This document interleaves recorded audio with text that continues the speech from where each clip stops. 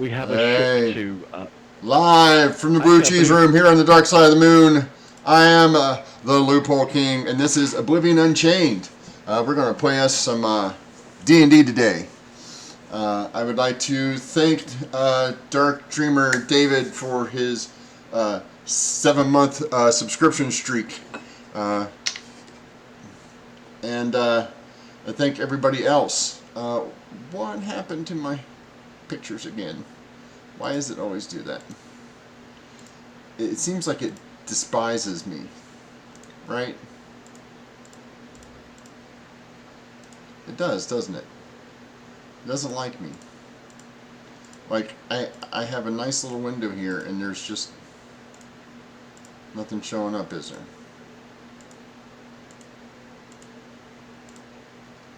Did it literally just... What the hell? Oh my god. My life in a nutshell here, fellas.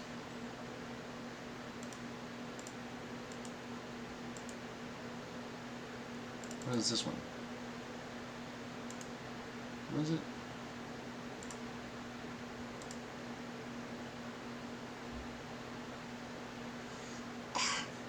Lovely. I don't know why it does that half the time. But anyway, we're back. We got it fixed. There's our technical difficulties for the day. So we should be good for the rest of the evening, right? Yeah, I got some Formica press particle board here. This poor desk is probably older than some of the viewers and players here. Oh God. Yeah, seriously. I know these speakers are. I know my speakers are.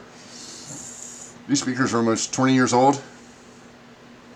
That's quite impressive, actually. They're Logitechs. I mean, you know, built to last. They're almost done for, but you know, I've blown out one of the woofers in them. But you know, that's how things go when you're you know, crazy old person. Um, so we're gonna have some great times today. Shout out to everybody who's viewing. We're gonna go straight in and do some announcements here later. So, Manam. Hello everyone, this is Manam. I play the Triton Orient. He's a warlord slash rogue, and he have things for drowning people at that moment. Let's see what's happening. uh, Sorry. Hi, I'm Ty. I'm playing Echo Hemlock, who is our resident bard and den mother, and currently trying extremely hard to make sure that everybody stays alive.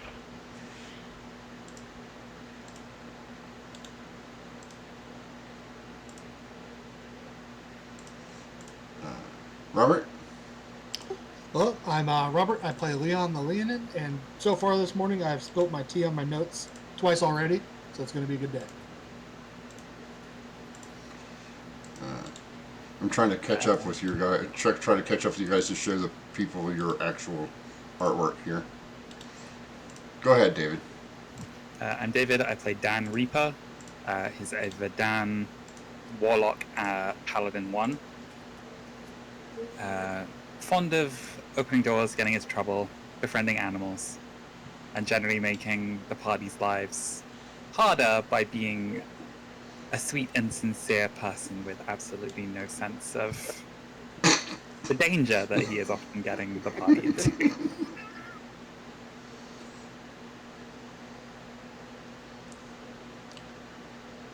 Hey, Corso. We don't mind if you lurk. We appreciate it. My name is Rick. I'm the Loophole King. I will be your DM for the rest of the day.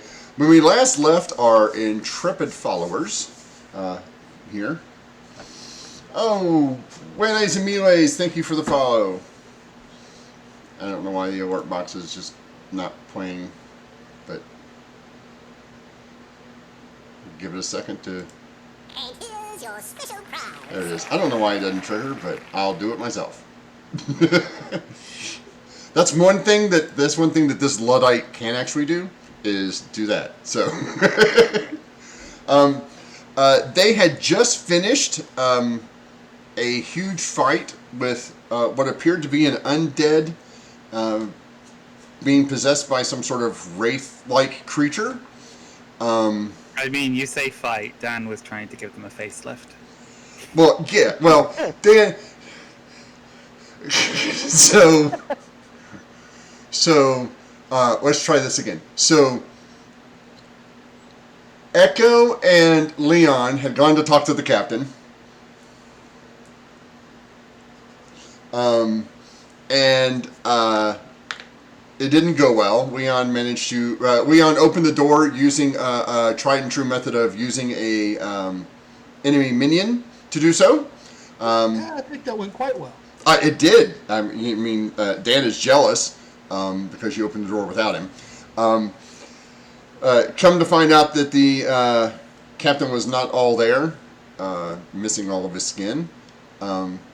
Echo ran to go get help while Dan burst into the room and decided to put some skin from a boulet onto the captain's face. A spirit popped out. They fought the spirit. They destroyed it. They ran down the hallway. After Orient showed up, they ran down the hallway. And, oh yeah, well, Orient's first thing was, Dan, why'd you take all the skin off of the captain? As if that was Dan's first choice. As if it was Dan's fault. And then they ran back down the hallway and found their friend Renata fighting another zombie of some sort. And don't forget Orient, when he sent Echo, he asked that Leon will be with her because Yeah. he sure 100% Leon will not do anything reckless. Oh, absolutely not. Everything Leon does is well thought out. Oh, yeah, Yeah. absolutely. So you guys are making your way towards the top of the ship, and as you get to the top of the ship,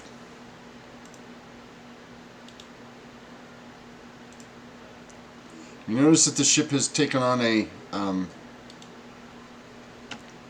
much darker, much more sinister look.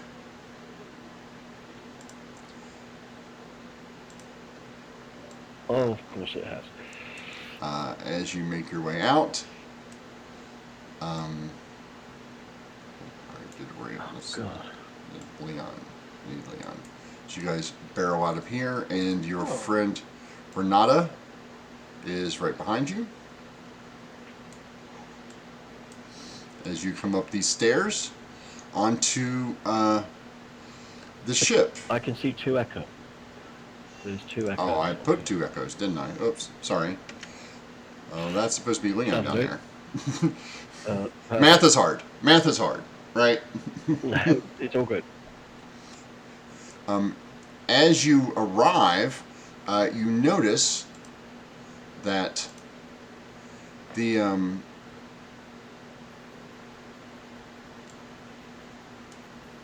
it's seems to be a little different, a little foggier. You see one of the pirate wizards. Looks like she's launching a spell at one of her friends. You see another one of the pirates laying on the deck, and you see the first mate, who looks a little unhealthy. He's awake, but he's unhealthy. I need everybody to make some perception checks for me. Start right off here. Is this vision based? Yes. I always forget Leon has the armor gives him advantage on that. Yeah.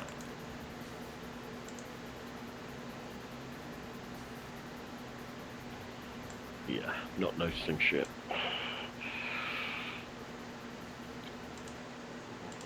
Well, Leon rolled well. Yeah, Leon is in Leon mode. He's ready to go. Nice. They're a fight, of course, in Leon mode. Yeah. So we get Dan is really kind of still struggling with the fact that things are going horribly wrong, and it's not his fault. Echo is apparently concerned that Renata is okay. Leon, Mm-hmm.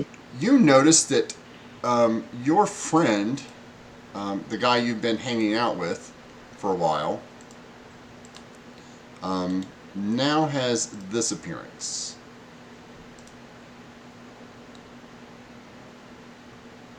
Oh, Oh, that's not good. And as you reach the top, you hear, "You shouldn't have gone in there. You were warned. Now you must pay the price." And we are all going to roll for initiative. Of course we are.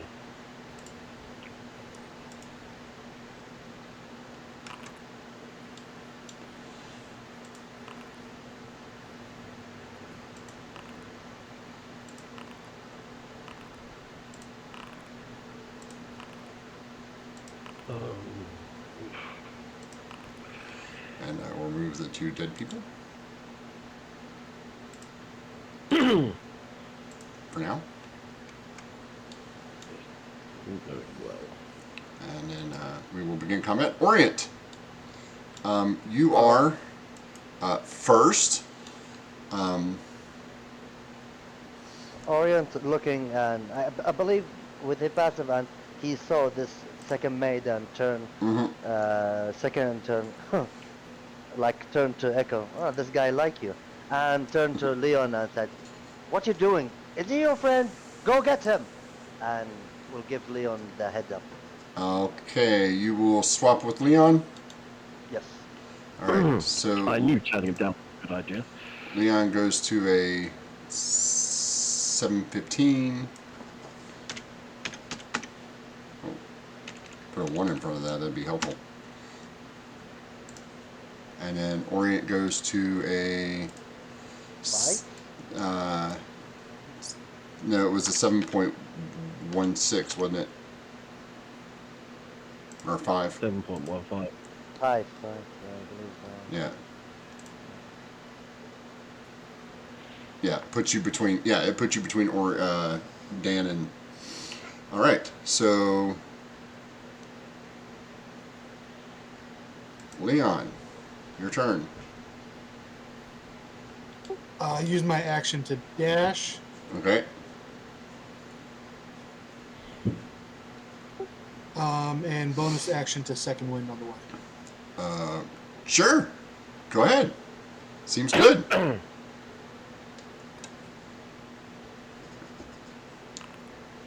Ooh, nice. No.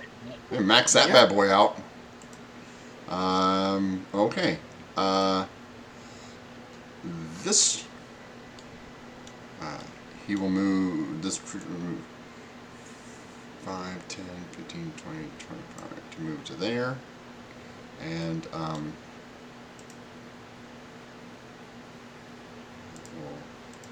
target the priest and attack the priest. Or attack the deck wizard. Hitting for... Ooh, gets a good 7.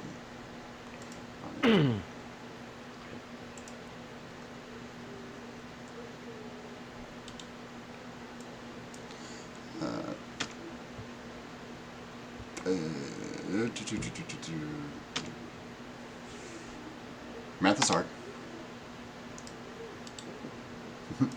All right. So you see this. You see this person run up, attack the mage, hit the mage with her hammer, and kind of go. It still looks like the bosun, but Leon, he steps forward to you and says, "I feel bad about this, but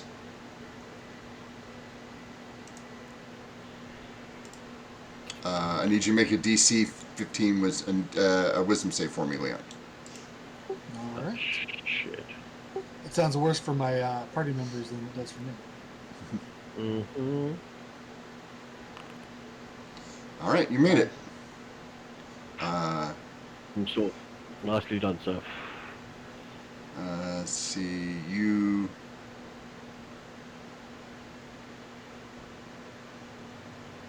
Yeah, okay. He looks at you with this stare as he says that. And that's all he can do this turn, I believe. I believe that's his action. Yep, that's his action. Okay. Just want to make sure he doesn't have anything else. Echo. Right. I'm gonna cast Harmony of Heroes, which is Ooh, that. let's see that. The 4 women creatures in range. Oh, okay. So the 4 creatures within range are going to be the 4 of you. No, I'm not me. I'm going to give mine to Renata. So, the 4 of them. Can you reach? What is it? 60 feet. 60 feet. Oh, it's 60 feet. Oh, yeah. You just get Leon, don't you? Right, yeah, we planned Yep. Huh? that. Yeah, we planned that. We planned that. Yeah, totally planned that. I did tell him to stay within 60 feet, didn't I? You did. Luckily, this time he listened to you. All right. There's your action. So, And then Uh, Bardic use Inspiration. one of my properties. All right. And So we will so Bardically. that's everybody's got a D8 that they can use.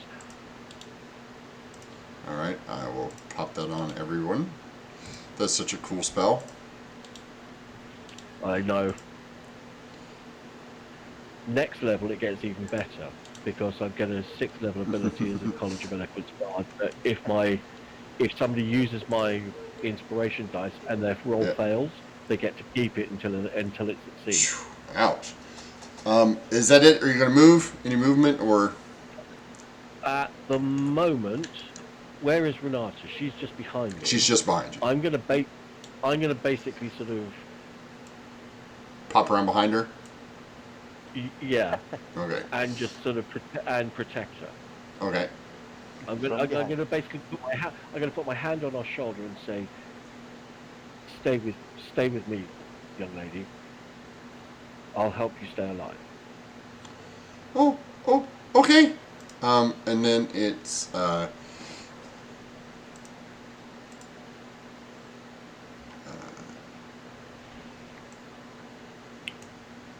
here. Let's go for X. All right. So you see this deckhand leap out of the crow's nest and land quite successfully in front of you, and then she will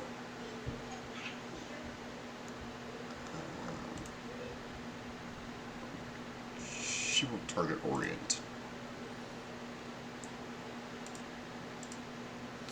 and throw her hand axes at Orient. Missing with the first one. 20 to hit. Yeah, it will hit. For 4 damage.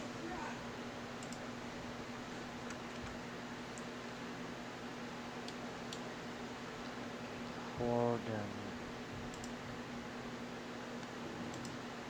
And it's now your turn.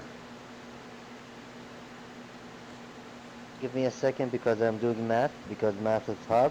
Yeah. Okay. I will turn to Renata and tell her, do you know anything about that? About what? Them? And No. yeah. How do you code the chip without? Okay, I will deal with that later. Turn to this woman, and first I will make Bonus action, tactical insight, and I'll do investigation. Normal. Oh, Ooh. you fail. Okay, so yeah, I have nothing. I will go here. I'll stand. Turn to Dan. Tell him, Dan. Uh, if you can, please. Uh, oh, yeah, it's okay. Call him Dan. Yeah, come closer, and I will hold my action. The moment Dan come closer to this enemy, I will attack. Okay, sounds good. Dan, you're up. So Dan is going to move into the position that Orient has requested, moving to flank, while at the same time activating Form of Dread. So you're going to like blink, have the sort of milky vision turn, and just sort of tilt the head a little bit quizzically. As she moves into position with this deckhand, it's just like, I am the emissary of Al Shiar. I'm given to understand you aren't fond of him. Well, the feeling's mutual. And then once Orion's taken his attack, Dan's going to follow up with a quarterstaff hit. Okay. Go ahead and move to wherever you're. Move to there. Okay. I don't know why we have the extra ring, but that's fine. So you move there.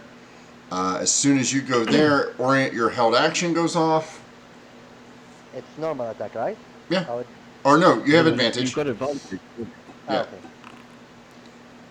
25. Oh, nice hit, sir. That hits. And for the damage, normal 7. And Sneak for attack, a 1d4, I believe. No. 1d6. 1d6. One. Oh, okay.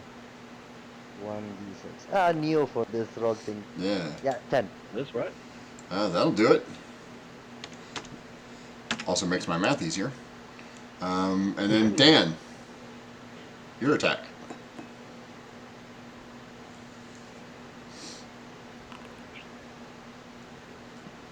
You also have advantage. 21 will hit. Nice. For 8.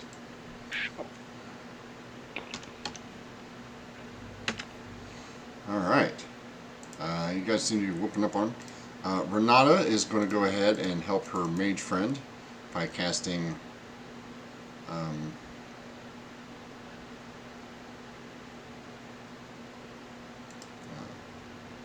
web bolt again.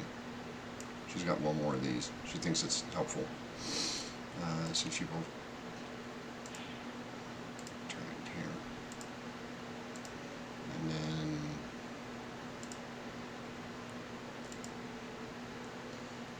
cast web bolt. Hitting. Alright. This creature is now grappled and restrained. There's restrained. Where's the grapple?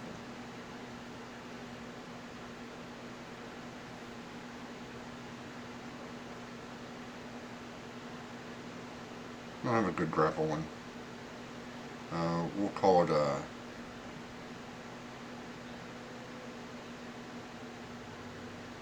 there it is. It's a lock. Oh, cool. Okay. That is now grappled and restrained. And she's now concentrating on that spell. Yeah, so you see a ball of grayish light hurl towards this creature. As soon as it hits, it turns into this thick, sticky web, and it's kind of stuck in place, like a giant spider has like snagged it. She's like, "Run away! Run!" And she yells to the other wizard. The other wizard, not being the stupid one, will go ahead and run back behind Echo. Perfect. That's fine. And then we'll cast her spell as she unloads a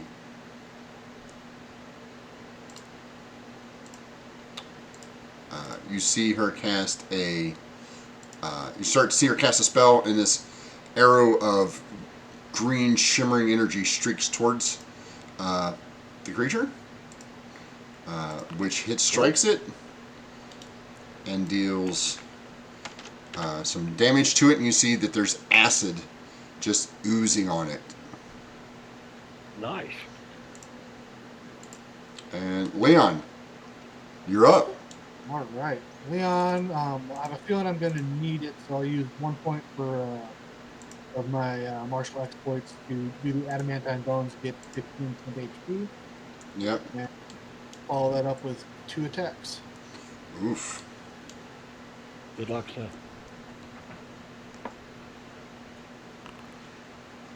That'll hit. Ooh, good strike. And one more. Ah, even inspiration Lucky. won't help on that. Hmm? No, but you roll it anyway, because you might. If you might as well roll. That one. Oh, yeah, I was in that one. Oh, So 9 and 9? Or was that... The second 9 was to hit. It was my nat 1. Oh, okay. So 26 to hit for 9 damage, then nat 1 misses in the second attack. Okay. For does 9... a nat one always miss, or does Yes. it depend upon what? No, it always misses. A natural 1 will always miss. Fair. That's cool. So that Just ends wanted my to turn. make sure. Or you know what? I'll give him I got my daunting roar left if I can talk. Mm-hmm. So I'll hit him with that as well. And that's a con save. Wisdom, I believe. Wisdom. Wisdom save DC is what's that now? 3 plus 8 plus I think it's my strength. Con modifier. Con. Both are 4, so 15. He fails. Frightened. Oh, wait. Nope. Sorry. Yeah. No effect. Okay. All right. Good to know. Yeah. So you both tried to scare each other, and neither one of it worked. You know, we're good friends. We had that quality time we spent together. Yeah, you're like, he's like, you'll pay for that, and you're like, roar! You're both like, okay. Oh god, this is hilarious. So she can. Oh. May attempt an escape, which is a.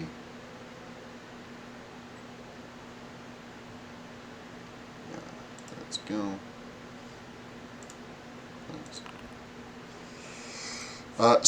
Still restrained and grappled. His turn.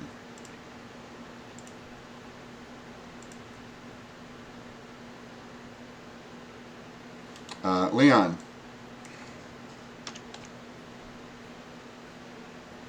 You see, oh, sorry. Can't add. You see the wound that you inflicted on him heal over. Completely heal over. Yep. Fuck. And then he will attack you with his mighty fists.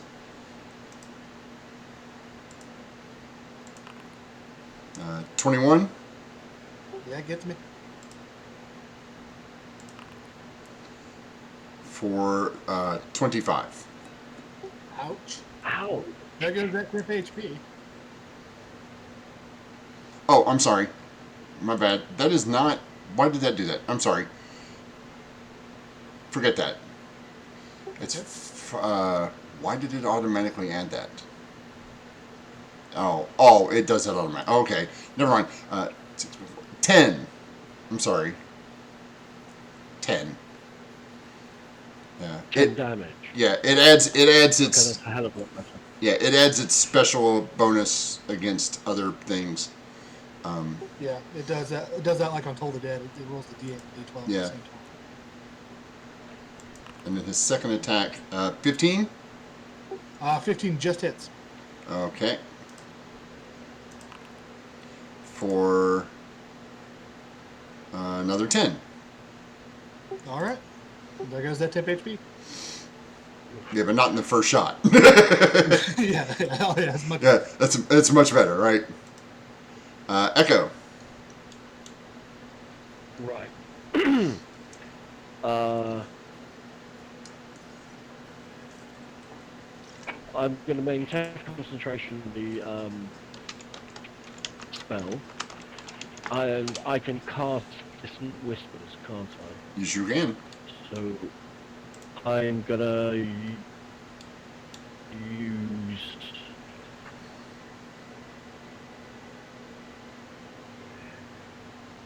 Oh, what's that ability? 2 seconds. It's okay. As a Unsettling word. bonus action, yeah. As a bonus action, I'm going to use Unsettling Words, which uses a bardic inspiration On who's your target? on the bad guy, the guy that Leon's fighting. Okay. So it uses And one of then those. I'm going to hit. So unsettling. Yeah, So and then you're I'm gonna gonna- you're gonna use So unsettling basically, words. what happens? Yeah. So basically, what I'm doing is I'm then hitting him with Distant Whispers at first level, and he takes off that D8 from his saving throw, which is a Wisdom saving Well, throw. where's DC the? 15. Can you put the? Unsettling Words up? Yeah, Yes. here you go. Thank you. Spend words as a bonus action. Use one of your creature you see within 6 parameters. Okay, can you roll a d8 for me? Sure. D8. 8. Jeez. Okay.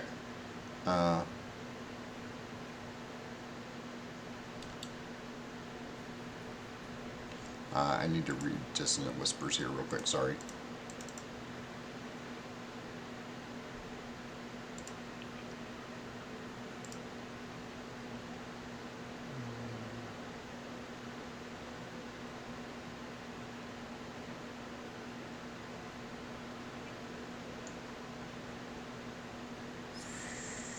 Yeah, it doesn't tell what kind of.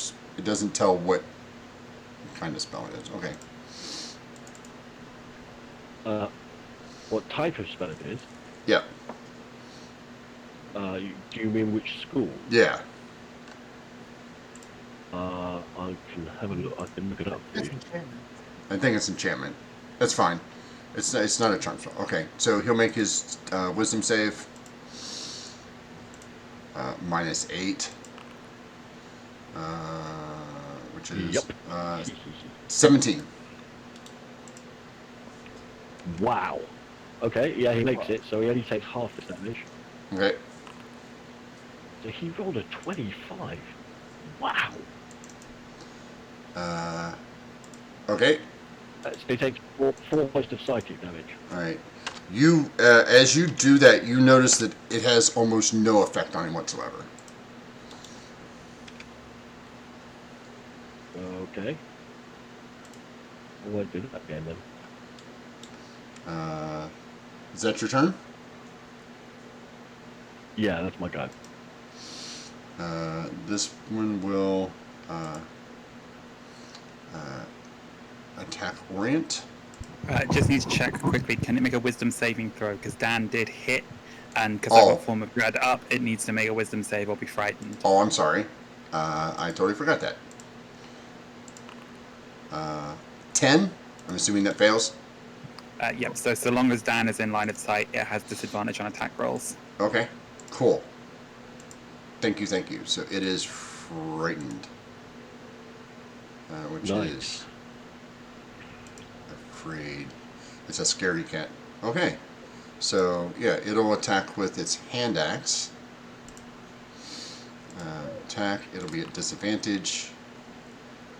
How did it roll? Oh, okay. 18. That's it. for 8 points of damage.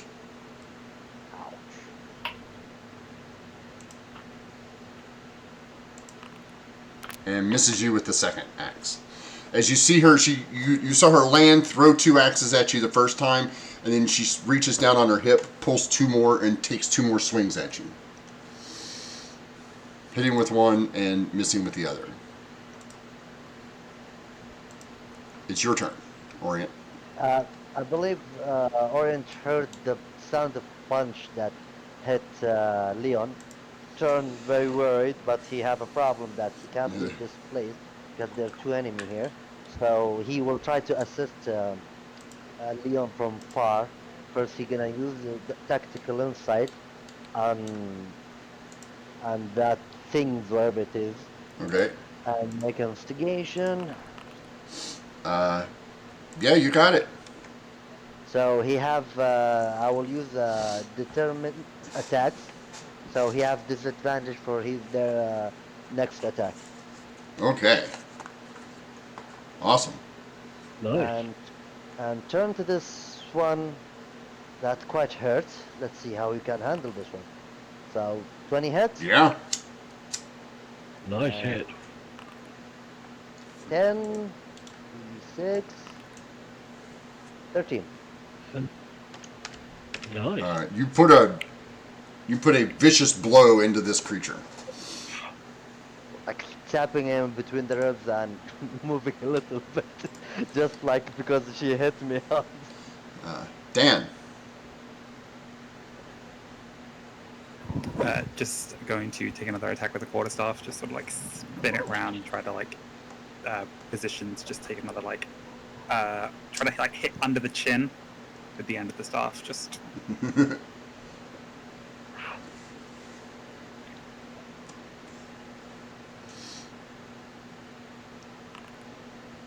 That's a hit. Nice shot. Nice. As you catch her under the chin, she looks dazed, like almost as if like there's not much left going on there. and she needs to make another wisdom saving throw to see if she's frightened until my next turn. Okay. I would be frightened. Still frightened. There will be a 2. Anything else, Dan? No, that's my turn for now. Renata will move to here. Oh, I forgot something here. My bad. Let me go back and make sure I get this. Wait. This creature took some more acid damage. I forgot to apply from that Melf's acid arrow. She will move to here. Who? Renata? Yeah. I got my hand firmly on her shoulder. She's not going anywhere. Yeah, she's moving to here so she can get because she can't reach the guy from where she's at. Okay, well, okay. She's short. She can't see over Orient, the staff, the front of the boat. She just can't get to him. Alrighty. Fair enough.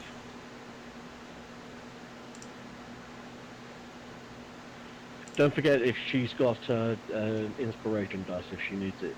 Yeah. Like a to hit roll or anything. Yeah. She's just going to do this again. It's her one of her last couple of spells she's got here. Ooh, hits.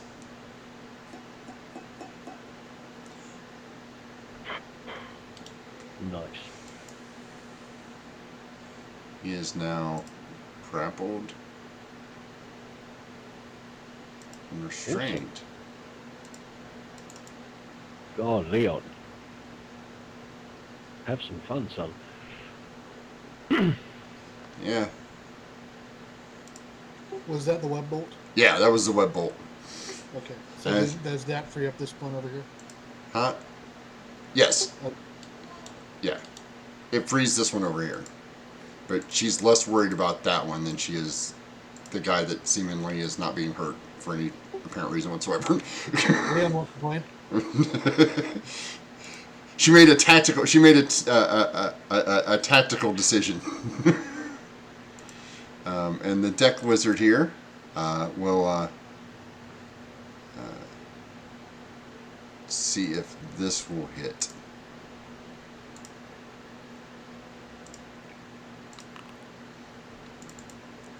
And it will.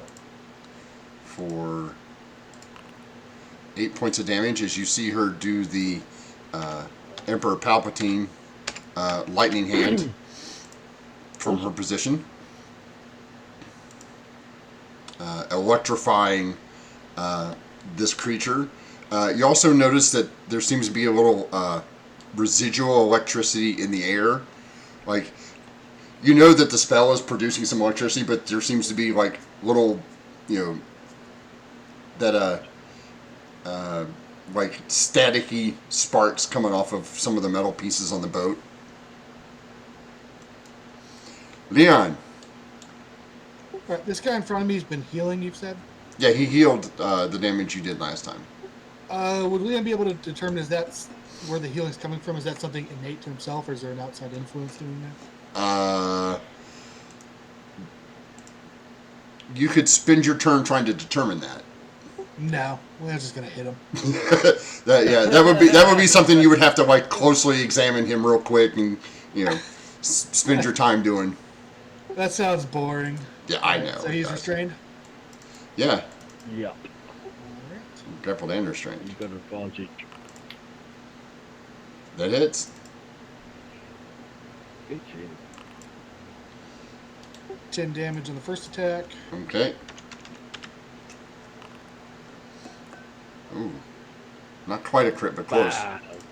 12 on the second.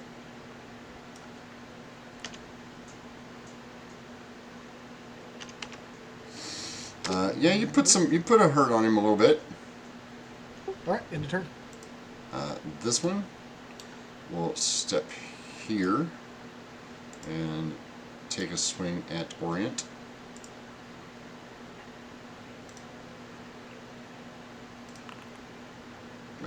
Hits for 4 points of damage.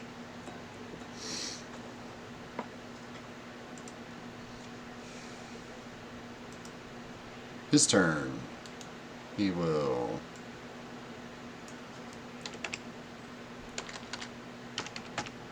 you see him heal a little bit, and then he's going to make his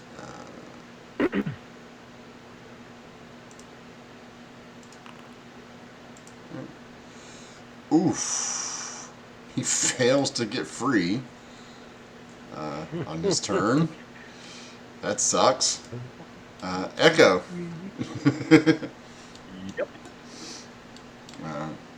Orient is kind of surrounded. I'm going to do the same combo as I did last turn. Okay. So, On who? so on the injured guy that's flanking Ori. Okay. So the bosun? So, yeah. Okay. So I'm going to hit him with Bardic Inspiration. Yeah. Yeah, just roll your D8. Or, yeah, D6. Yeah, whichever it is. Well, it's a D8. D8. So it's 7. 7. And then I'm going to cast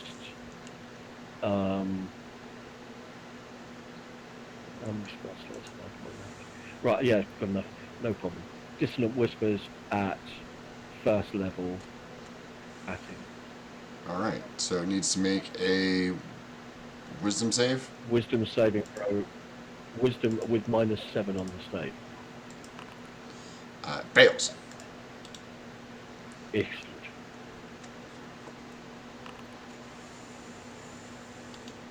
Oh, you're kidding me. 6 points of damage. And then it will attempt to... What? Go ahead.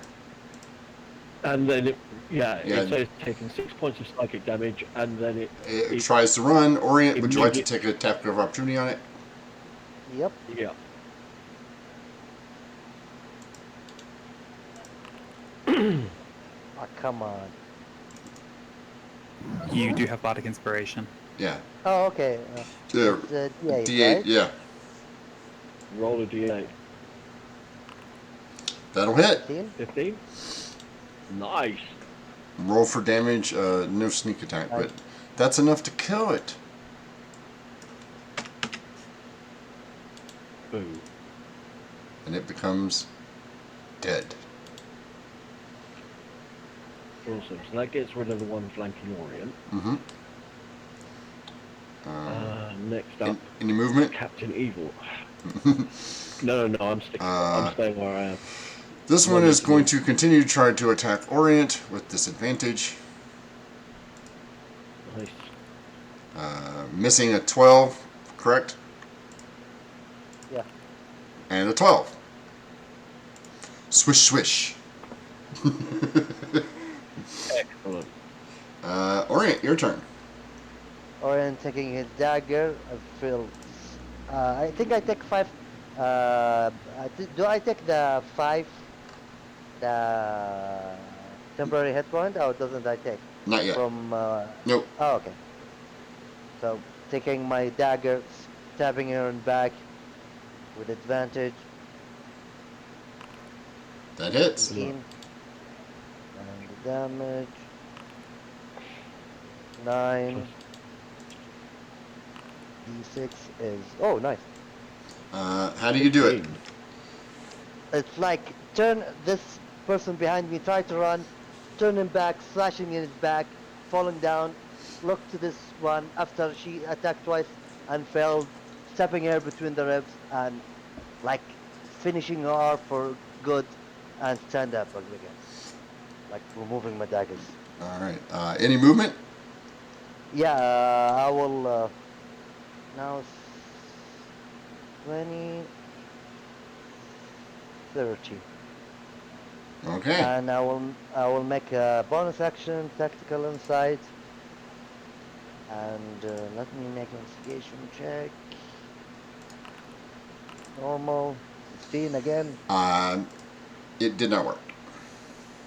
Oh, okay. So yeah, I All will right. end my turn here. Dan. Orient has conveniently finished off both of the combatants near you.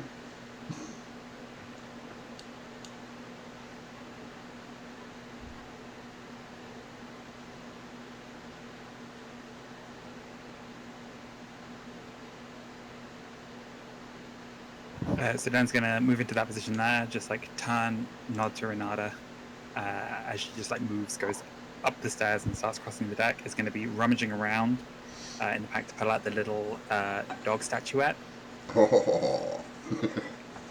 and just sort of like with this very milky-eyed stare across at First Mate Brockner, and just be like, "I have a friend you have trapped down in the basement. And I have a friend here who is going to teach you why it's wrong to take animals away from their home." And then I'm going to cast Conjure Monstrous Hound and have Shavara appear in a flanking position behind Brockner with Leon. Right there. Does she get to attack this turn? Nice. It says that Shavara shares my initiative, so it'd be up to you to decide whether Shavara gets to act immediately or has to wait until my initiative comes back around again. That's a good question. Let's roll her initiative here real quick and put her, where'd she go? All right, she's right there. So let's make her initiative the same as yours, which is 5.13. And I'm going to go ahead and let her attack. This is technically what the spell does is conjure the animal, and it knows it's going to be attacking something. Since you have a mental command, which is no action, so she can go ahead and take her attack with advantage and more advantage. Go, skull-faced puppy. Yeah, for anybody who's wondering, this is.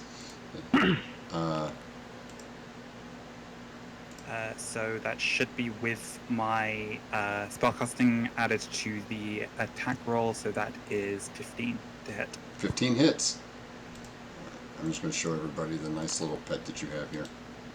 And again, that should be with spellcasting modifier, so that is 10 points of piercing damage, and needs to make a DC 11 strength saving throw to avoid being knocked prone.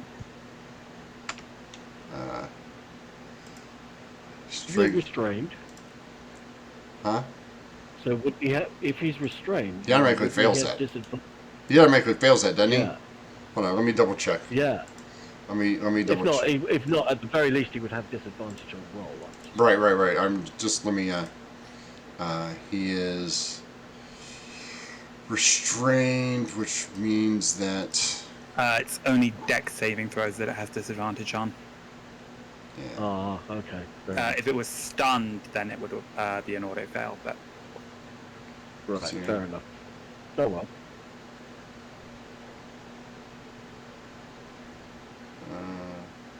Yeah, it's Dex. Okay, just making sure before I made the roll here. Strength, 18. So he does not fall down. And then, is that it, Dan? yep, that's my turn. Renata will move closer, feeling a little emboldened. And will,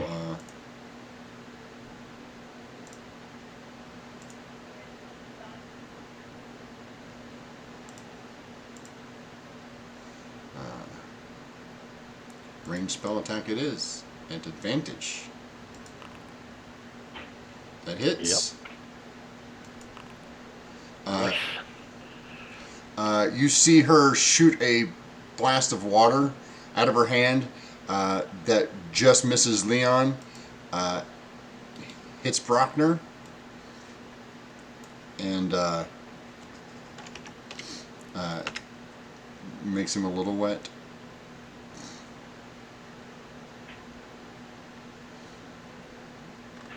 But that's all she's got. The deck wizard will move to here. And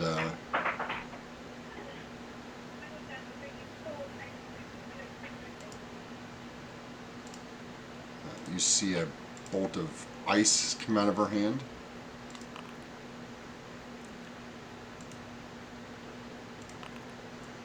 Which also hits, doing 6 points of damage to him. Seems like you guys are kind of ganging up on him now a little bit. Leon. Yeah. Leon swinging twice at advantage. Get some. 16 on the first Yep. for 15 damage. Oof. 18 on the second to hit. Yep. For 11 more. 24 or 26 total. 26 total. So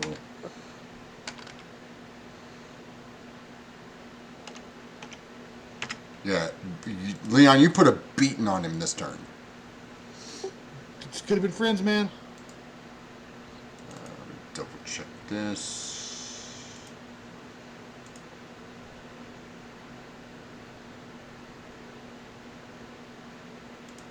Okay.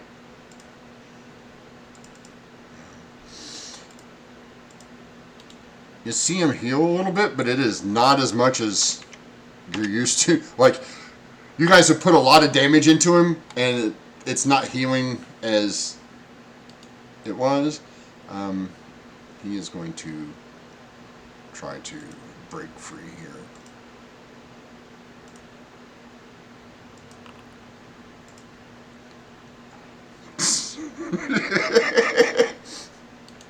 Which he can't. Oh. What? No. I like Really? Renata. We keep her. This is. He gets a +4 to this, and he hasn't rolled double digits yet. So, yeah. Echo, you're up. He's still trapped in this stupid little web thing.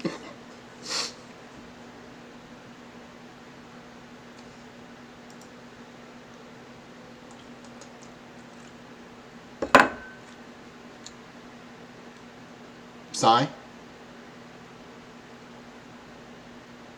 Sorry, I forgot I had my mic muted.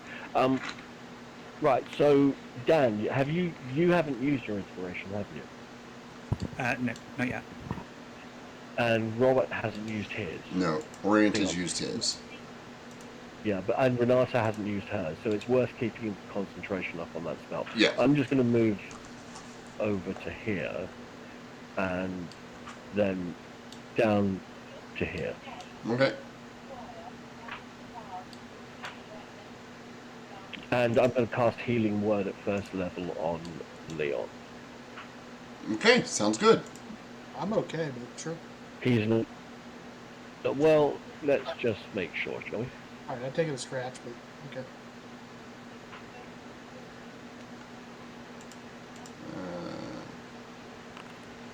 Oh yeah, and you're healed for 8. 8 points. Puts me to max. Perfect. Orient. Two can play at that cheaty Healy game. Orient run here. Call down. Try to flank him, and will attack. First attack. Advantage. Oh, I don't think that hit him. 13. That hits. Oh, okay. And for damage, Nice. 9, 6. Oh, that's the amount of damage. 15 points of damage. Yeah. Nice. Like tapping him, like looking. Well, not like Leon, but not meant to that. And Hey, yeah, so I will use my bonus action because I can use, and I will this time I will not use determined attack. First, let me make an investigation. 20. Versus deception. Okay. And I will use help. Well, help just gives Oh. advantage. He already has. Everybody already has advantage because he's restrained. Yeah, you don't know how like if they are if you're gonna break from this. Like, Okay. it is for the nature. Yeah. Okay. fair enough. Dan.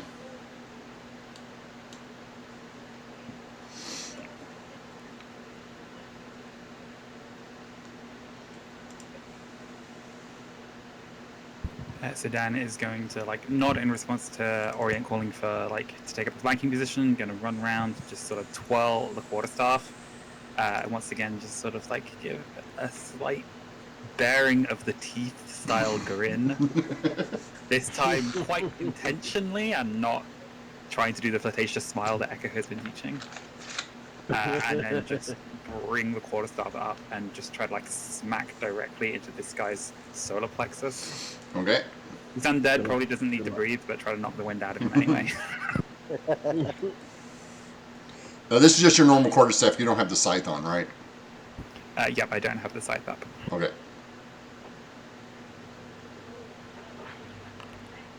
That'll hit.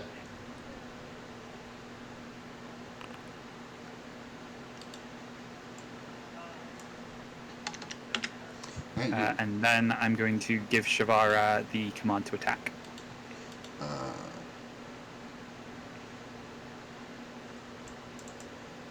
yeah. So that'll be a 23 That'll hit.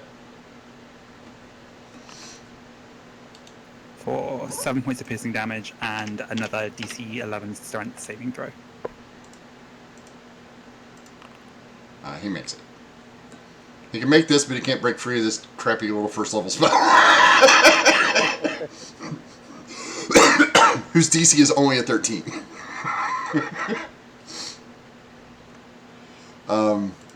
Okay, so that's you and Shavara. Renata will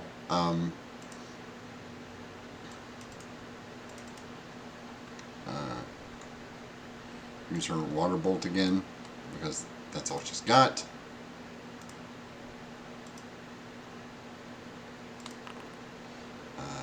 And this one misses.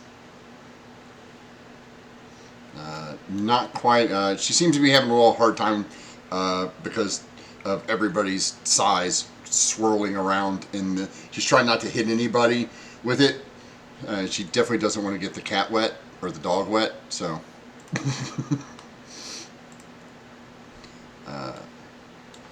Deck Wizard will do Ray of Frost again.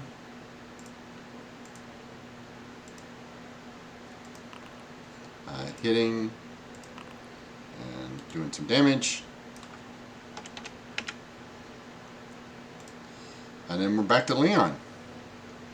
This guy's just a sack of HP. He is. 2 attacks, advantage. Get some.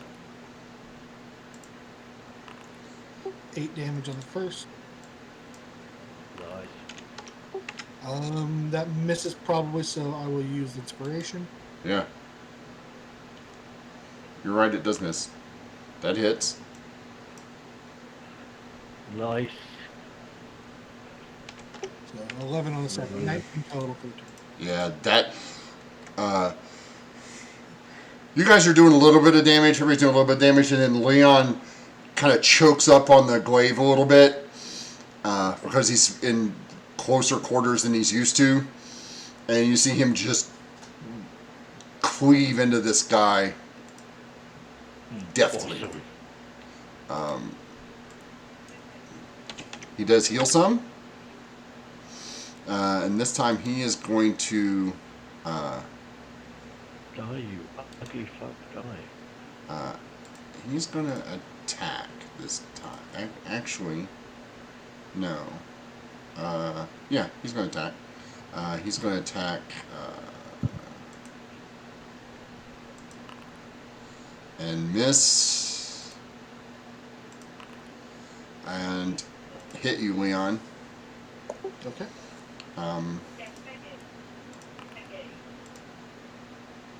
For 11 points of damage. All right. And she's like, "You will not stop me." Okay. Echo. I'm gonna move up to. Why would it do that? What? You need to go down the stairs. Yeah, you gotta go down Oh the right, steps. sorry. I'm gonna move to there, so I've got a reasonable line of sight on him. Is Orient hurt? Is he? Nope. Well, kinda. If Orient is hurt, then I'm gonna ping a healing word at second level Okay. over at Orient. Sounds good. I will take it. Giving out free heals? I'll take one. So there you go, 8 points, dude. Much appreciated. And And that's my turn. Orient, your turn. You're up. Yeah, I will keep stabbing him.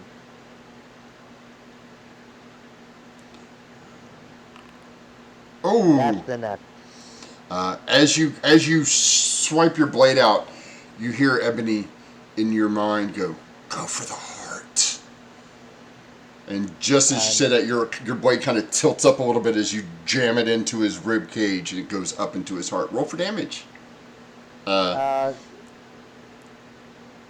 I roll for damage, it is like it said, the normal damage or critical. I press critical, right? Yeah.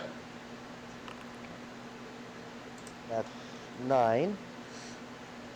And I believe it is now 2d6. Well, just roll the 1d6. 1d6, okay. Yeah. So, I'm going to take the first one. So you do 4, 8, 10 plus 3 plus 9, so 19. Is that right, David? Yeah. Right. 1d4 max. So 4, 8, 10, and then a d6 is 16, and then the 3 and 2 is 5. Yeah. Oh, so 22. 21.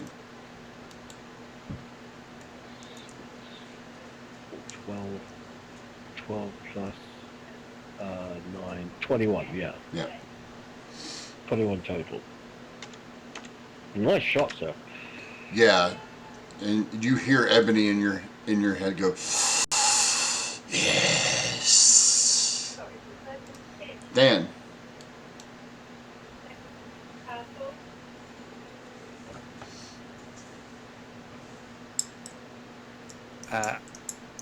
Genuinely, can I roll insight as I see like Orient just like absolutely just try to like got this guy with a level of like bloodlust that seems tad unusual? Yeah, sure, go ahead. It's a racing.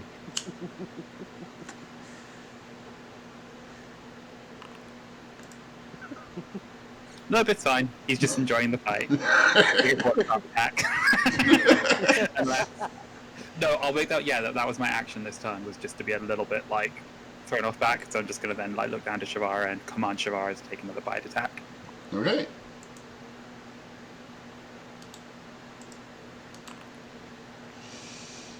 That'll hit.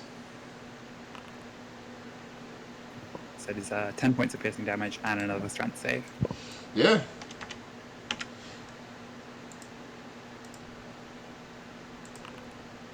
What's the DC? Only an 11. He an 11. He rolled an 11. I was like, please don't be a 12. This guy doesn't need to be prone on top of this. Like, he's having a bad day anyway. But I don't need to. You guys don't need to torment him or anything. Poor Renata will water bolt him again because that's what she does. With the attack, having an advantage, and misses again because the poor girl. 8 and a 7. She literally only has to get one higher to hit him, which is fine. She does have bardic inspiration. Oh, she does, doesn't she? Oh, yeah. Okay, sorry. She does have bardic inspiration. I forget that that's a thing. It's a D8, which hits. There we go. Damage normal. So she takes that. And he happens to be standing. Just keep chipping away. Well, he happens to be standing in water because of her last attack. And the splashing and everything. So, as you see this gush of water strike him dead in the chest, right where Orient's blade had just been, he drops to the floor. Awesome. Leon's standing right above with the glaive ready because he might heal some more.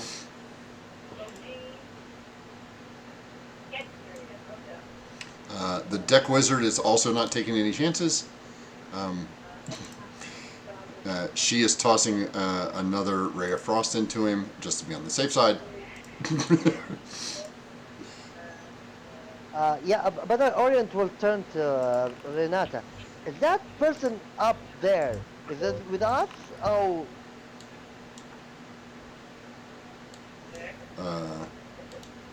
the east, on the right, the map there.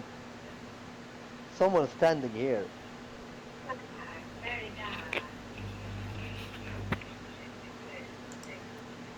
Okay. You see the bolt just freeze all the water that's on it. Leon? I guess hold action if he makes a move, make an attack. Okay.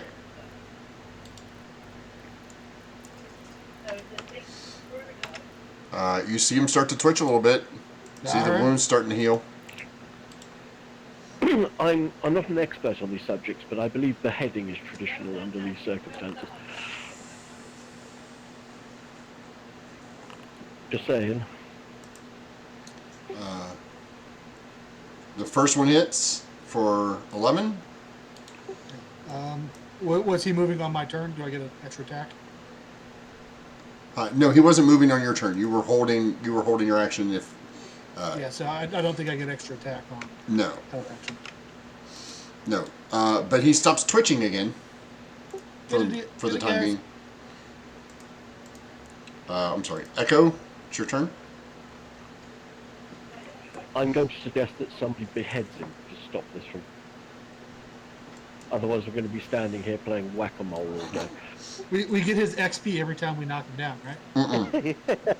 Not how this works. So tell me what you guys are doing. We'll go through because it's everybody until everybody all the way through Leon again. So Orient, Dan, Shavara, Renata, the wizard, then Leon. Orient will close his eyes and said, like talking to Ebony, and said, I don't know how this works, but can you make him stop moving at all and stab him in the heart with, like this time stabbing him for good in the heart and making, holding Ebony inside his heart until he moves, like keeping my dagger. Hold on a second.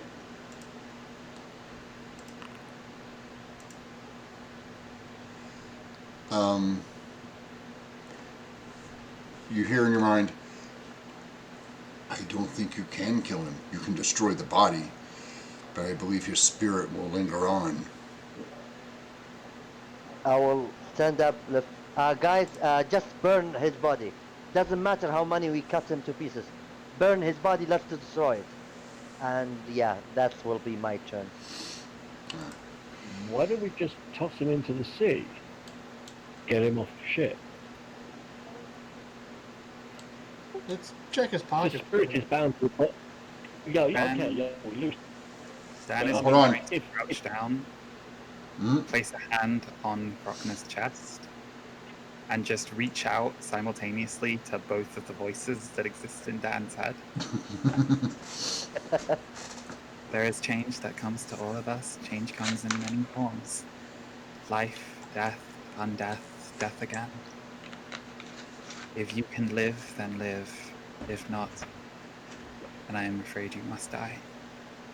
And Dan's gonna expend a point of lay on hands to push that down to see if there's the possibility of like genuinely trying to like heal this person back. Because like Dan's only had this power for like 24 hours, barely knows how it works. But if not, I'm assuming it's probably just gonna do like a point of damage. So, yeah. So, Dan, you reach out, and you hear twin voices overlapping each other. Okay, they're both trying to talk at the same time. So I need you to make me a wisdom save. Oh God. Well, you asked for both of them, and they're both trying to talk at the same time. Okay, so you manage to sort it out. It starts as a jumble, but you hear your patron say, "You can destroy this body, but he will return. His mission is not done yet."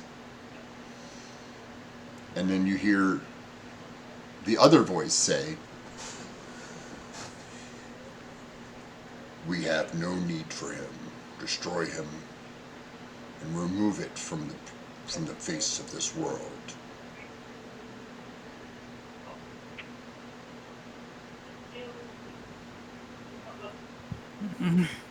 Okay, so But you do notice, we should, burn. Is there a way to start a fire? We're on a wooden ship. Is that safe? Leon looks very nervous at Dan when he mentions fire. Renata comes over and says, "Yeah, we can start a fire. I wouldn't recommend like a big one." The third time somebody says the word fire, Dan accidentally casts flaming skull spell thingy. And just manifested, just like, oh. Okay. Yeah, Dan, the skulls come out, surround your body, and then kind of merge back into you and cover your body in that flame that you had before. So now you're covered in the flame instead of it being the swirly skulls. Like, you're like, oh, you're like, fire, fire, fire, skulls. Skulls make fire, and you see them. They kind of pop out and just kind of briefly like circle you once or twice, and then back into your body and cover you in the flame.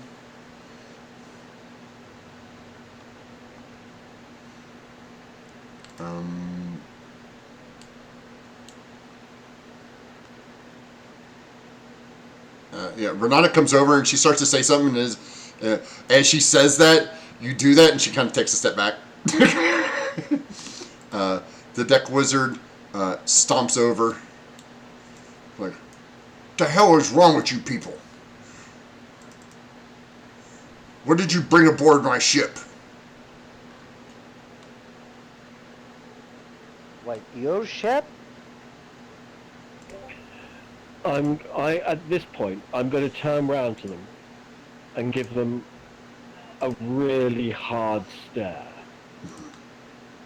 and say, you invited us onto this ship.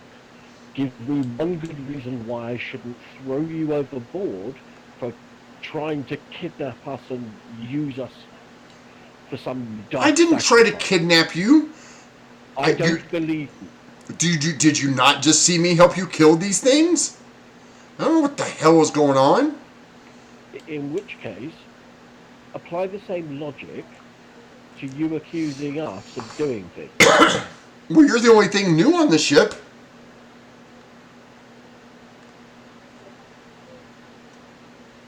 Seriously? Are you aware of what's down in the cargo hold? Cargo? I think it's time for us to go find out exactly who that beastie is. While you guys are talking, you do notice that Leon, as it comes around, basically as the last of this combat, as the last of your adrenaline starts to flush out, you notice that it's not healing this time. Dan and Orient and Leon, can you all make me...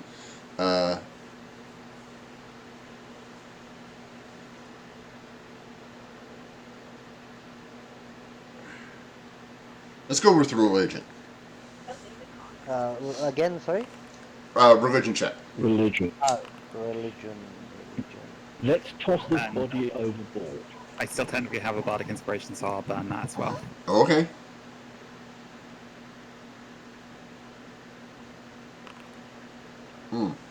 So dirty 20. Dirty 20. So Dan,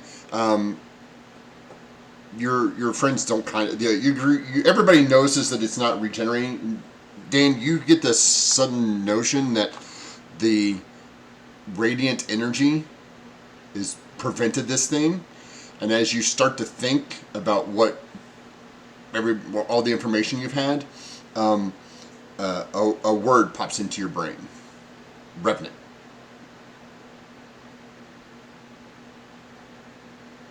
And you have some inkling about what that means.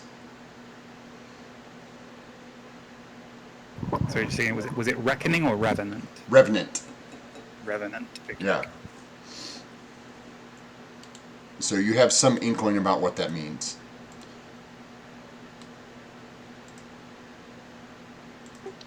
Leon's very conflicted right now because this was kind of his friend, but somebody said to behead him, and Leon's trying to decide whether or not to do that right now. He's kind of my friend. He appears to be dead, not getting back up. Yep. So I think if somebody wants Leon to behead him, someone's going to have to talk him into it.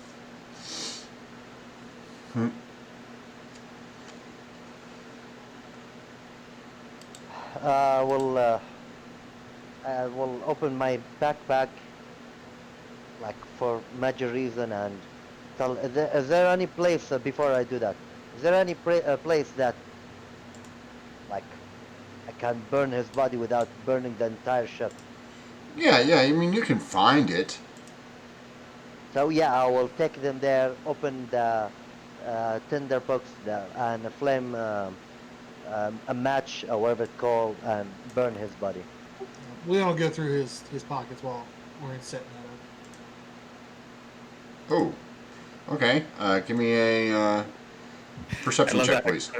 I can't bring myself to behead somebody I consider a friend, but I will loot his body. No, Leon is looking for like letters to loved ones that can be delivered. That's Yeah. all.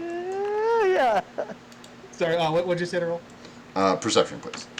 Perception. And while we do that, like looking, what the hell was that? First, we met some skeleton that turned to Dan and said, like, Dan put a skin on him, and this thing that he can heal himself, and Can I? If that spirit is trapped is bound to that body, then we should get the body off the ship. Like then throw it overboard right uh, now. we better burn them both, turn them to ash. Like, it should be like nothing No, left My of these concern, two. my concern about doing that is if the spirit is bound to that body, and we burn the body, then the spirit is going to go somewhere else, and we don't know where that somewhere else is. Right now, we think that the spirit is bound to the body, so therefore, if we throw the body overboard, maybe the spirit gets trapped with the body. Dan, you know that doesn't matter. Okay, fair enough. I just Well, Dan knows. I don't know if Dan will tell anybody, but I there's a word. It's. I think I know it. It's not one of the voices. It's whoever I was before knows something about these things. Revenants. I don't think that the spirit is necessarily bound to the body. It's just sort of bound to a purpose and a service. It's probably right for us to destroy the body. The spirit will come back either way. I believe Dan is right. If they're bound by this body, it will be easier for them to come back. But I will not believe that easier to find a new one. Is that right, Dan? Again, I'll probably need to do some research once we get to Emery. See if I can find out where I know this from. as you guys are talking, the mist fades, has been fading slowly, and you're now in calm waters again. before we do anything else, Dan, come with me. I want to find out what they've been keeping in the cargo hold. I think that's probably a good idea. So right before Dan leaves to go with Echo, Dan's once again going to reach into her coin pouch, take out 2 copper pieces, and in the same way that she did with the dead guard back at the Fat Goblin, it's just going to place the coins over the eyes of the dead body before Orient sort of lights the fire. Are you burning all of the bodies?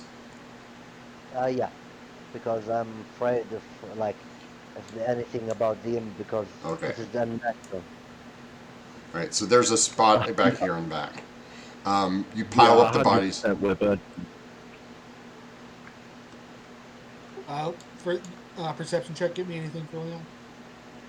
Oh yes, Leon, you find a small key,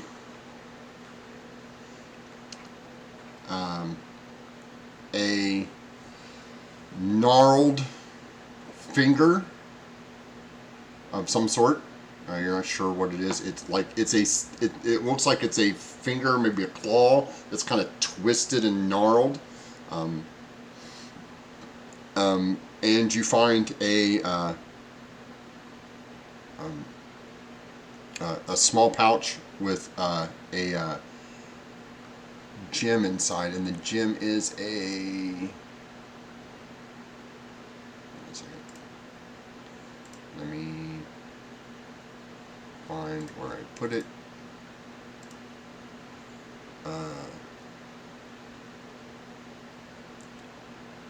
It's a garnet.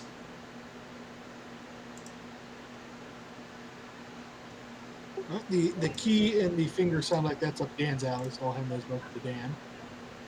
And the garnet looks pretty, so I'll hand it to Echo. thank you. And then I think at this point, Oh. it suddenly realizes that Leon, we're on a ship, and there's very little crew left. Somebody needs to be taking care of the boat, and so he'll start working on that. Okay, so Leon becomes the captain, as it were.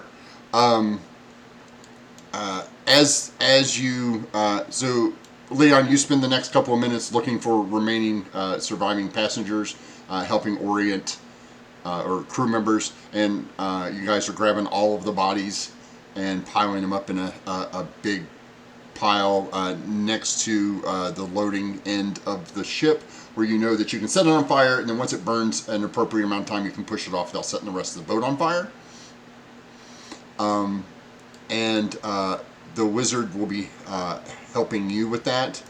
And Renata is with. Didn't put Renata down here. Oh yeah, there she is. And She can be helping Leon. she's staying with you two. So you guys are Okay, here. that's fine. I'm good. Rick, I'm going to use this, the appraisal feature, to figure out approximately what the value of that gun is. Somewhere between 200 and 300 gold. Okay, cool. I'll pop that up. Dan, as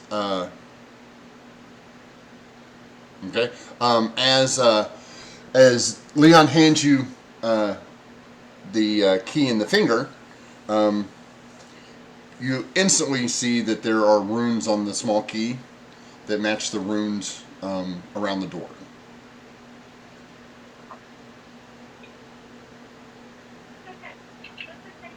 Yeah, that's generally sort of what I was thinking. So Dan's gonna I'd advise Renata and Echo to stay back just in case, Okay. and then also use speak with animals and once again sort of go up to Brago and just ask him, I think I have the key. I think I can get the door open, but there's a possibility that there might be something that goes wrong. So if you can, try to get as far away from the door as you can. Okay? Okay. Mm-hmm. And then Dan's gonna slide the key into the lock and very tentatively turn it. As you go ahead. I'm going to back up and have healing word ready just in case Dan gets blasted. Then you stick the key in. You see the runes, and Echo. You can see them too. The runes around the door flash, light up, and this sort of a greenish color. And then as you turn the lock, turn the key down, they start to go out. Awesome. And then as the last one goes out, you can feel it click. Fantastic.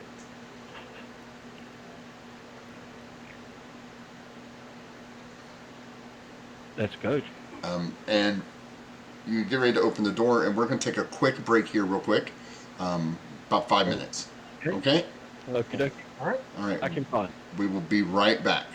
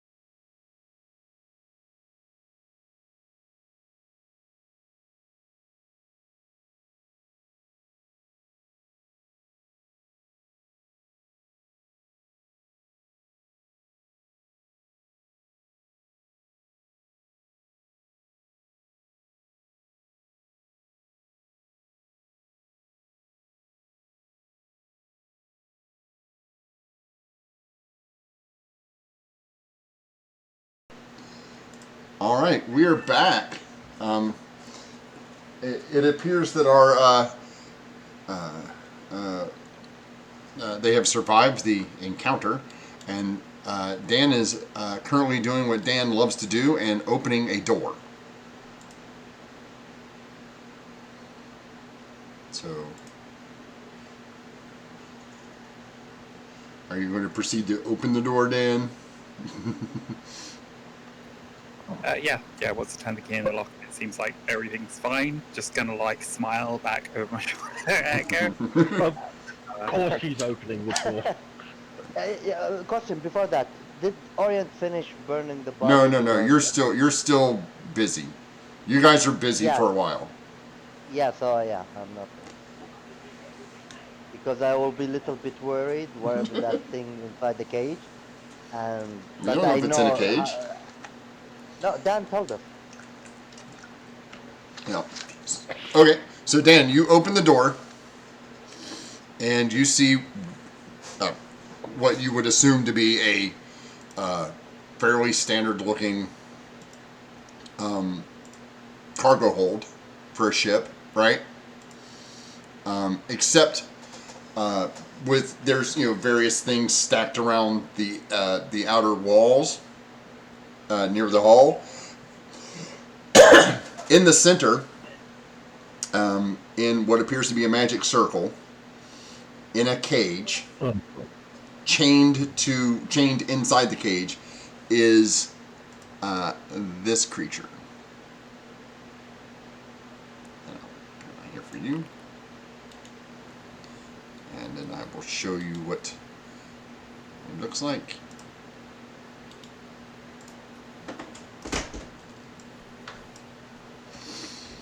Oh, Except there is no gem in that spot. There's a tiny little red fleck. And this creature is about the size of Shavara.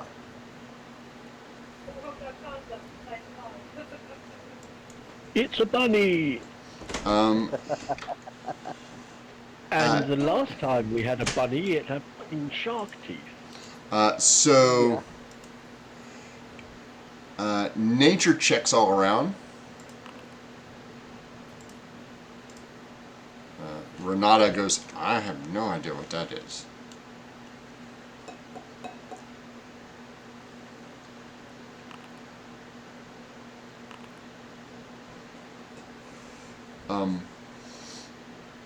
Natural 20. That's right. So,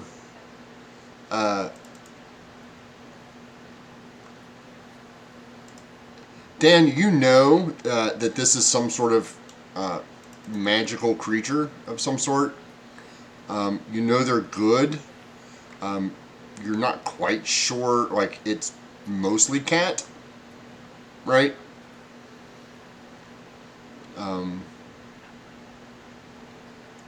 But Echo, you know. Hold on a second. Let me see if I can do this properly here. Why won't you let me do this? Stupid piece of machinery.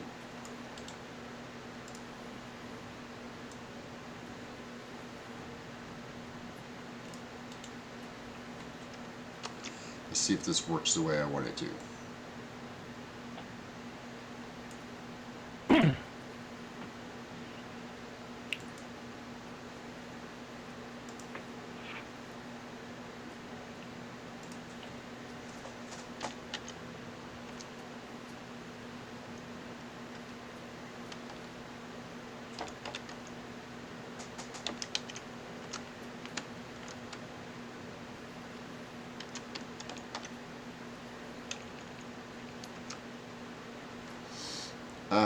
Stop doing that.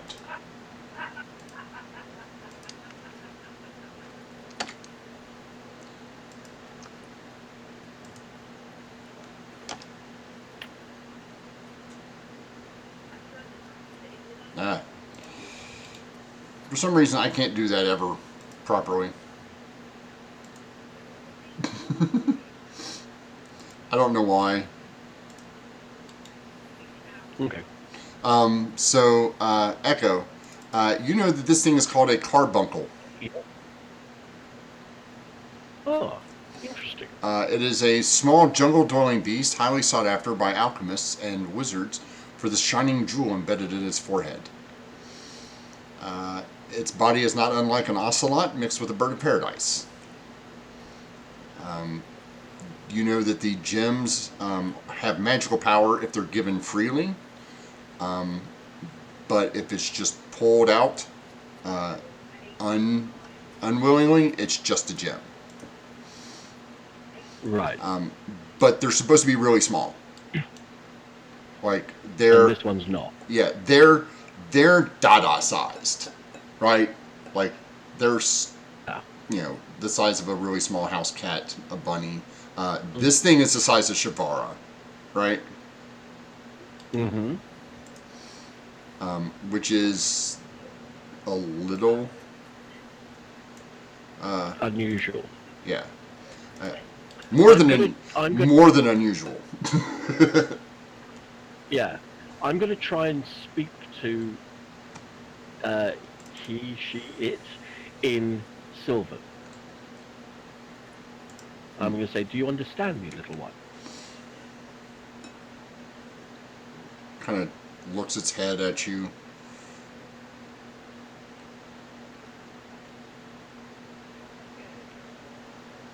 I'll turn to Dan. Dan, I know that you can speak with this creature. I believe they're called it's called a carbuncle. Yes, that is what I am.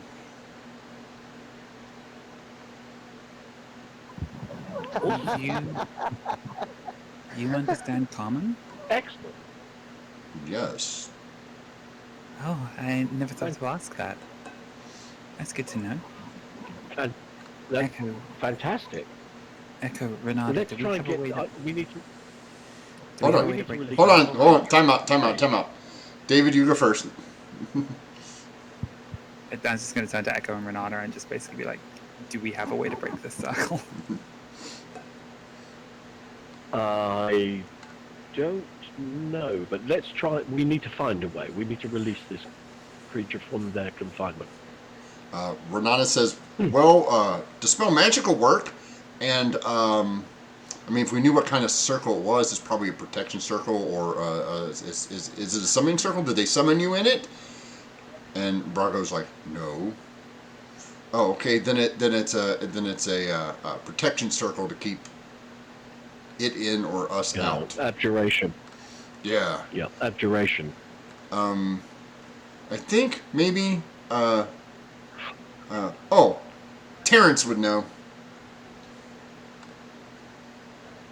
I'll go Would get you her. be able to go and fetch him, please? Yeah. So you see Thank her hobble off. You can only assume that Terrence is the wizard, right? Yeah, that's what I assumed. I'm going to turn to Dan and say, well, we need to release. I'm sorry. Do you have a name? Yes, it's Brago. This is Brago. This is the one I was telling you about. Ah, okay. Well, my name is Echo, and Dan and I are friends, and between the two of us and everybody else, we're going to try and find a way of releasing you. You're an Oriad. Yes, I am. Why are you near the water? A long story. Because I'm traveling to Emery at the moment, and it seems the best way of doing it.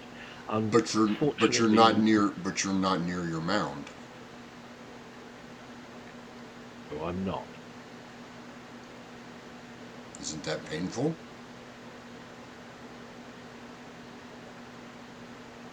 Doesn't seem to be at the moment, but that's possibly because I have no memory of my mound.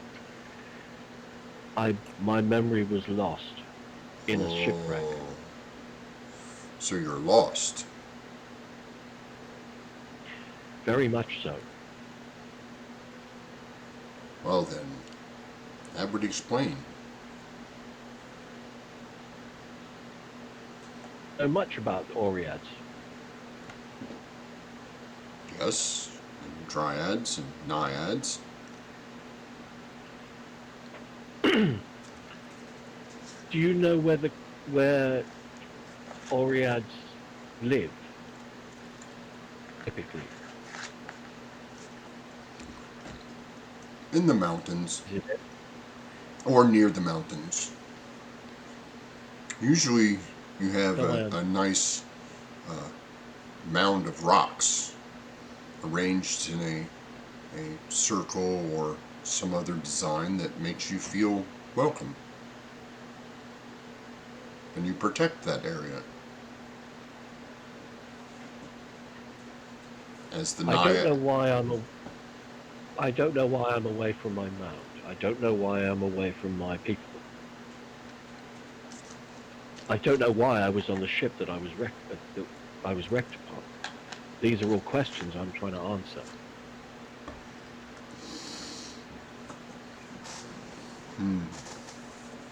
I would have to think about that. Are you going to free If me you, now? we're certainly going to try. Our friend Renata has just gone to get another wizard to see whether or not we can get his help to release you. If it's a magical circle that's meant to bind you in, I wonder if it's something that we might be able to cross. And Dan's just gonna like tentatively reach out with her quarterstaff and like see if she can push it across the boundary of the magic circle. Yeah, go straight across. Then Dan's gonna try to cross the magic circle. Yeah. You step into the magic circle. How is there like a door in the cage, The top. or are the bars wide enough that Dan might be able to squeeze through? Uh, Dan can't squeeze through them now. Damn it! I was There are gonna say, disadvantages to being big. I was going to say maybe once, but not anymore. Then Dan's gonna clamber up on top of the cage and try to pick the lock. Go ahead.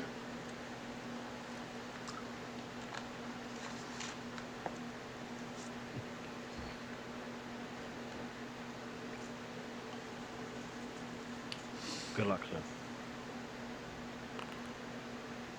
Yeah.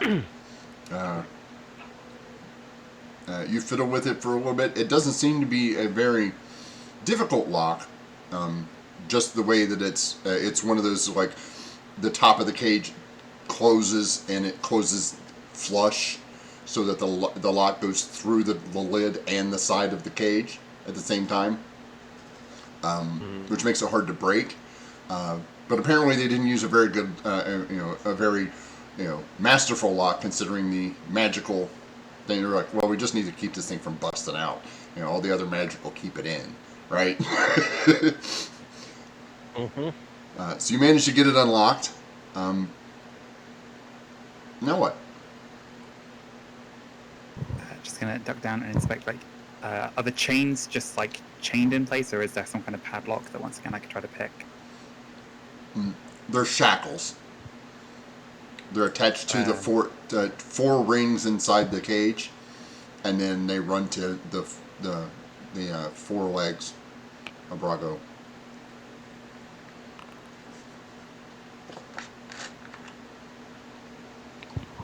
14 on a these tools check to try to pick them. That one does not come loose. But you can make 3 other attempts. I mean, there's 4 of them.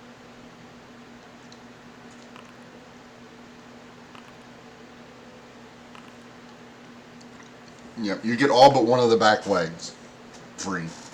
I'm going to how many inspirations do I have left? Fine, I've got 2. Okay, I'm going to offer him. I'm going to say, try that last one again, and offer him and give him a little confidence and a bardic inspiration to help him.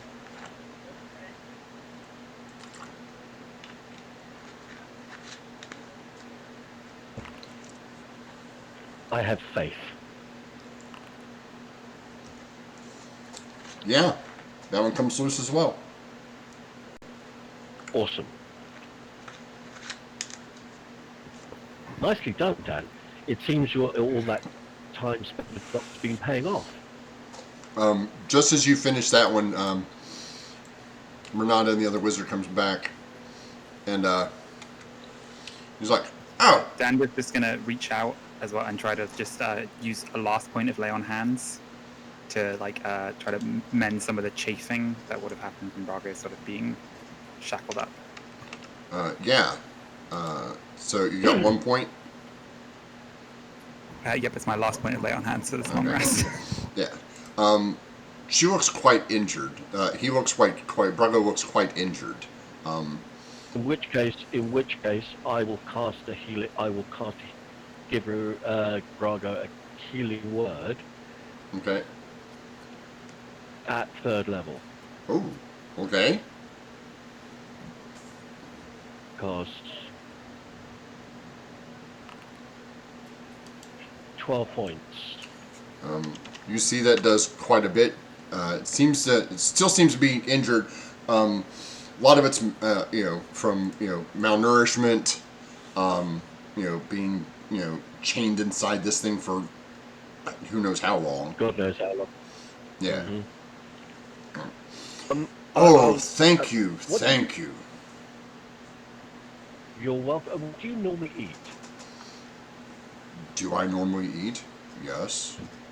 Yeah, no. What do you normally eat? Oh. Well, I like fruit. I also like the occasional small rodents, birds, things like that. So if would meat from a wild boar Oh, suit you at all? I believe it would. Excellent. Well, when we've got you out of here, you can come along with me and I'll give you a feed. So the wizard comes down and goes, "Whoa, that's not good." Okay. Please explain. Well, it's a warding room. It's a warding circle. Mm-hmm. It's designed to keep. If I can read this room properly, yeah. Fey type creatures from Yes. passing over it. That would make sense considering the occupant. Well, there's a couple of ways of going about doing it. You can try to destroy it, which I normally wouldn't advise until we're not on the ship because they can have disastrous consequences. Or you can dispel it. Or you can learn that. To dispel it. Who, me? No. Oh no. I'm no. No, that's above my pay grade. Okay. If you could find, there's also sometimes there's a password, so you can allow things to move in and out.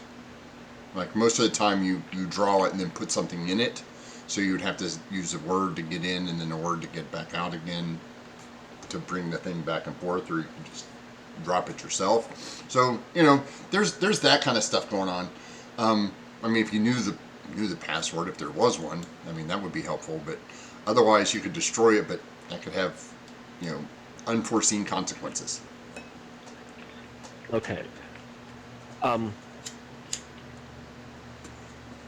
I think we need to go and search the captain's quarters again.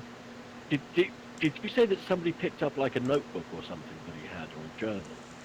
Yeah. Leon's got it. Leon, I'm going to go and find Leon. Praga, please, I'll be back. I'm going to go and see if I can find a way of getting you out of that circle. I'll return as soon as I can. Okay. At least I can move around a bit. Well, I'm glad we've got you out of the first bit. Let's see if we can get you out of the second bit as well. And the first thing I'm going to do is I'm going to head straight to the galley and just take off a few strips of meat. And then I'm going to see if I can find Leon. Leon's up at wheel, giving orders. Okay. And Fantastic. Orient is busy pushing the last of the charred corpses into the water. Perfect. I'm going to go up to Leon and say, Leon, I appreciate you're busy at the moment, but do you have that journal that you got from the captain's cabin? I'd just like to have a quick look through it, please. You can have it back when I'm finished. Oh yeah, sure. Here you go. Thank you. And I'll take the journal. I'll leave Leon to his captaining and back downstairs and start having a look through the book to see if there's any mention of a protective circle or warding circle or Okay. or Leon, Yes. I need you to give me a couple rolls, please. I need 3 rolls for a vehicle water. What skill check is that? I believe that would be. That's a good question. I don't use them often.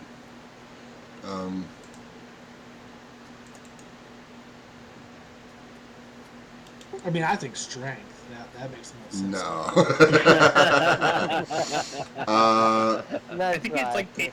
it depends on the circumstance of like what you're specifically doing. Yeah. So if it's like you're sailing through a storm, you're at the wheel, and you're trying to keep the ship on course, then it would be like strength plus water vehicles.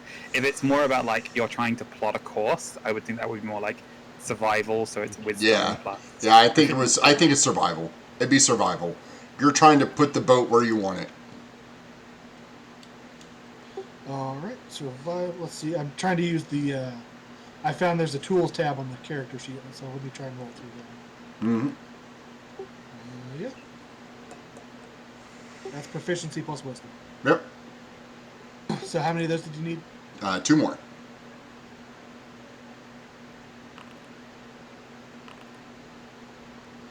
All right. So it takes you about an hour and a half to get everybody under control. You know, that whole we don't want to listen to you, why should we listen to you, you know, a little intimidation, a little, you know, barking orders and things like that, to get everybody to do what they're supposed to be doing, and then figure out how to, you know, maneuver this ship to the direction you want it to go based on where you think you need to be going. So yeah, so you spend about an hour and a half doing that. How many crew members do we have left? 5. And that's counting Renata and the wizard. Who are both not helping at the moment. No.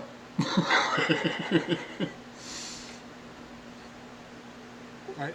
Do I know is 5 enough crew to maintain a ship like this? Not really. Like, it's going to be rough. Yeah. So once Orient's done with the bodies, I'm going to start barking orders at him too. Okay. Orient, you manage to set all these on fire, make sure they burn appropriately. You have to watch to make sure that the boat doesn't catch fire while you're doing this. So you spend a lot of your time, like, you know, water this, water this, water this. You're right. So you seem to be best suited for it, yeah, considering your command of, you know, water and things.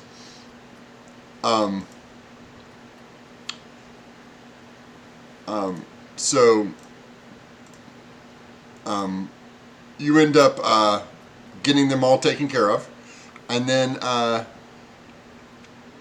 you notice as you're pushing the last one off that there's a small locket laying in the ash. I will go and grab it. And while I'm thinking that I hope it doesn't talk to me also. And grab it. Yeah, it's just a small, like, silver locket. Um, you open it up, and inside is there's a picture of two small children. Oh Leon look and Orient look and yeah, that will not sink in my heart, and I will put it in my. Do I know the person or the look of the person before I burn it? No. Yeah, I will put it and I'll speak with the wizard later to see which one of these lockets to talk to their parent. And as you get done, Leon's like, "Orange, are you done yet?" Go trim the jib sail. Set it back. I have no idea what you're talking about. That rope, pull it, tie it off. Ugh.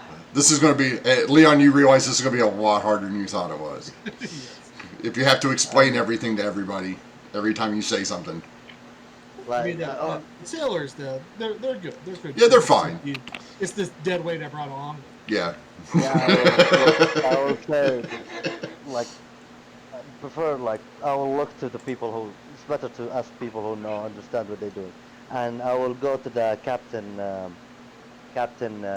and see if they have any book he have. No, most of it's useless.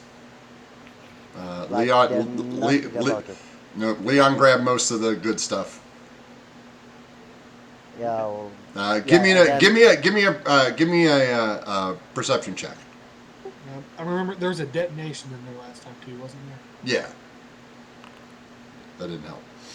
Um, yeah, most of these are just random books. You know, light reading, things like that. and after that, because already saw Echo going out and bring that wizard with her, like just look and check and Dan with like he will just look and see that creature and look to Dan. Did you conjure another creature? No, no, this is Brago. This is the one I was telling you about. They took him from wherever they were, and they've been transporting him. I think they're smugglers. Yeah, you don't say so.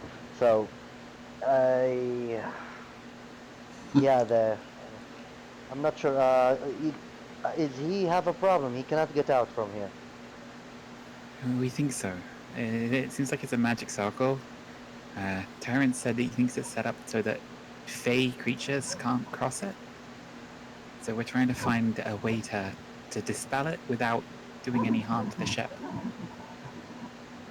Okay, so I have to talk to you, all of you guys. Like, if you said it's a smuggler ship, I need to talk to you with, of course, Leon with us, and if we have a moment to, like, the things I have a theory in my mind, and Not just anymore. it might be wrong, but it had chance it's right.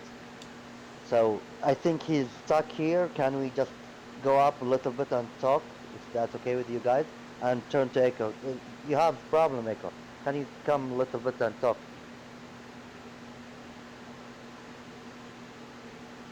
You're muted, Echo. Outside. We'll be. I'll turn to Brago and say we'll be back in a little while. I'm just going to read this book and see if I can figure out a way to get back. In the meantime, and I'll hand over 3 or 4 strips of um, wild boar meat over to Brago and say, in the meantime, I've brought you Um, something to eat. I need you to make me a dexterity save, please. Oh God.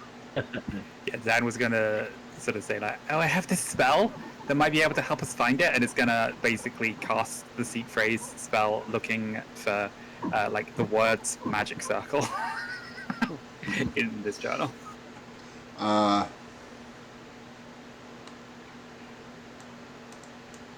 15. all right. So you take As you stick your hand, as you try to stick your hand through the circle to toss the meat in there, you take 4 points of electrical damage. Ow!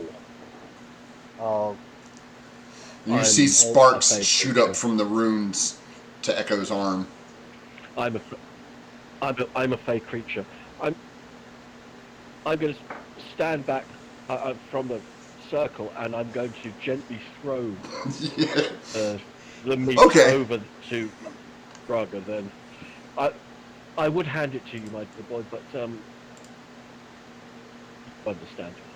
Yes. before I leave, the cargo what inside, it is just holding this creature, or there are things also with it? Oh, there's things in the room. There's lining the Okay. walls. Okay, Yeah, well, then. let's Yeah, explore that once we've had the little chat, shall we? yeah. Let's chat first. So, yeah, so I'll take Echo and Dan and go with Leon shouting to the crew. And I know, like, but I want Leon, like, listen to that. What we gonna say? Does Leon have the spare attention to be part of this conversation? Yes, yes. Leon has managed to get everything. Once you get the ship in the right direction, it's just making sure it stays moving in the right direction, and mostly it's okay, which you can take your concentration from a little bit. Okay. So I believe we are gathered up. Yeah. Yeah. Yeah. So I Dan said something, and I believe it is right. That ship is smuggler ship. If it is smuggler ship, that means that there are people waiting for us and expecting something, and we are screwed them so hard and so bad. So Well, we already have making a new enemies. Yay! So Renata pipes up and I goes, am. "I did not know this was a smuggler ship when I signed on. I'm just saying." And the wizard's No, like, "I didn't either. They just wanted somebody for I, extra support." no. I'm fairly sure it was probably the captain and the first mate and one or two others. And Orient, I totally understand your concerns. Um,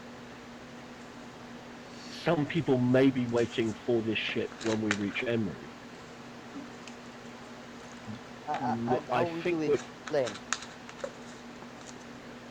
we don't explain anything. No, for the people, because when we reach Emery, because of course when a big ship like that reach a place and will turn to Leon, like, is there people will like awaiting for us, and like a government wherever they will be taking some names and the ship. Is that right, Leon? No, most likely. There's a dock master in every Uh, port that. Leon, Correct. you know that you are not headed to Emery. Yeah, we probably won't be expected in Emory because I just had to change course to move us back to Emory. That's not where we're headed. Oh God. But does the Dark Master No, like that's good. taking? That's So, no, but that's good. mm. The question is the Dark Master gonna take some information about what is inside the ship? Oh, they doesn't care. Would Leon know that about how thorough the customs procedures are at ports? Uh, Give me an intelligence check. Okay. This is something you're going to have to try to remember. Yeah, they're pretty thorough. I mean, they keep an eye on, just like any other, any other port. I mean, if it's a big, the smaller the city, the more leeway you have. But a big city like Emory, oh yeah, they're going to do a, complete, check of your manifest. Why are you so worked up? Or did you find contraband around there? We found a creature that I don't know, like Echo and Dan more knowledgeable, but I believe this ship holds things that need to be accessed and somehow to this city. Well, I tell you And what. I mean, worst case scenario is we release we release Brago. We're going to be doing that anyway. if there's contraband on the ship, if there's some of it that we can keep for ourselves, that's fine. If not, we toss the rest of it over the side so that anybody coming on board to inspect it isn't going to find anything, and we won't get into trouble. We can always get rid of the cargo off the side of the ship before we dock. Worst case scenario. Yep. So there's an animal down there. Sounds like it's a bad deal for that animal, but not necessarily illegal as far as the harbor master is concerned. I don't Well, believe it is a normal animal because that thing no, it's not. electrode echo It- like But still, No. It's not. It's not. It's not. It's not a creature. It's not an animal. It's a fey spirit. It's a fey creature. if we release it and it's just another animal, there's nothing shady about that. It's just another. No, animal. no. If there's anything, what we need to do is release Brago from the circle, and we need to check and find out what the rest of the cargo is, and we need to find the manifest and see what the actual manifest says we're supposed to be carrying. Well, we didn't find a manifest. Did we? Yeah, Captain? you have it. Oh, we do. Okay. Yeah, I'll you hand have that it. over to Echo. Okay, well I'll take the manifest as well. I mean, you're doing a splendid job running the ship itself, Leon. You know, you carry on doing that. You're the captain now. I'll make sure that there are meals coming out of the kitchen, so that everybody gets fed.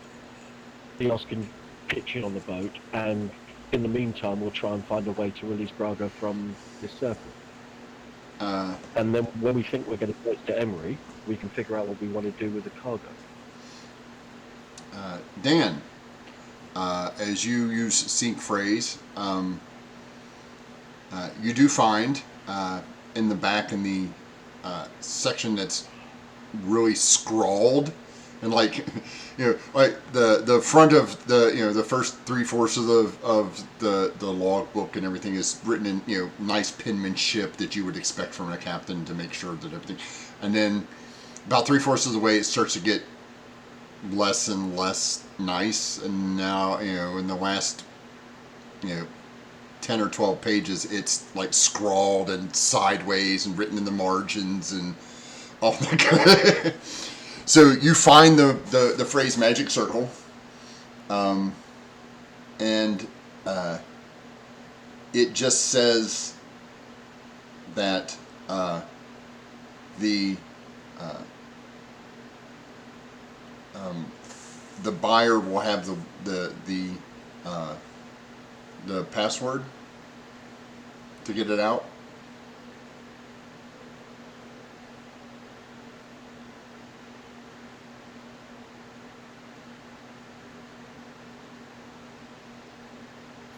That's gonna kind of be a problem.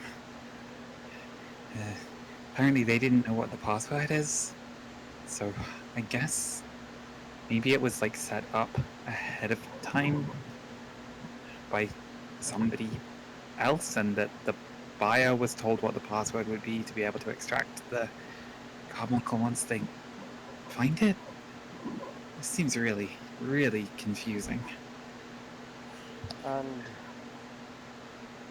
and it seemed very very dangerous because if a buyer gonna buy a fake creature, it is not normal fire. It will be like a very rich person or crazy magician wizard. From what I know about the species that Prago is, they normally have a red gem in the center of their foreheads. That's prized by alchemists and wizards for its magical properties, if it's given willingly by the carver. If it's taken, then it's just a gem of value. But even so, I don't know whether these gems grow back. Yes, they do. That it takes quite some time for them to grow back, a month or more. What color are garnets? It's the red. It's the gem. They match. If you showed the gem to Echo, she's like, oh yeah, that's that. No, I handed the gem off to Echo. Oh, then Echo had Echo. You know that the gem that you have is the one that came out of a carbuncle. Okay. Well, in which case, I think we've got a plan to be moving forward with, which is get ourselves back towards Emery, and in the meantime, try and get Brago out of the circle. What I'm going to do is I'm going to go back down to them, and I'm going to give it back. Wait, a question. Is there any plan to able to release him without the passing? Not the only other way is try to destroy the circle, but we don't know what kind of damage that might inflict. Well, yeah, the problem. I have no doubt that you could probably do a damn good job, but the problem is I'm worried about what damage it might do to the ship. I don't want to be out on the open ocean if it's going to blow a hole in the bottom of the ship.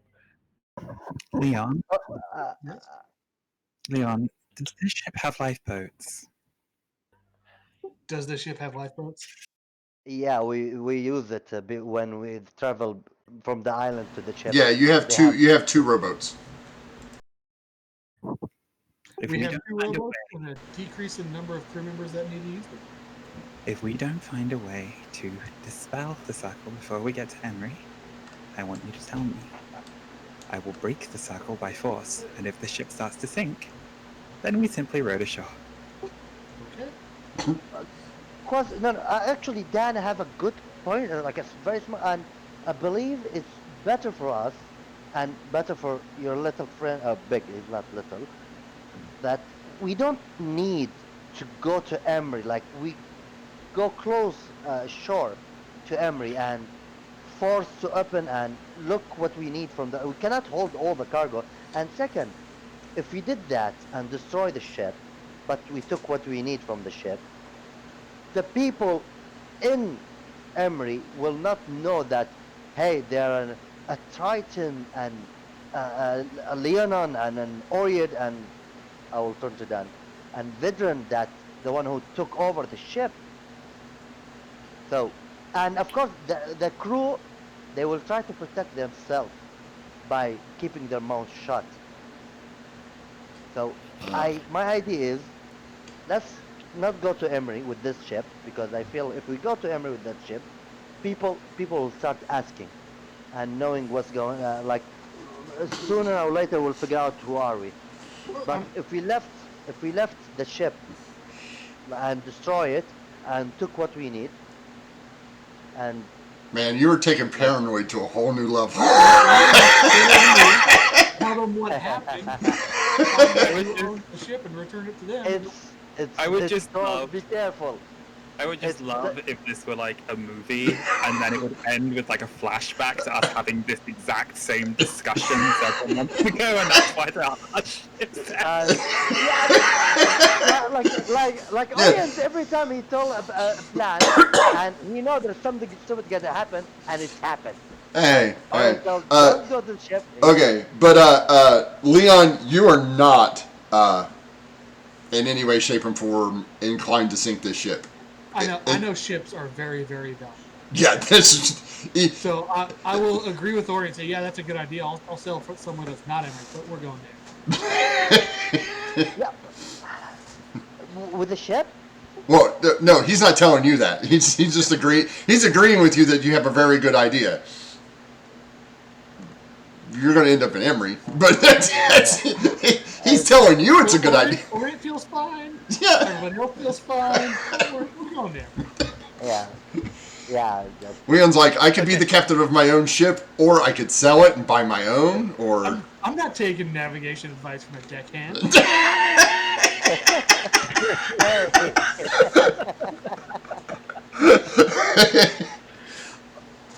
On that comedic note, I'm going to say, okay, well, we've got a plan. Let's stick to the plan.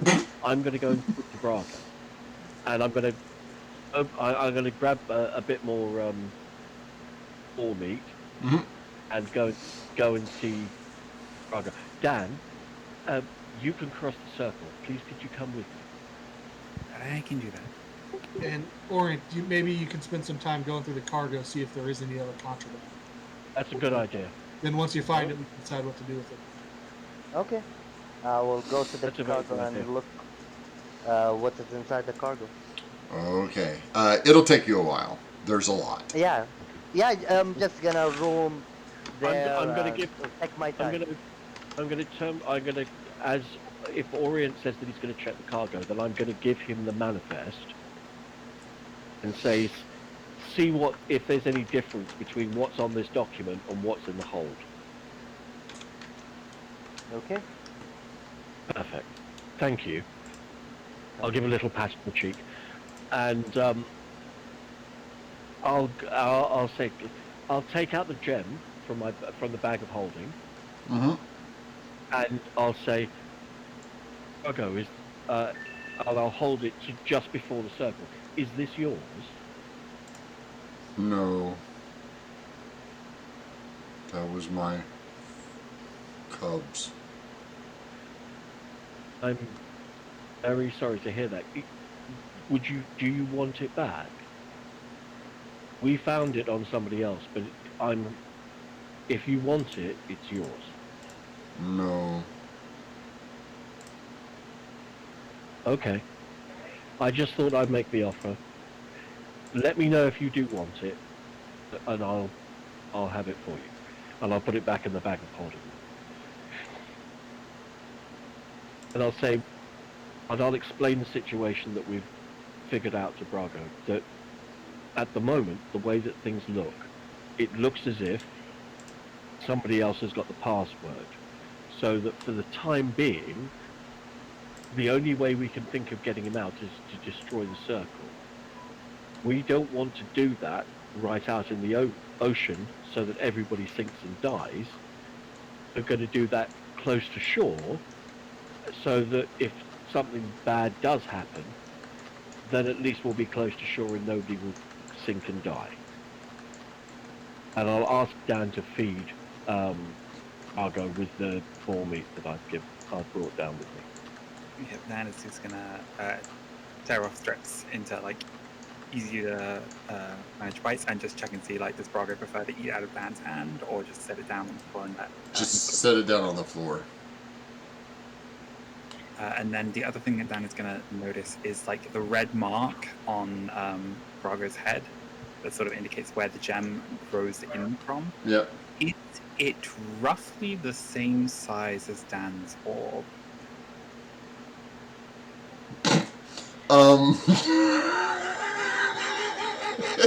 Of course you would ask me that question.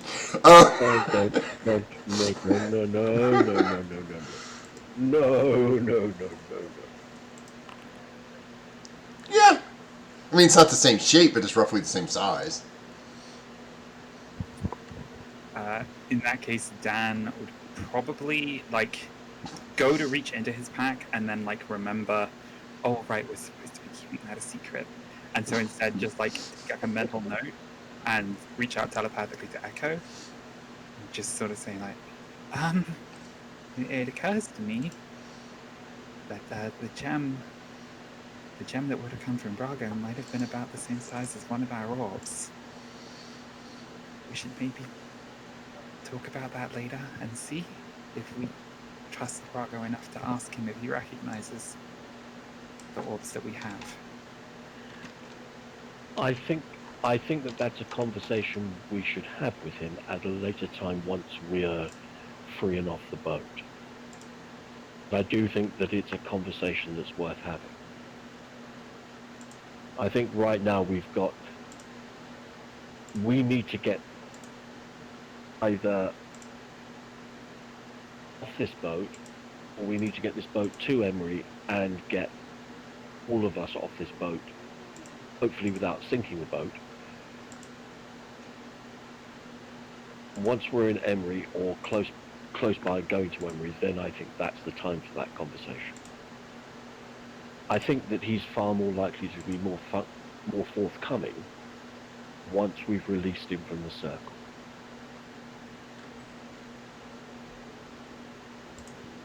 Okay. I think that's probably a good idea. In the meantime, I think the best thing for us to do is just help Leon as much as possible get this boat back to port.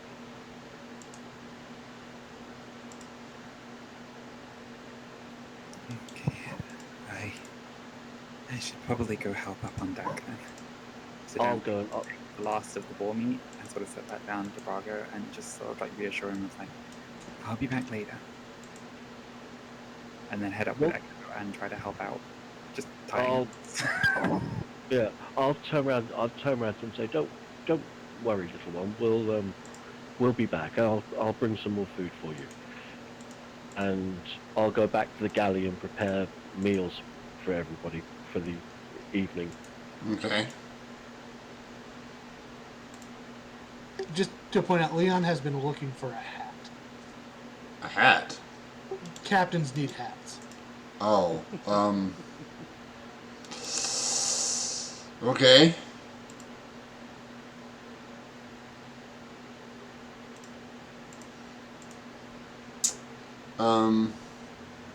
Yeah, are you looking for anything in particular? What I remember, I would imagine there's nothing salvageable from the captain's quarters. Can Dan use seek phrase on the manifest looking for hats? Yes. I would imagine there's nothing usable in the captain's quarters, so I would check the first mate's quarters. Nothing in there either. Dan, there is a box labeled headgear. Hats, headgear, and other cranial. It's labeled hats, headgear, and other cranial accoutrements. So Dan will head back down into the cargo hold and just basically be getting in Orient's way. Not like methodically, not like sorting through everything carefully. It's just shifting boxes around, looking for the one that has all the hats in, and it's going to drag that box up so that Leon can take his pick. Okay. Dan, I'm counting that. Give me an investigation check. Dan. Which one of us? Dan. All right. So that will be. Yeah, it takes you about an hour to find the box. You move stuff. Orient puts it in a different spot. You move something. Orient puts it back in the spot he had it. So the two of you are kind of getting each other's way. You eventually find what appears to be a 3 foot by 3 foot crate, like an actual crate, labeled "Stuff for Your Head," scrawled in a gnomish, as if that's supposed to be the same as the manifest, right?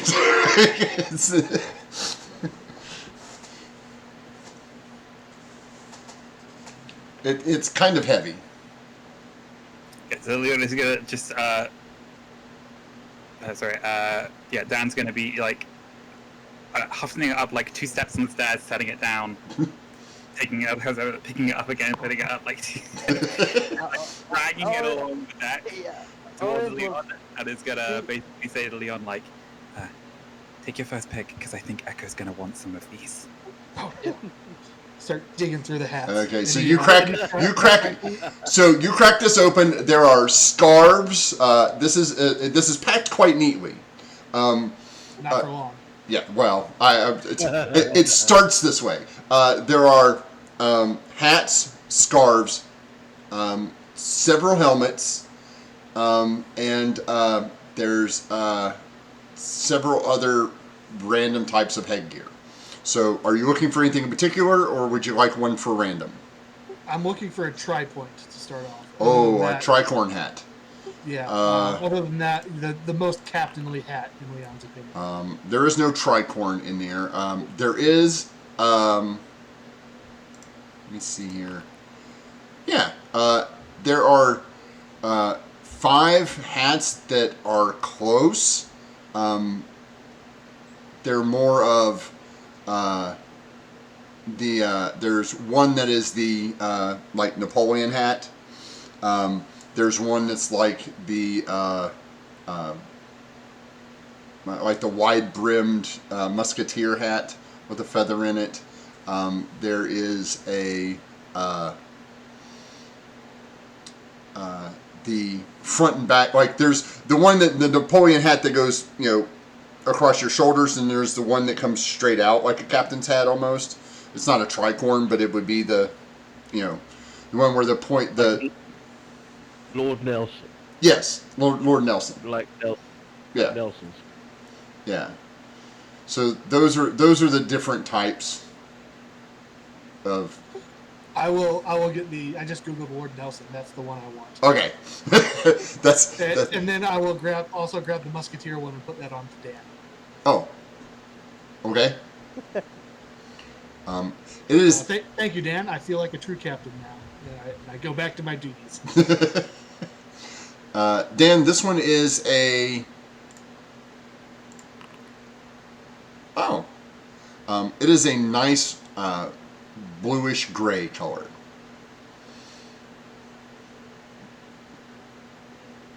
With a nice gray and white feather. Okay, Dan is gonna like adjust to having this sort of very wide brimmed hat. Having to blow the feather hanging off that face quite a bit. Is gonna once again like drag the box back along. Try to do the same method of like picking it up, putting it down, and putting it down on the first step because it's quite a wide box. Gravity just tilts it, and the whole box just like tumbles end over end, and carrying off it, picking up all like the hats and scarves, being like, "Oh no, oh no, oh no!" That's like an armful of them, and she like stumbles to the doorway. My Dorian just still cleaning up the mess, and just beams up at him with like once again like a very sweet, sincere smile in that way that Echo has been trying to teach Dan how to do. So I'm going like, "Do you want a hat? There's hats." Get an inspiration for that, and Orient. Yeah. You've been going through this. There is a lot of just stuff. Like, Question: Are the manifests have the name of the items and the merchant, wherever for it? no, just the items. Oh, okay. So, so far, you have found 24 various containers of nuts and 4 barrels of dried beans. I hope you're writing this down somewhere, somebody. Okay. If anyone can write this one, because I'm very English is not my first. I'm very slow writing, but I'll try my best. Okay, so 24 what? 24 containers of various nuts and 4 barrels of dry beans. Are you writing it down, Robert? Yeah, I'm writing it down. All right. 3 barrels of tea leaves.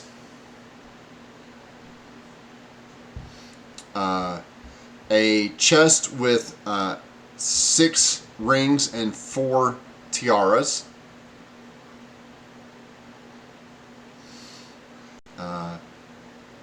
A small chest with a golden goblin figurine in it.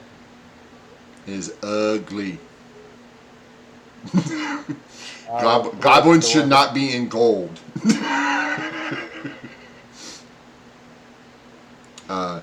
You find 19 various containers of dried fruit. Excellent. Dried fruit goes well with bulk. 7 barrels of mead. Oh Christ. 5 sets of chainmail and 5 sets of leather armors. Excellent. 3 containers of teeth. Teeth. Teeth, yes, teeth. Of various sized teeth and fangs of some sort. 5 steel rods, approximately 2 inches in diameter and 5 feet long.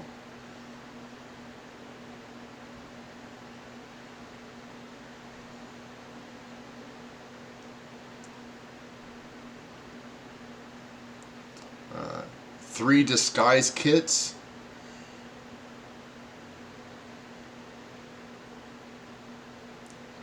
One herbalist kit.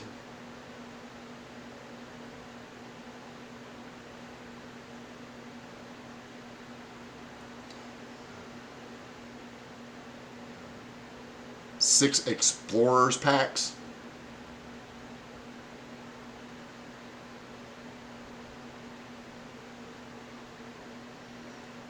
And 4 locked large chests.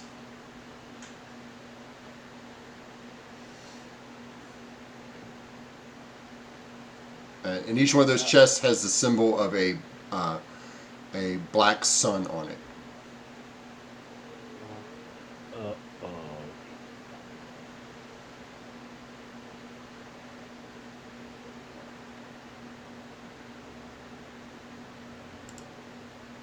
I will take only the disguise kit. There's also 3 longbows, 2 great swords. For some reason, there's only 5.5 quivers of arrows.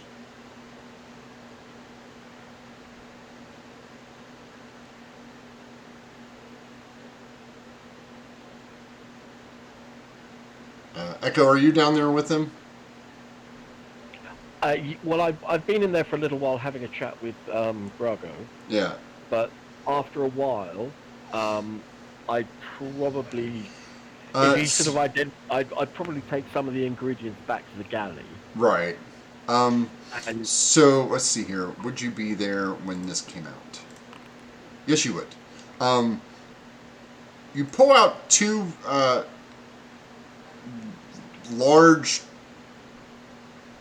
sacks. Look kind of like oversized water skins with like 10 different pipes coming off of them, like flutes and things coming off of them. Echo, you know what these are.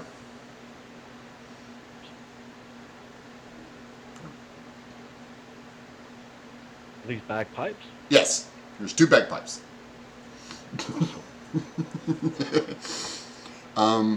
There's also 6 sacks of various feathers. Ooh.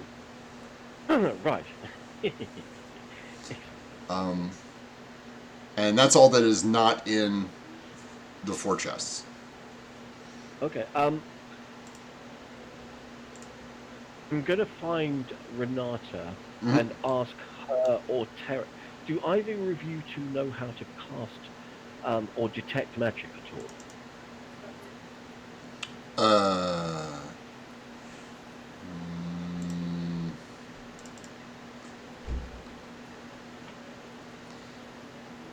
No. Not really. Okay. Just a thought. Not a problem. Thank you for that. But I can try to figure out if it's magical without that. Well, in the hold, we found a couple of sets of bagpipes. I just wanted to understand if either of them were Magical? arcane in any way. Oh. Would you care to have a look? Oh, sure. I'll take a look. No, they're not magical. Okay. How do I get the disguise kit? Just take one of them. Yeah. Yeah, how do I put it in my? Oh, you just sheet? import it. I'll do it. Items. Dan has like picked up one of the longbows Mm-hmm. and is like testing like it's so much easier to like have the draw sense to use one of these when your arms are longer. Overall, I think I like being big. Yeah. All in all, right? Dan turned to him, looking. Did you return the box? Yeah. I put the box back where Dan's like steadily realizing she has no idea where she ended up finding it, and so has just put the box down basically anywhere. I definitely put it back where I found it. I will give it a look. See if Dan put the box back. No, no. Oh, well, the box is close to where it's supposed to be, but the box is also open, and there's just like there's a lot of stuff piled into it, and then there's like these excuse me. There's like these pieces, articles of headgear, like dangling out or laying on the floor next to it. You know, like if you were hastily trying to clean your room and throw shit into your closet. Yeah.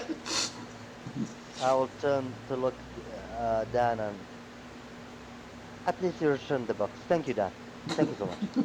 And yeah, I'll take the disguise kit and look to this Oh, by the great way, sword.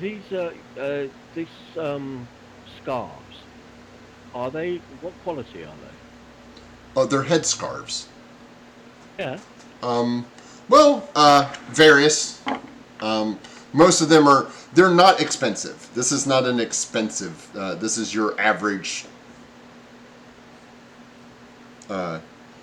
make, as it were. Okay, fair enough. I'll probably grab a couple. I'll probably grab a couple for use in the kitchen. Okay. Go ahead. Other than that, is there anything else in there that looks of interest? Oh, there's some Was it nice shiny sort of stuff pop- in there. And there's 4 Really? chests. Yeah, well, yeah. There's also 4 chests that haven't been opened yet.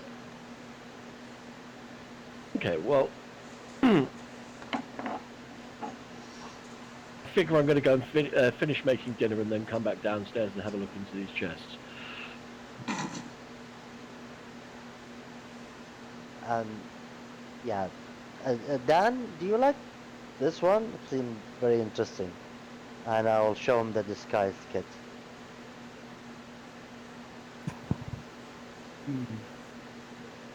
I suppose it's kind of the sort of thing you might make use of if you were an actor, or just gonna like pick up like a fake scar and just like apply it. There. It's good. Ooh, look, a fake mustache. Just put that. I'll just hand the disguise kit. Hey, you're gonna have fun with it. I'm gonna give her that one. And look to the great sword. I think the glaive Leon have already. Yeah, I believe the glaive they have. Like, we'll look to this great sword. Is it like normal great sword?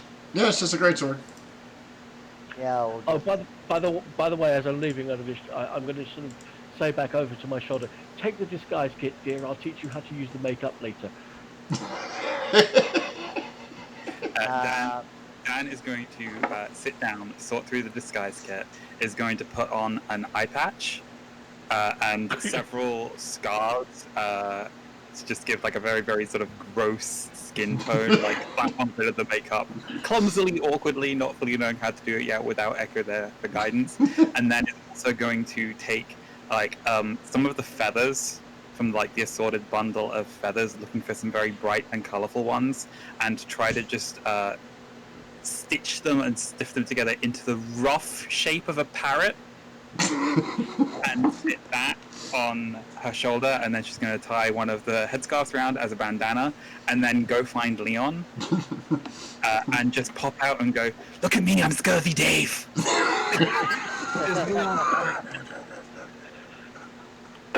Awesome. Leon will definitely approve of Well, hold on.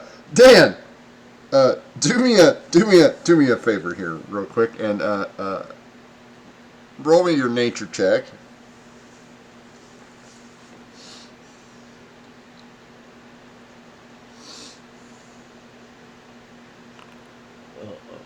Okay. The parrot Unfortunately, the only winged thing that you've seen is the snake and the birds, and then Dada. So your parrot has 4 claws, 4 legs that are attached to your shoulders instead of just 2, and 3 wings, 1 on each side and 1 on the back. Oh, God. Otherwise, it looks like a normal parrot. So I've basically created the equivalent of one of the Mayan gods. Yes. And then I need you to roll an intimidation check for me. Oh god. Oh, good. Leon, make me a wisdom save. All right.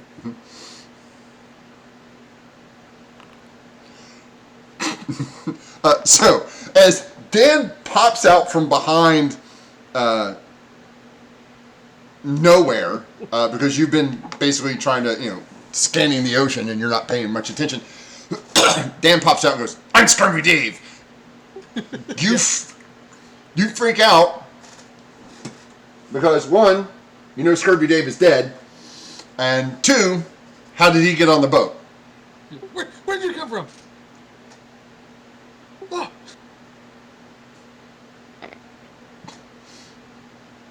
Oh, I'm sorry. It's just me. And Dan's gonna meekly lift up the eye patch. wow. I guess you can't tell it's me when I don't have Dada around. How did you know about Scurvy Dan? Didn't we meet him? I thought we. Or was he Scurvy Pete? How many scurvy people do you know? A lot. We did find some fruit on the manifest. Yeah, you should probably eat some if you're starting to call yourself scurvy. You don't want to put that energy out there. Not pretty. Orion's looking like, I think I had made a huge mistake. Oh, but Orion's not there. Orion is downstairs still trying to catalog everything. No, Orion, the moment he saw Dan putting eye patch and looking, I think I made a big mistake, and he continued cataloging the ship, the cargo. So you guys have dinner. Everything goes according to plan for the most part. You do have, while you're sitting there at dinner, the discussion of the 4 chests with the the symbol of black sun etched onto all 4 of them, and bound in chains and locked, comes up. I'm going to ask Renata, does the symbol of a black sun mean anything to you? Who? Me? Yeah, and I'm just No. idle conversation. No. Oh, okay. That's Terence. Does No. that ring any bells with you? No. I'm gonna. I assume it doesn't trigger anything in me. Well, It's it like me. kinda. It does. Well, yeah, it should for all of you.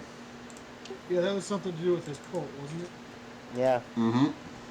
So Oh. actually, my plan later on, I will take Dan to see if he can open these chests. Why? You're a rogue. Yeah. What do you need his help for? I do not have the. What they call it. These tools? These Yeah. doors. Yeah. It's okay. You can borrow mine. Well, And Dan's gonna talk Orient through the process of opening a chest while keeping a very, very careful distance, because the last time we opened a chest, it didn't go well. No, it did not. Yeah, I will make sure.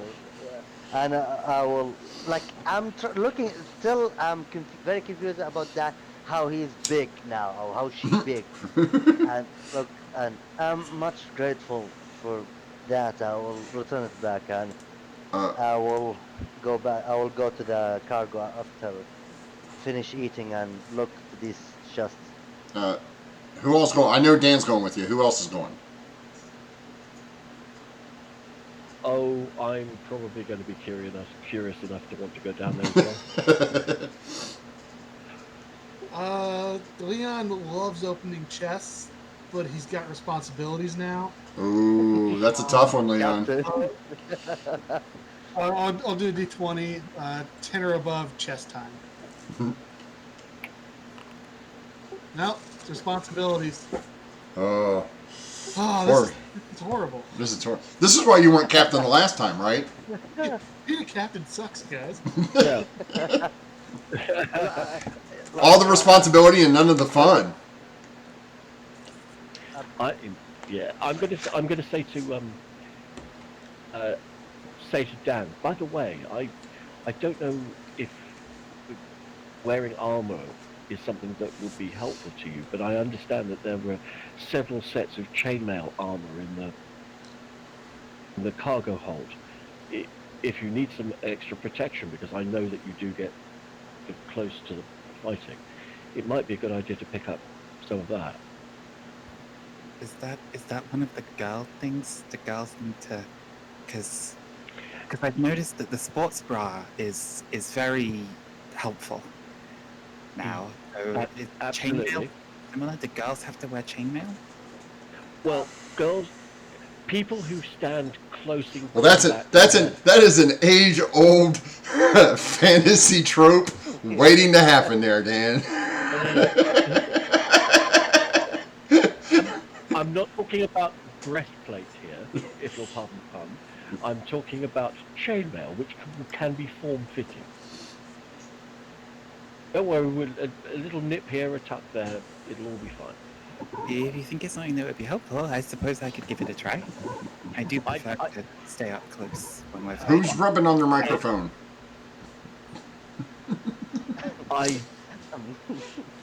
It wasn't me.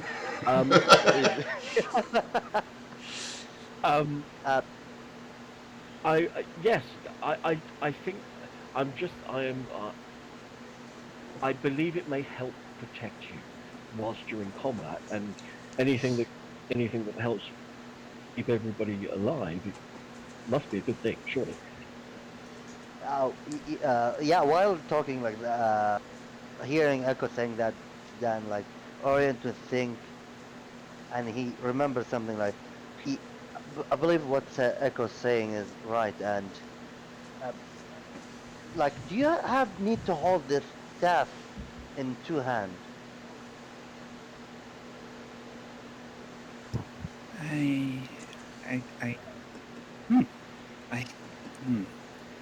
And Dan's gonna like tentatively try it and like just hold it one-handed and like sort of be swinging it and twizzling it around, just being like, yeah, this is. What is that noise? What is that noise? Did I hear my microphone like? No. I think it was Dan moving his hand, Dave moving his hand, and it was near his microphone, and it was making a sound which his mic was picking up. Oh. Yeah, it might have been that. Oh. I have to hold down the control key to have speak to talk, so push to talk. It might be that. Because it sounds like somebody's like you're rubbing on a plastic bottle or something. I was like, what the hell was that noise? Freaking me out. But yeah, Dad will be once again just recognizing like the benefits of having a medium-sized body instead of a small. So yeah. So, I believe what Echo said. You need to wear chainmail, and if you can use one hand staff, Orient will take out his shield, not the normal one, the shield he found it. And what they call it again? Let me see. The ancient hooplon. Yeah.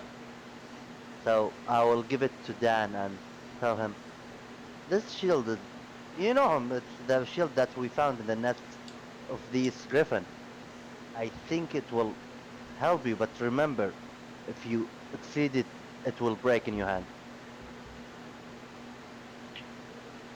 And I will hand it to Dan. So Dan can hold the staff in one hand and his shield, and if you wear chain armor, which raises. We can find one of the sets of chainmail and get fitted to suit you, no problem. Yeah, I will help you with that. I know I will leave that to Echo. Or it's like, I'll help. No, I won't. Yeah, like, thank Orion and thank Echo for like looking out for her and prioritizing and saying like, hey, you know, maybe we have a way to keep you safer. Yeah. And it's just gonna like explain to Orient the idea of like, so if you don't want the shield to break, but with locks, you kind of do. You don't want to break the lock pick, but you just want to like push the tumblers into place so that everything lines up neatly. Then I will ask you to stay with me to help me with that. Mhm. And And it's going to be 5 feet behind and ducked down and hiding. And giving you all- All right. so So you will have a normal roll for your first one. okay, what do I roll? Like It's a D20 plus your dex. Right? thief tools. Okay. Yeah, thieves' And, tools. okay. But you're not proficient, so you don't get. I am proficient for thieves. Yeah, he's got You awesome. Oh yes, of 14. course. That does not do it. Dan, it did not click. Why? It might be a slightly stubborn lock. Some of them are. How about Try the next. I'll take a try at it, and you just watch and try to copy what I do, okay? Okay, I will say, and I will do. No, I can't do that. Oh, okay, nothing.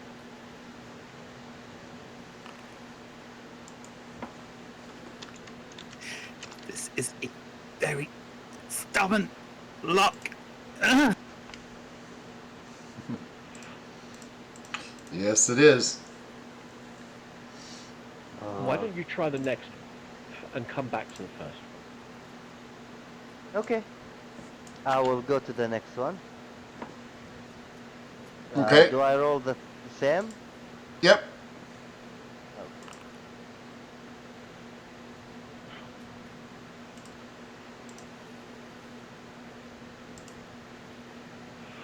That seems pretty good. Yes, that one works. Oh, it's like that then, right? And you see me tick tick tick open. Oh, it's open. Yep, that's exactly how it goes. And the second that you go to like open it, that's in like leap back. Aha!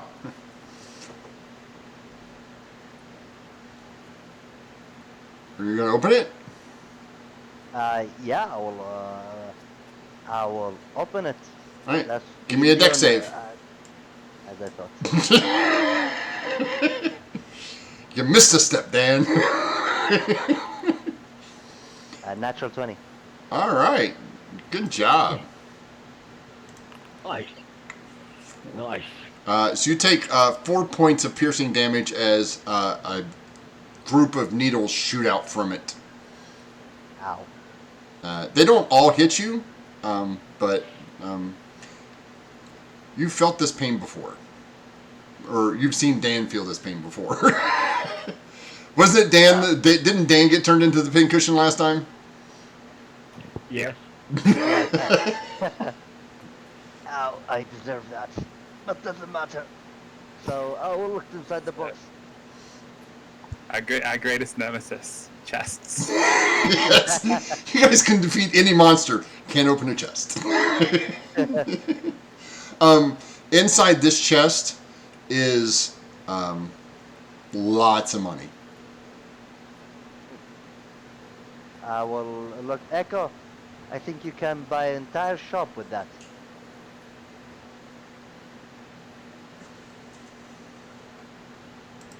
Sai, you're muted.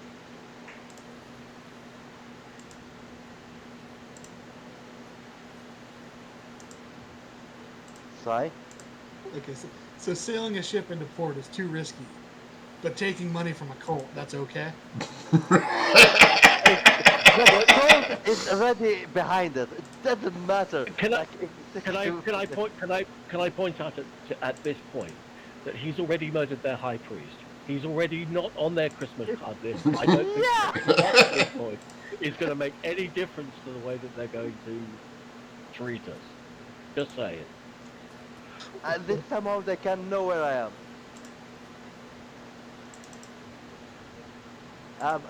Did you hear what I said, Sai? Right? Yeah. Um, I look. I don't think we can piss them off any more than you already have.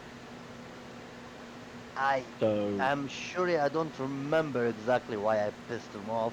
Besides that, I know that I killed their high priests and I killed more of them and I stole very high artifacts from them and somehow I lost. Yeah, because that would never piss anybody off. Killing their high priest, stealing their man, stealing their most holy relic.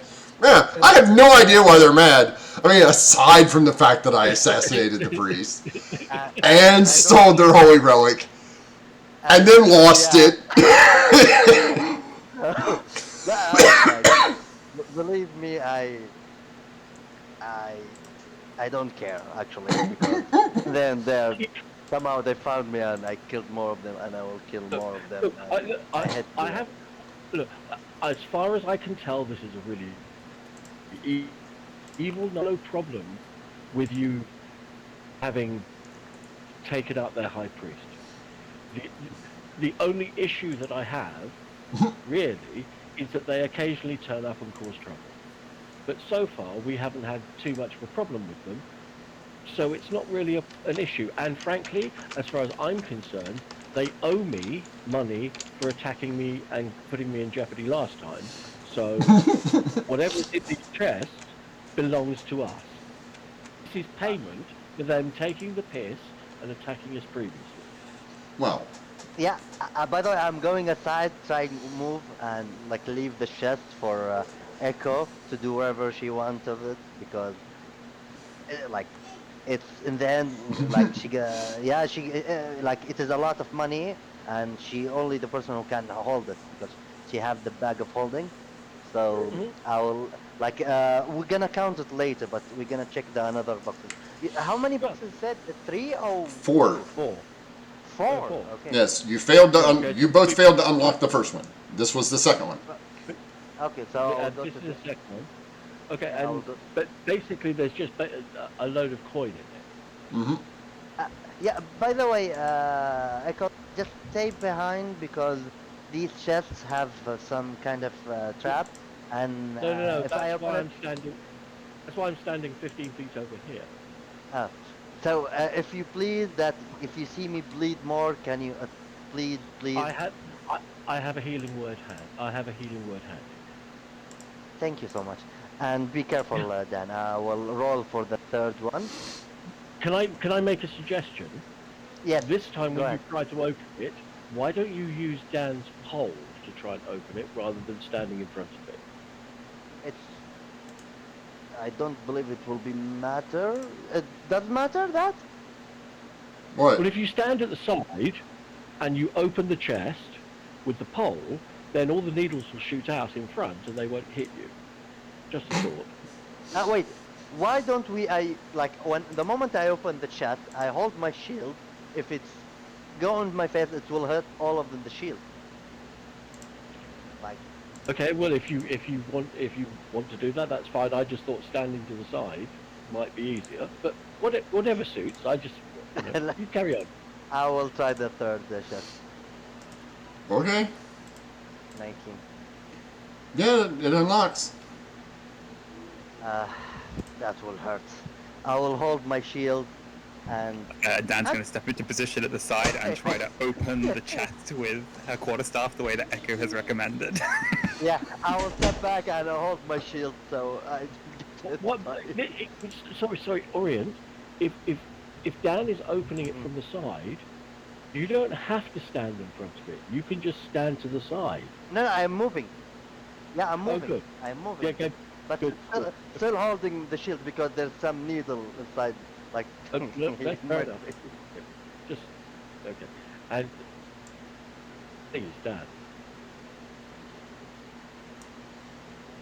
You open it. Who's swinging it open? Dan with his staff. Yeah. Leon's not there. Nothing ever. Dan, Uh, Dan is using his quarterstaff to stand to the side and leave the lid open, whilst not standing in front of it to get shot by all the needles. okay, That is- who is standing in front of it? Nobody. Not nobody. Nobody. Yeah. Okay. Cool. Why would anybody stand in front of me if you could open it from the side? Yep. Seriously. So you open it. Let's see here. What's the? The loot animates and runs away. Yes, it sure does.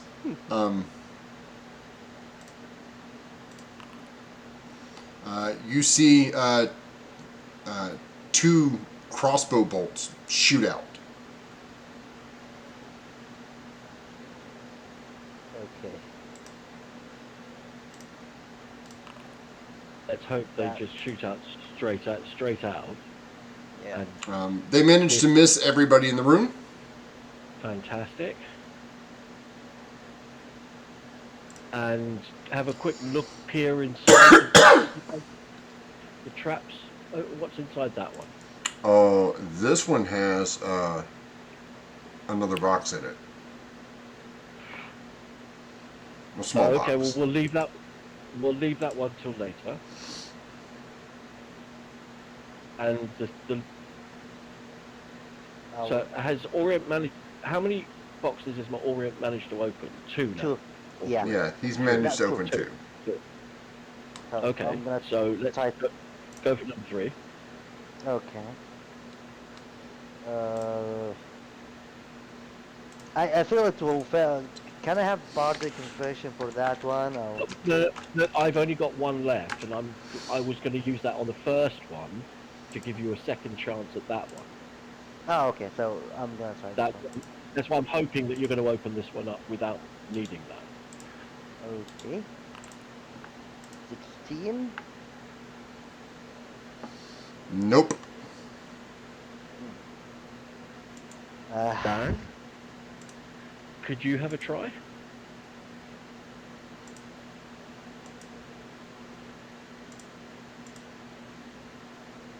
So, 22. That one will work. Fantastic. Repeat the same procedure from box 3 on box number 4, please. So nobody standing in front of it with Dan leaving the lid open. Okay. And everybody else sort of 10, 15 foot further back out the way so they're not getting shot at. Nothing happens when you open this one. The box, the lid just opens, yeah? Yeah. Okay. Cautiously go over and have a quick look inside. This has several scroll cases in it. Excellent. Okay. And I'm going to give Bardic Inspiration to Orient, my last Bardic Inspiration before I rest. And say, why don't you try the first box again? And sing him Okay. a happy little tune. Okay. I will go to the first box and I will try to open it again. Okay. Oh. And roll a d8. D8. 17, 18. That one unlocks. Ooh. And of course I will say, Dan, please, and I will move aside. I'm going to assume the position at the side of the box and leave it open, and just anticipate that the next set of chests we run into are going to have all their traps come out the side just to screw us over. Yeah, you can do the same thing you've been doing. Yep, we'll do that. This one, So where is everybody? Um, And like said, where everybody? I'm outside the I'm at, ship. no, no, I, I'm outside the room. I'm at the door. I'm at the no, no, no. I'm in the To be next fair, I corner. said, Yeah. to be fair, I did say I was about 15 feet away from the chest. Yep, you did. Yeah, no, I would be within 5 feet of it on its immediate side. I will be the side of the chest, like few feet, like 5 to 10 feet, but not far from them. Okay. So the two of you and poor Renata need to make Constitution saves And as a billowing black and gray smoke pours out. oh, sh- oh God. Ouchie. Cough, cough, What? cough, cough, cough. What the hell is that? Everybody takes, well, except for Dan. Everybody takes 6 poison damage and is poisoned for the next hour. Dan, you take 3 poison damage and are not poisoned. Oh God. Okay. I hate this. As this billowing smoke just oozes out of this thing. Yeah, I will just freaking leave this box and I will go to the third box, and I'll just not open the that small box. I will just take it out and I will hold it with my hand. And I don't know, just check that what's inside the box. Done.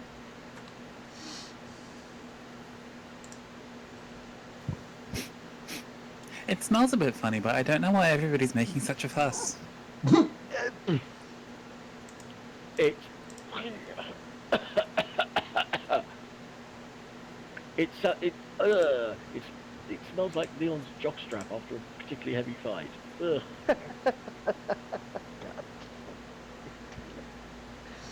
I think we all know Leon doesn't wear a jockstrap. I'm with you. If it did, that's how it would smell. But yeah, Dan is just gonna wait for the smoke to like billow out a little bit and take a peek inside the chest and see what, if anything, is inside it. There appears to be various pieces of armor inside there.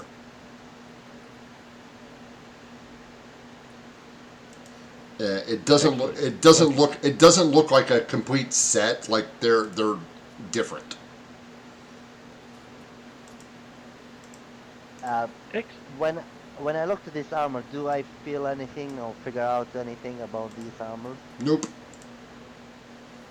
Dan's gonna carry them out up onto the deck and just sort of like array them out as we get Renata, Terrence, and like the party together, and just all try to like Arcana, get an indication of like, are these special in any way? Do they see magic? Yes, they do.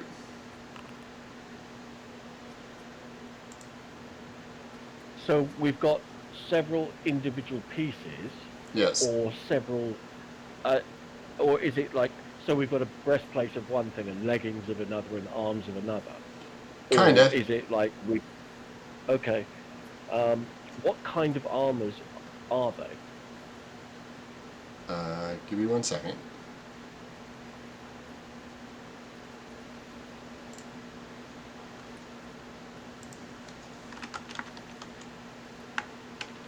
I can't spell, so give me 1 moment. No I'm problem. just waiting to find out that Orange actually is holding a mimic. Again? I I, couldn't hear that. I, It's just that you grab that small box, and I'm just waiting to hear that you're holding a mimic. that's not right. Would you stop that? By the way, while Dan's doing that, I would have pretty quickly hoovered up all of the coinage into the bag of holding, Okay. just for safekeeping. Sure. You can have all of that. Okay. At some point in the not too distant future, I'll give that a count as well and let everybody know how much we've got. Yes. All right, give me 1 second. This thing's being. One of those days, right? Mm-hmm.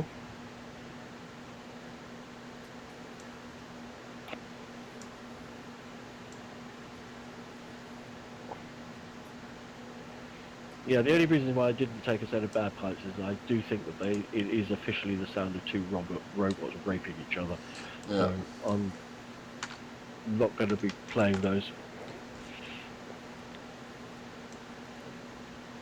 Sorry to Scottish people, and weirdly, there's a Bulgaria is another place that plays the bagpipes. For some straight, it's like Scotland, Ireland, Bulgaria. What? Those know, are I the think only three places. There's a bit of a tradition for it in Cornwall and Galicia as well, because there's a lot of like cultural exchange going on. But like literally, it's very much a Celtic thing, and then suddenly, for some planet apart from Celtic areas, is Bulgaria. Why? I have no idea. But I yeah. Apparently, they're also a people that enjoy listening to cats being strangled. Oof. It's Why not is this- very, very nice. Horrible music. When I say music, I use it in the loosest possible sense. Discordant screeches and howls. Echo's just going on a 20-minute long rant on bagpipes. Yeah. On why bagpipes suck. And another thing. Okay, so you find all of the helms. So you have a helm, a breastplate, a set of gloves, and a set of boots. Okay. The helm, as you pull it out, Leon, as you're out here on the deck, you pull it out. Leon, this is not something that a captain would wear. This has a propeller on top. Oh. I guess Leon's gotta have that. Anything that puts a propeller on Leon's head has got to be worth it.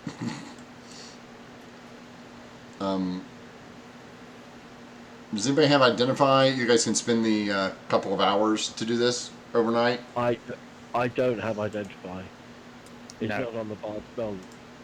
Again, it's I can make Arcana checks Yeah. over like an hour to try to like identify things. Yeah, but I've given you guys that before, haven't I? In Yeah. this game where I told you what it was. Well, the other way of doing it is spending an hour with it and attuning Yeah. to it. And then Well, you don't attune to it. You spend an hour with it and decide. Yeah. So yeah, you guys will spend. I mean, between the Dan, between you, Renata, and the other wizard, you guys can figure out what this stuff does. Starting with the helm, it is a propeller helm, aptly named. we just lost our small creature. Huh? It only works on a small creature, and we just lost our small creature. Yep. While worn, this helm allows this wearer to use an action cast a levitate spell, requiring no components. The helm's propeller spins and whirs loudly until the spell ends. Each time the spell ends, there's a 50% chance that the helm loses its magic and becomes not magical. Requires attunement by a small humanoid. Please let the activation words be Go Go Gadget Helmet. And it's Go Go Gadget Copter. Okay? Oh. If you're going to do it, do it right. Fair point. Fair point. The boots. These are boots of tracks. I think Dan wants these. They require attunement. While wearing these boots, you can command them to leave tracks identical to those left by any other creature. You may choose which creature you will emulate and must be no more than one size larger or smaller than you. Those would be good for Dan, or they'd be good for Orient. He's going to go But around. for Orient, yeah. I just see Dan like, I'm an elephant. That is entirely the way that Dan would be using it. Well, Just leave owlbear footprints outside of this small village. That's going to freak people out. But I see Dan changes it like every hour. Like Dan will be walking like, oh, these are boring. Let's do deer. Oh, these are boring. Let's do snake. Like, trying to follow Dan, you're like, what the hell is? We're chasing a druid. Here is the problem. Echo has insisted that when we get to Emery, that Dan needs to get a set of high heels and learn to walk in them. So. But yeah, you only wear them Yeah. on special occasions. Yes, but not all the time. Only on special occasions. Oh. Don't worry, we have a lot to discuss. These are good traveling shoes. These would be good traveling shoes. Next, we have the Combat Medic's gloves. Does not require attunement. Whenever you regain hit points using your second wind feature, choose a creature within 5 feet of you. That creature restores the same amount of hit points.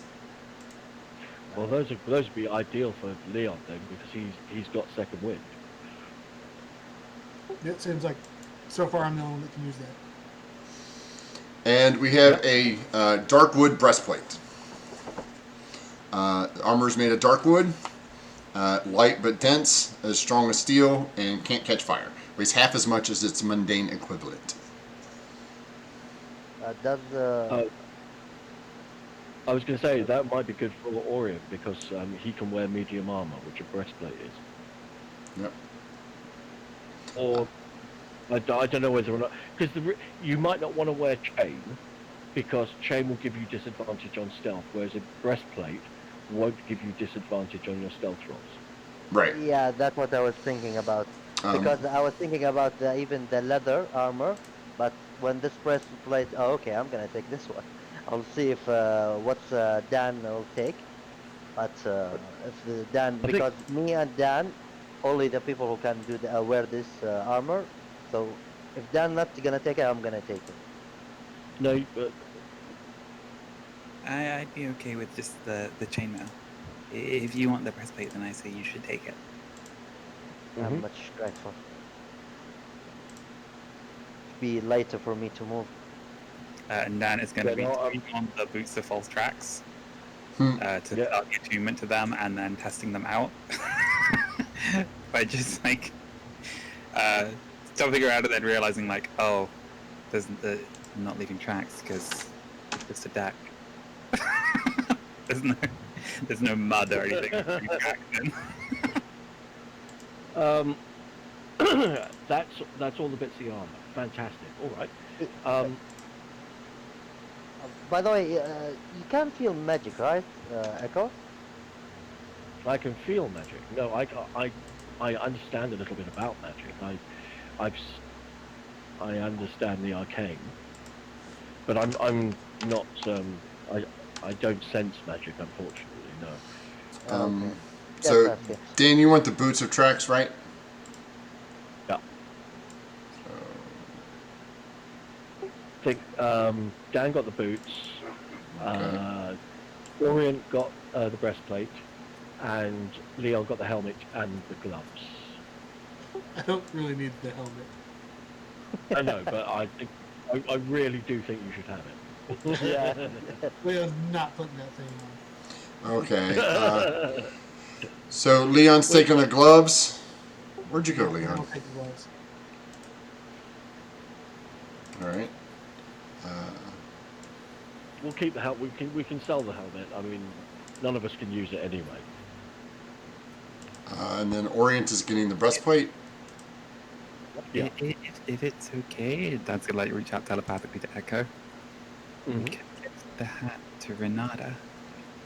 She did Yes. help a lot, and she's been trying to study magic, so it would help her to have an item that has a spell attached to it. She could maybe I'm- figure out how to do that I'm- spell. I'm 100% in favour of doing that. If you want to give the helm to Renata, no problem. Give the helm to Renata.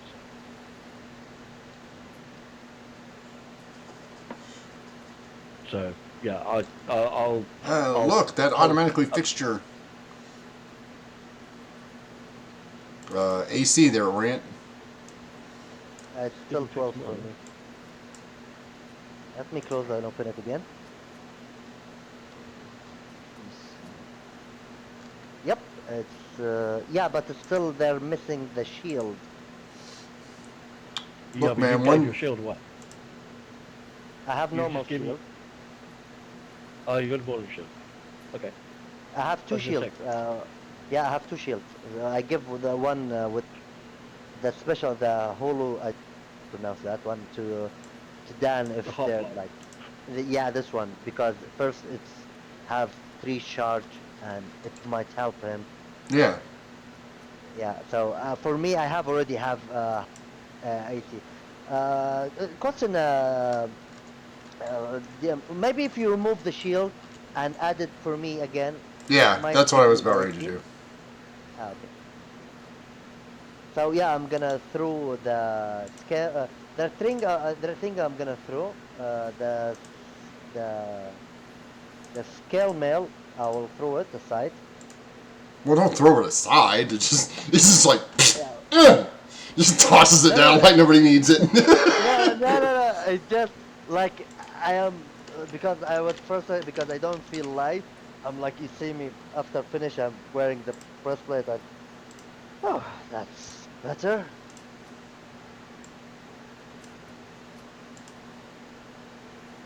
There you go.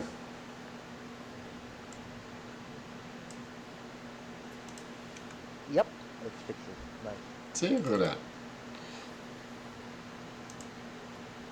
And Echo, Yes. do you think we're gonna like if we reach the city that we can sell a few of these items? It's certainly possible. I think that we should certainly be trying to do that. Yes.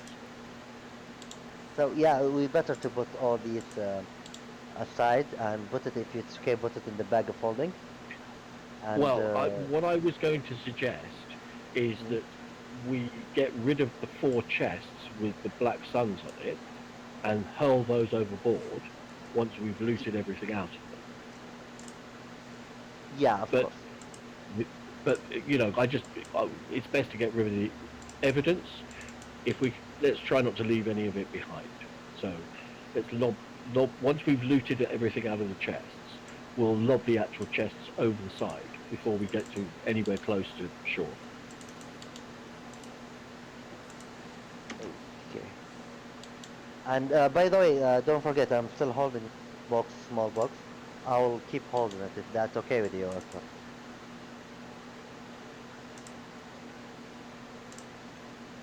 You haven't opened it yet?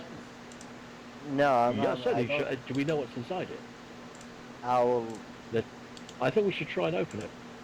Yeah, before I open it, step aside if anything happen, and I will open it.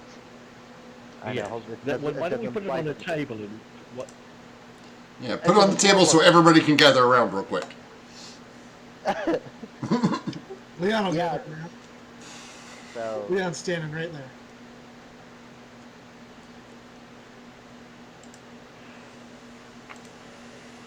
I did figure out how to fix the AC on my shoe if you need me to look that and somebody else. No, I just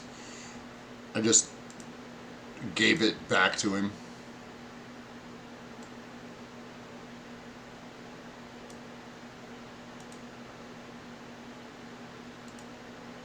Open the box, all right? Open the box. Open the box. Are you give gonna me open just a it? second. Yeah, I'm gonna Yes. open it. Oh, so wrong. Why would you do that? I don't know what's wrong with you. Why would you do that? It's the box. It's meant to be Because it open. seems like It's a box that's meant to be opened. it seems like It's a box that's meant to be opened. Yeah. So it seemed like a good idea at the time. no. So you open this box. It is approximately 2.5 feet long, about 1.5 feet deep, and as you open it, you see a row of potion bottles. A potion. Excellent. How many potion bottles? Let me count them. 1, 2, 3, 4, 5, 6, 12. There are 12 of them.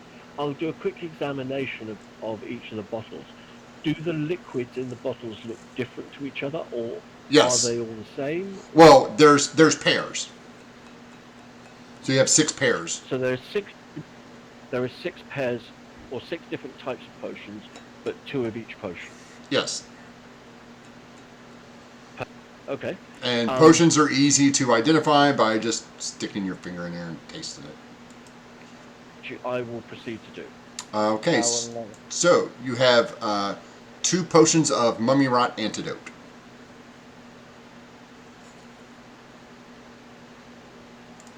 Do you want those on your character sheet, Echo?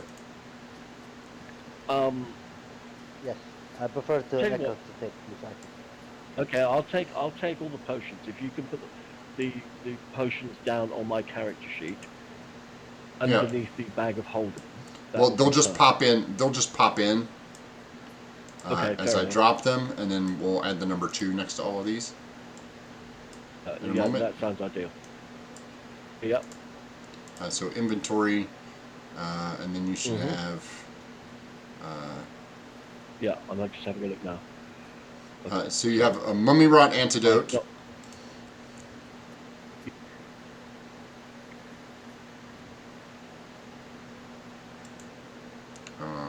Let me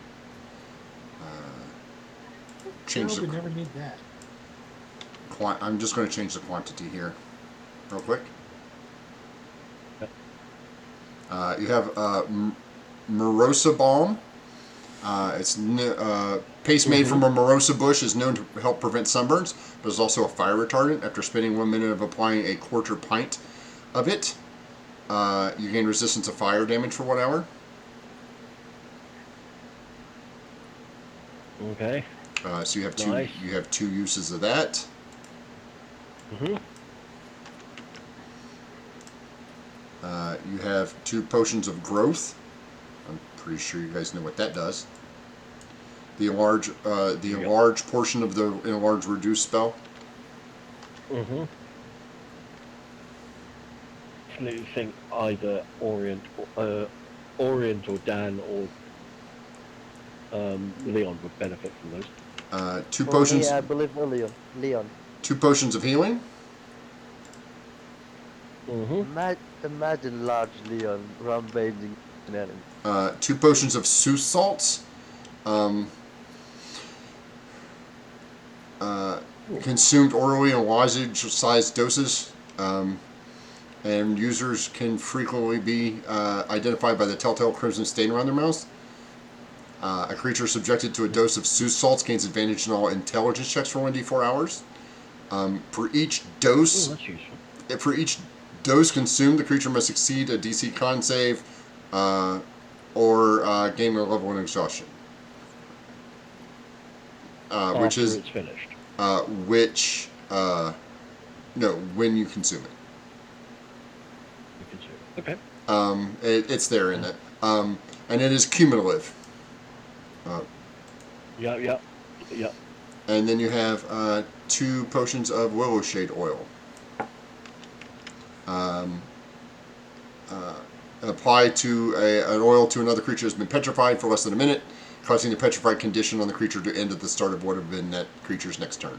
So depetrification Okay. oil. Perfect. Well, look, I think the potions of growth should go over to Leon.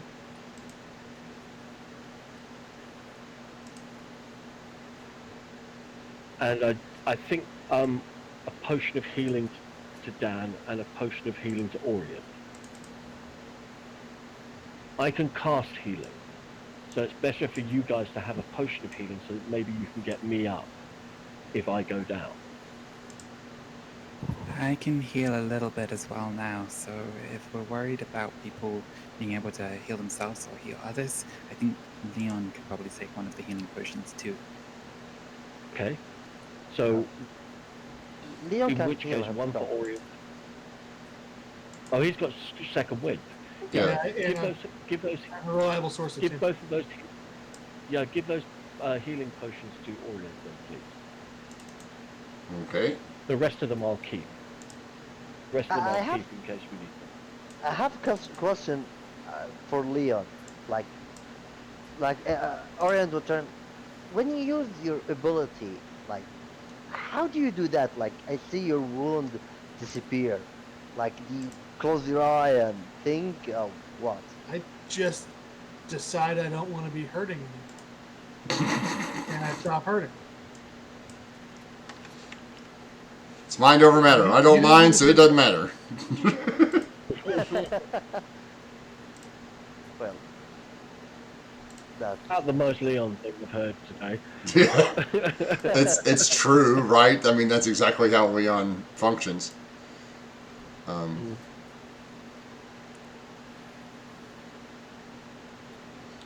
Did you get rid of the? Where'd you put the scale mail?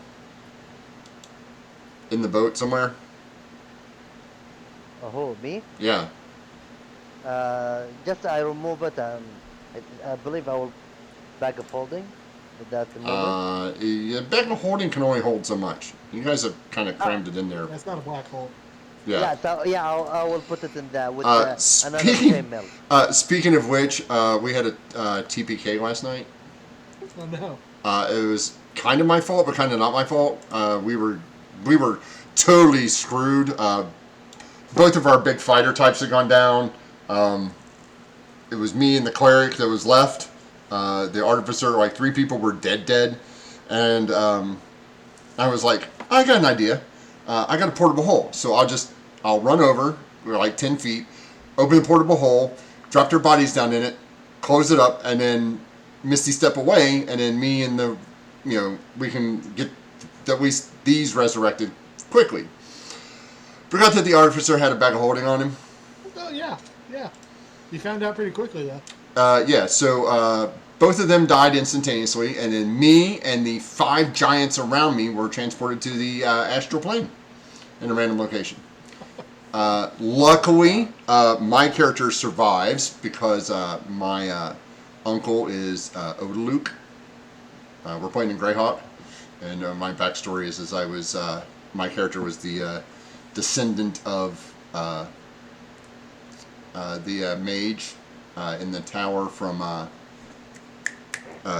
Temple of Elemental Evil, the one in Hamlet. Yeah. So that was my grandfather. So I'm alive. It takes me 4. The DM's like, well, it's going to take you 1d4 years. Roll 4 years or d12 years. It took me 4 years to get out of the astral plane, but I survived. But we had to start all over. But that just reminded me. It's like, it's not a black hole. I'm like, yeah, I know. That was. I mean, we were dead anyway. There were still like 9 giants, and there was only 2 of us, and I had 1 spell slot left. I had 1 second and 1 fourth spell slot left. Like, I was just going to dip the fuck out. Like, I was leaving regardless. So, those are the kind of things that happen. Like, I totally forgot he had. Like, I opened it up, and it's like, yeah, they both go in there, and then all of a sudden you hear from far off in the distance from the chat, doesn't Tim have a bag of holding on him? I'm like, thanks, chat. I'm like, son of a...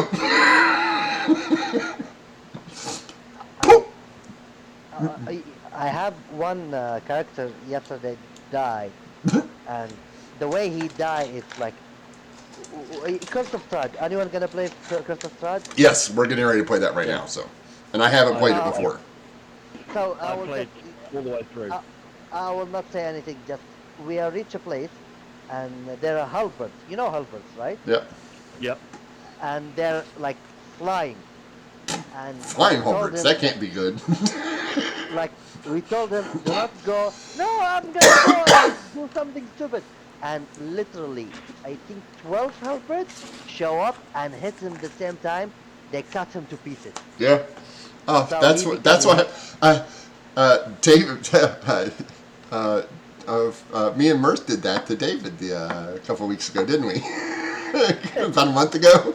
Just run right in the room. 5 animated armors just kick our ass for the next hour and a half. It was fine. I was a little frustrated because I'm the rogue in that party, and all I was asking for was, please let me check for traps before you open any doors. No, we opened the door. The door was already checked. We were walking across the room that you hadn't checked yet to the other door. No, you went into that room without even asking me to check for traps. I know, I had to didn't. waste the first turn of that combat trying to find like a switch to deactivate the animated armors that you had just set on us. It wasn't just me, it was me and Mirth. I would take half credit for that one. It was an interesting combat in that it's like, okay, we're crammed into a tiny room with 7 sets of animated armor that are trying to attack us. Hey Bard, what's your first move? I'm gonna cast Enlarge on the monk.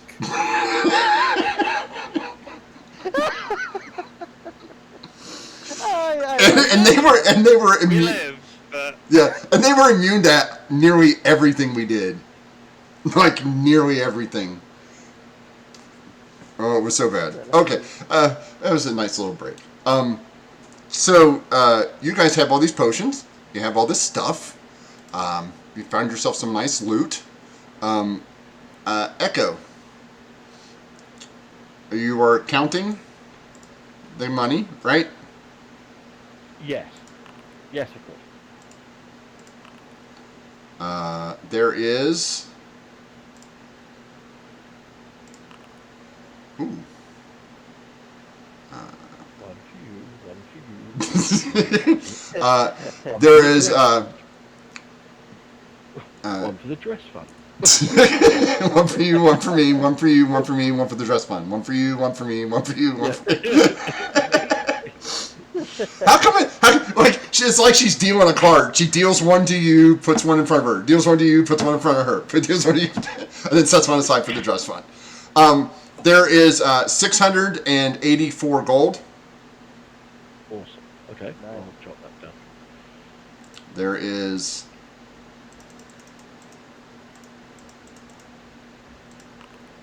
629 silver. Just jot this down.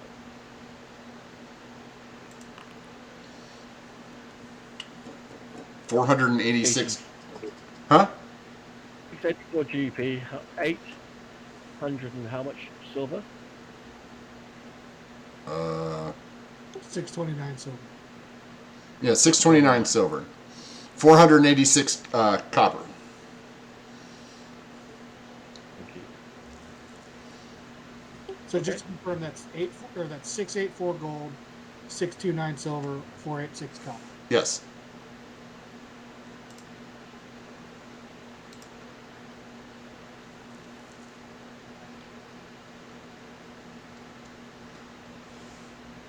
And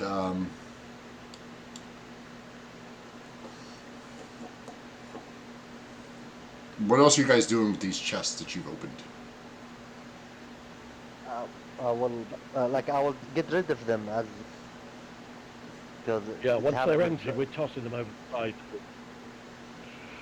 So you're Once taking they're everything empty, out we're of them? tossing them over the side of the shop. Yes. Yep. Before And that, Leon is going to before that, check the I will go to these boxes and I will press the bottom of the boxes. Yeah, check for false bottoms. They all have false bottoms. Yeah, Leon is so disappointed he's not there. yeah. I will turn before I throw them. I will turn to Dan. Dan, I have question and request, but let me get rid of these first, and I will go holding the boxes. And I think I have the strength to bring 2 boxes and throw them from the ship and go back take another. Okay, box. they all have false bottoms. You're going to throw them in the water before you check the false bottoms? Okay, cool. I checked that. You said they're not. Okay. No, you said I'm going to check them all. I said there's each one of them has a false bottom. No, you said they. Wait, you said I heard. I thought you said they don't. So we Oh no, sorry. I said each one of them has a false bottom. Oh, okay. So yeah, I'm gonna check, of course. And while open the false bottom, I said, "Please, nothing talk. Please, nothing talk on." Dan's gonna recommend that we try the technique that kind of worked last time of like setting the chest on its side and then like standing behind it and just like hitting the back so that the false bottom will fall out, and if there's any more traps underneath, will be out of line of fire. Okay, let's do that. Okay. You starting with box number 1? Yep. All right. You kick it a few times heartily. It finally breaks free and out rolls a scroll case. Gilded.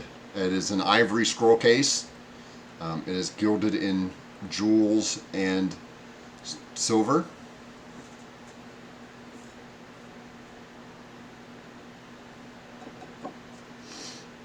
Okay, I will give it that to.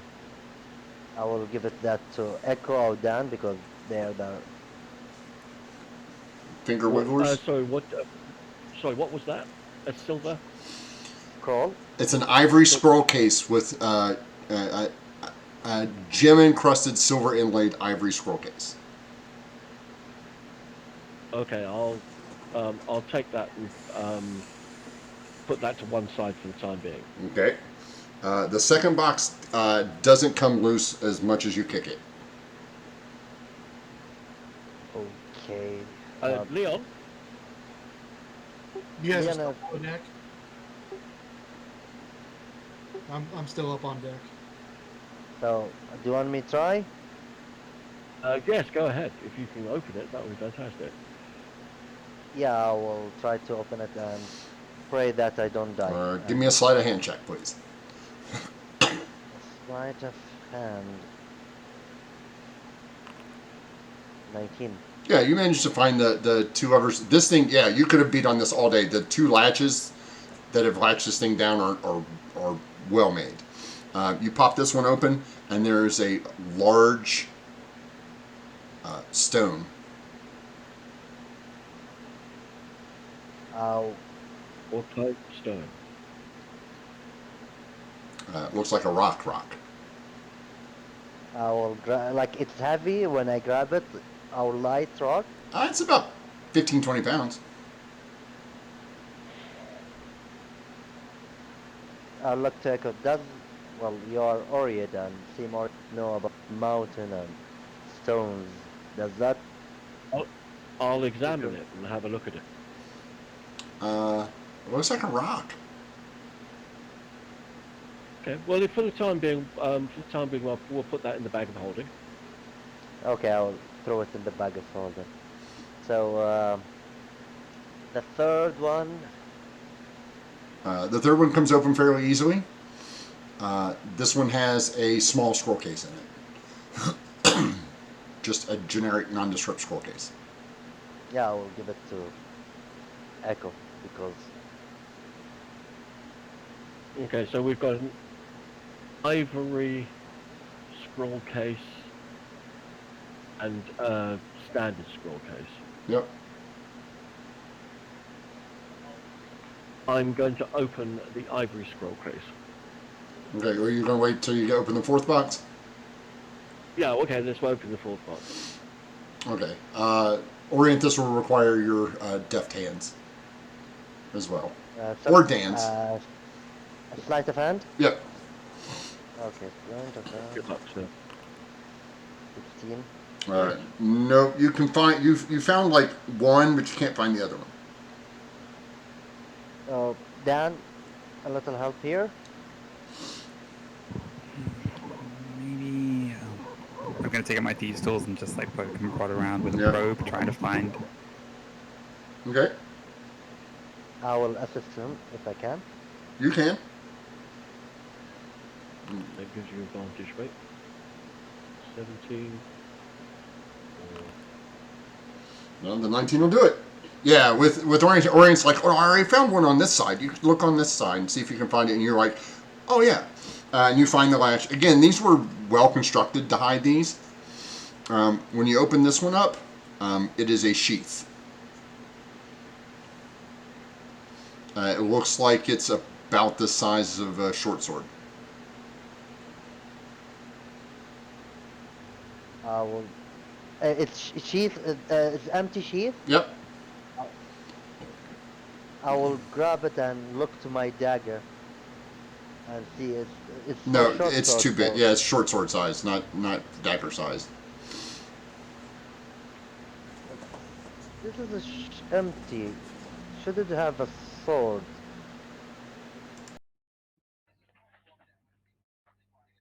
I will give it to Dan.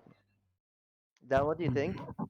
Dan's gonna just take a look, see if there's any like runic writing or anything on the sheath that might indicate that this is a kind of magical weapon. That the weapon might be stored away in like a pocket dimension somewhere, and there's a way to call it back when you need it.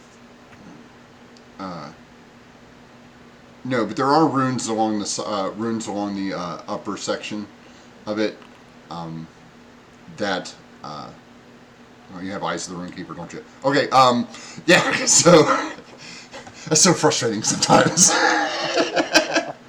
um, it says, "I will always keep these sharp."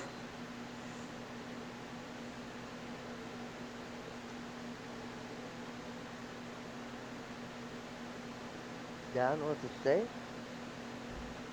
I will always keep these sharp. Maybe it's a sort of a scabbard that magically sharpens a blade that's put inside it, so that it always keeps a keen edge on it. Yeah, that's the same thought I have. That it will enchant the sword that will put. It does appear to be magical, Dan.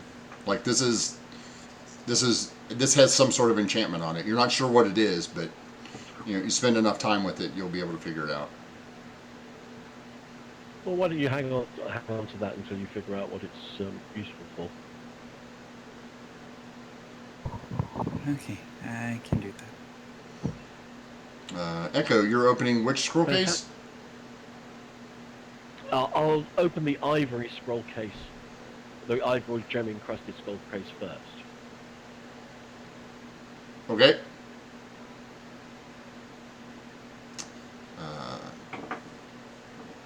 Wisdom save, please. Of course. Everybody makes fun of Leon. Leon is not here. You see Echo grab this, twist it twice, and then freeze in place.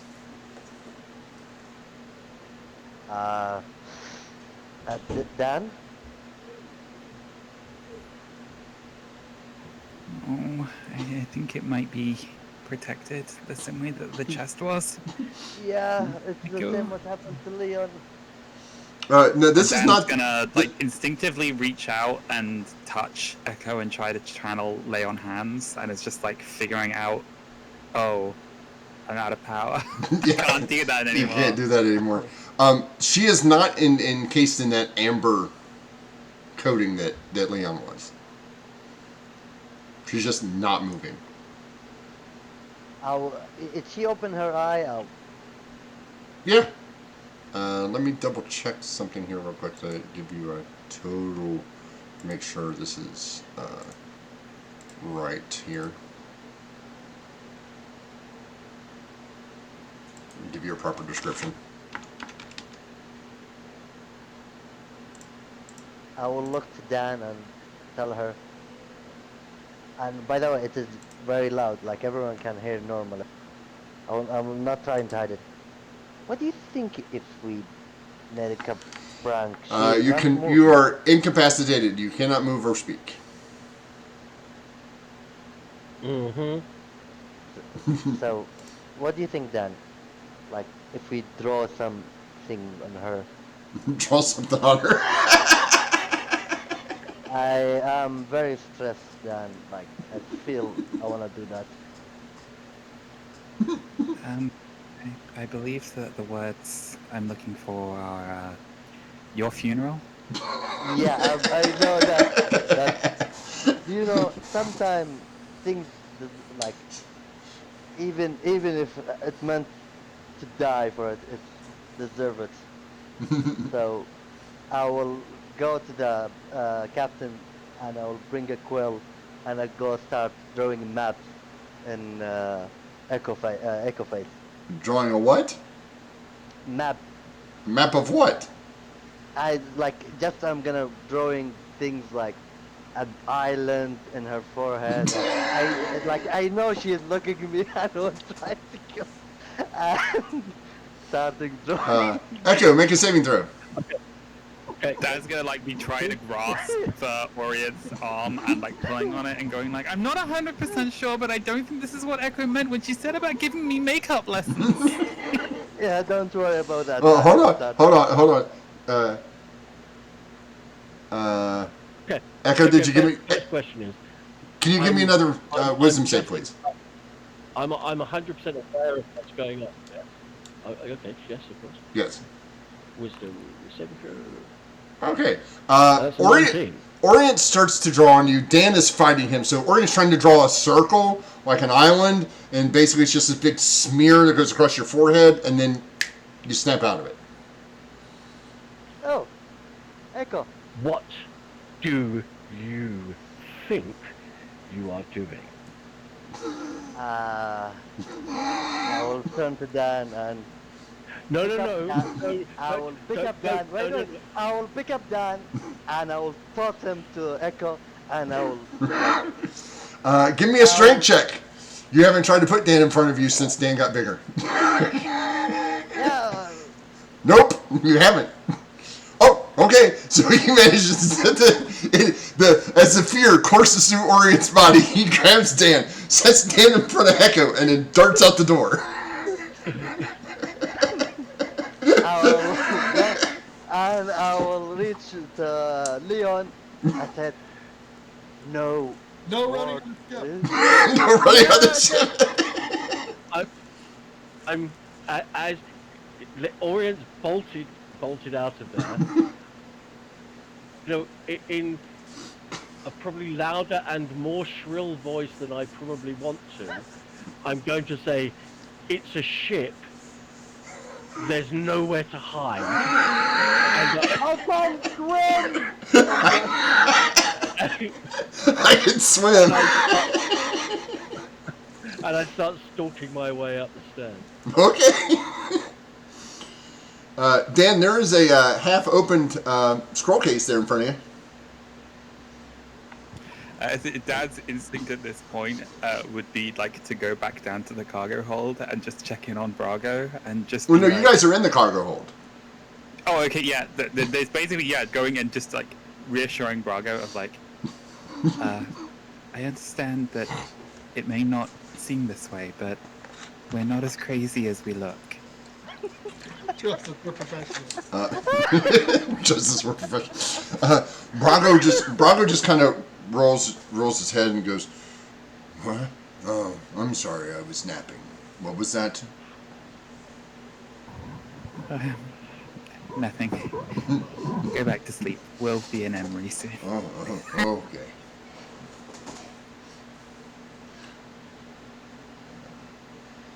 Is the athletics check for Orient to be scrambling his way up the mast? No. That was him to put Dan in front of you as he ran. Like I pick up Dan and not toss, like put it in front of you and dart.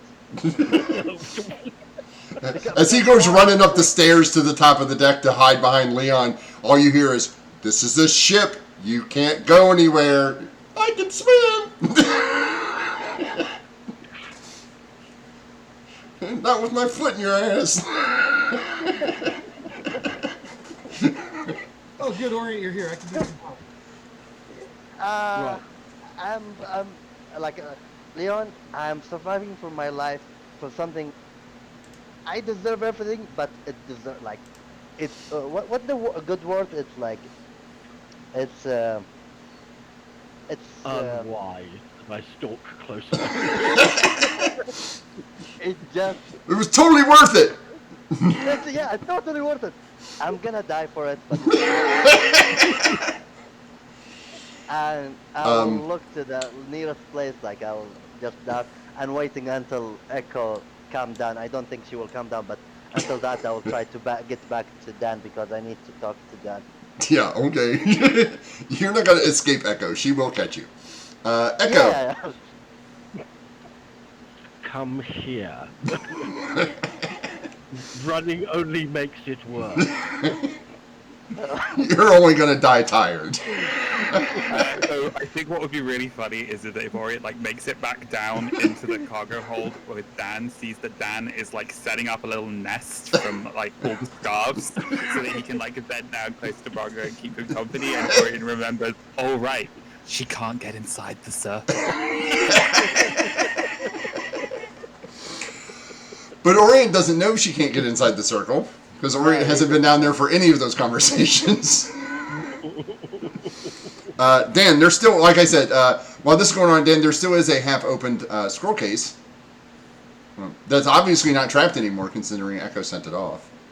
Yeah, I guess while Dan is like going back and forth and getting the scarves bundled up to make like a little nest of bedding, it's just gonna like bend down, scoop it up, and we'll sit and tug anything that's inside out of the scroll case and just like straighten it out on the floor and take a look at it. It's a map. Oh.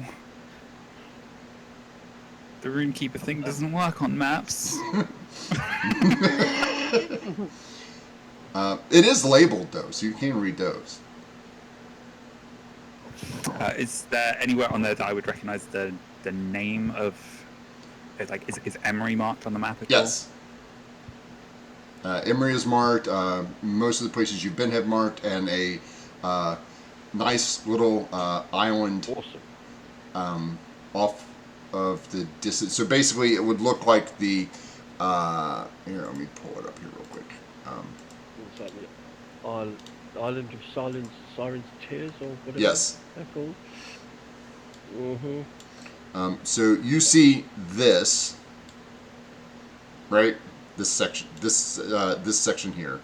So you would see everything from Emery. I mean, It's still loading for me. yeah, I'm sorry, I'm putting up a doohickey here while I'm thinking of it. That's all right, no problem. It should take a minute, I think.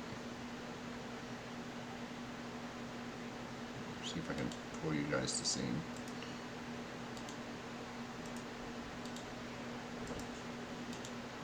If it'll play nice.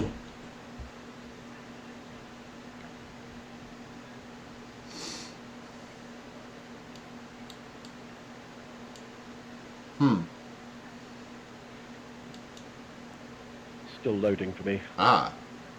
All right, there's everybody. Yeah, there with her. Ah, there we go. Wait for Manon. It's still okay. It's There you still- go. Okay, so you see all of the red circled area. These places are named. You also see right here, where this, where the center of this is a right there is an island. Right. It's labeled quite nicely. Sai, do you know the name of it? Island Sirens Tears? Yep. You also see there is a town marked here, a town marked here, and a town marked there. Awesome. Here, here, and here. And none of those have names on them.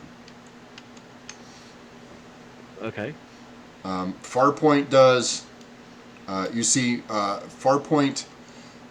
You see Riven Hollow, and you see Emery. Those are the ones that are labeled. Okay. You see the little markings for Cliffside and Stillwater, but they're not labeled, like these other three aren't.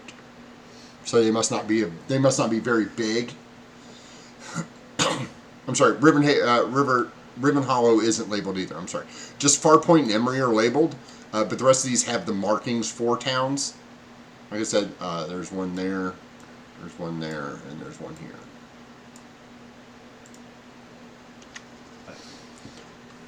And the island. meantime, And the island is right there, which is directly on the path because they said they came from up here somewhere. So out and down would be quite easy. Yeah. Okay. So, In the meantime, oh, okay. I don't know that. Maybe if Dan tells us. My question is that where the ship that we believe we drowned is somehow somewhere here, oh, like The ship that you were the ship that you guys crashed in was there. no, the first ship Oh, the that first we ship, are. somewhere between there and there, somewhere between okay. these 2 points. That's not good. Yeah, somewhere between here and there. Anyway, in the meantime, Yep. Orient, come here. I'm voting. Yes, he still runs. Yeah, like I know 4 feet 5 will not catch me. Oh no, I, not gonna catch me. That sounds like a challenge. how far away is he from me? 35 feet. Fantastic. Misstep. Oh God, that was cheating. You are cheating. You should be using your phone. and, and I'm going to I'm going to slap him around the back of the head. Like, Grab the earlobe. yeah. Yeah. And then Ow. I'm gonna waggle my finger at him and say, I'm terribly disappointed in Ooh. you. And I'm gonna turn around and walk back You've been mom Ow. shamed. Uh, Oh wow. I will stand look like with shrug like at this point I'm just turned around and I'm walking away. Just, ow. It's Opening the other. Is anybody opening the other scroll case? yeah, we'll do. I'll try that. What the hell? As you get down there, Dan We'll has go made a there. really nice nest. Looks comfy. Cool. He's got feathers and scarves and hats and pieces of leather and a couple of sacks piled up. Very nice, Dan. Looks comfy. Were you planning on sleeping down here? I figured I'd keep Rago company. He can't really. If you don't mind, I leave might too join well, you. so. Well, I can always drop the dome in here. There's not enough room for the dome in here. Enough room for the dome in here. Yeah. Okay. You need 10 square Oh, feet well. of open space, which is not available in Yeah, this. that's fair enough. It's Okay, also well- kind of the problem that you can't really come inside the circle. True. It seems to keep That's you out. true. We need to find a Raga way might- to take this thing down. We need to find a way to break this. No, we really do. Well, not least of which to free Braga. But my little friend, I would spend more time with you if I could, but unfortunately your circumstances prohibit. So sleep well. I'm sure that Dan will look after you, and he's very, very good with creatures and fey people, and he looks after them well. Oh, sorry, she looks after them well. And I'll give him a little wave and say, thank you for looking after him, Dan. And I will go back up on deck. Are you opening that before you go in there?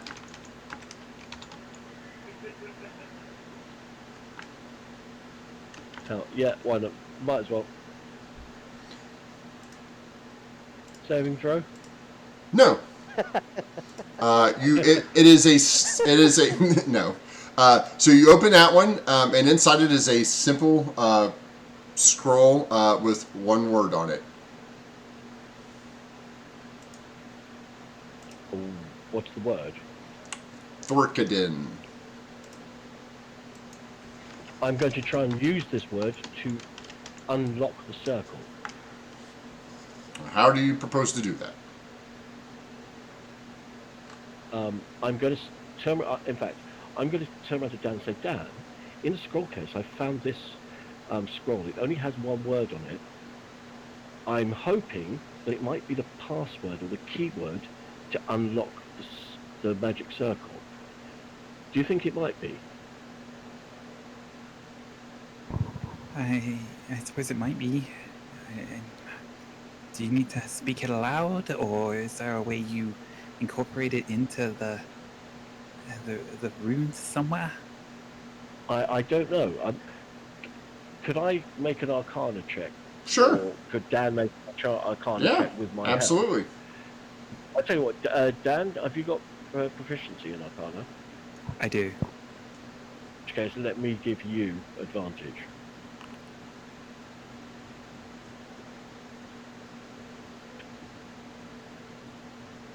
Oh, yeah. You just have to say it standing inside the rune, inside the circle. Dan, you have to do it. I can't. I can't step inside the circle. But I mean, Dan made the roll, so yeah. Dan, you know you have to be inside the circle to go. do it, so... Okay, Thorkadin. Did that do it? I just gonna like usher Brago up. And just like, okay, you should be able to cross the circle now. And if not, Echo can heal any harm that it does to you. I'm just gonna like usher him across. Brago tentatively sticks a paw out, not feeling anything as he puts his paw down onto the first edge of the rune, and then lunges across the rune. Nothing happens. Hey! Excellent. We've managed to. Thank you. We've managed to Thank free it. you. Oh, it was our pleasure. Mm. I hate to see. I hate to see another fey creature locked up like that. And I thank you. And all of a sudden, Brago runs upstairs, and just like, What is that thing? That's Brago. He was the fey creature that they were trying to sell off or smuggle. We've managed to release it. Oh, hi, Brago. Oh. Brago, this is Brago is busy. Brago's not listening. He is busy running around the top of the deck, looking at everything. Right. Hey, Brago, no running on the ship, please. That's gonna get even more. Yeah, Brago is a cat-like creature who has been stuck in a cage for quite a long time. All right, if you fall off, I'm not coming in after you. Don't think so. Even if he fall off, like you're gonna come up there to the water. And then as he finally comes up and snuggles right up against Dan, kind of does that cat thing where he kind of like wraps himself around your legs, and then does the same to Echo. And then to Orient and to and he gets ready to do it to Leon, and then stops and kind of sits up kind of straight, looks at you and goes, "You Alpha?" Yes. Okay. I not fight you now. You keep that pack. They good pack. Yes, they are And he good. kind of like nods his head, like you know that it's kind of like, you know, your two alphas kind of like staring at each other, and you're like, this one's like, okay, I'm not gonna pick a fight with you right now, because I like you. But down the road. But down the road, we may have to have another chat, right? I've been cooped up. I don't feel good. I'm a little under the weather. I don't have my gem. Maybe later. Oh, it's much better than. Oh, God. Just because I don't know, is that something in Leonin culture? Is the concept of an alpha? Yeah. It's much less so now because you guys have like Yeah, culture. Civilized over the years. Yes. For you, in Theros, it would be. Their prides and they still follow the whole pride mentality. There is always a leader, so you understand the concept, but it's not something that kind of, it's more of one of those, like reptilian brain things hiding out in the back. You're like, oh yeah, you're an alpha. Okay, But yeah, it's not like a cutthroat part of my culture. No. It's not a cutthroat part, but it is still something that happens. You don't subscribe to it because you're civilized, but you can see where it has its uses. Okay.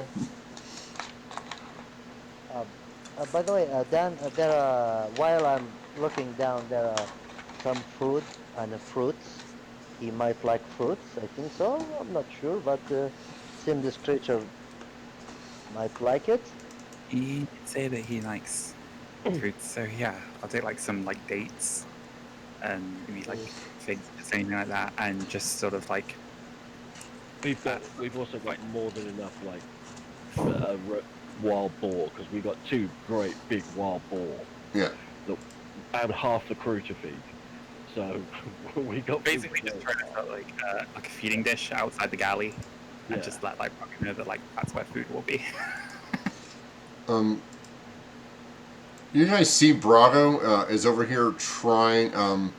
You see, kind of like he's focusing, like just like kind of turning his head a little bit, and you see a small glow and a little light come from his forehead. It kind of like twinkles a little bit, but nothing outrageous. He's like, that is not good. That will take a while.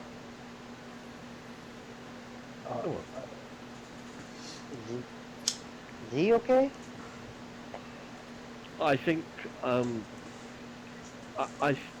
I think that somebody took his gem from him, and he's mourning its loss and hoping it will grow back again and wanting it to come back.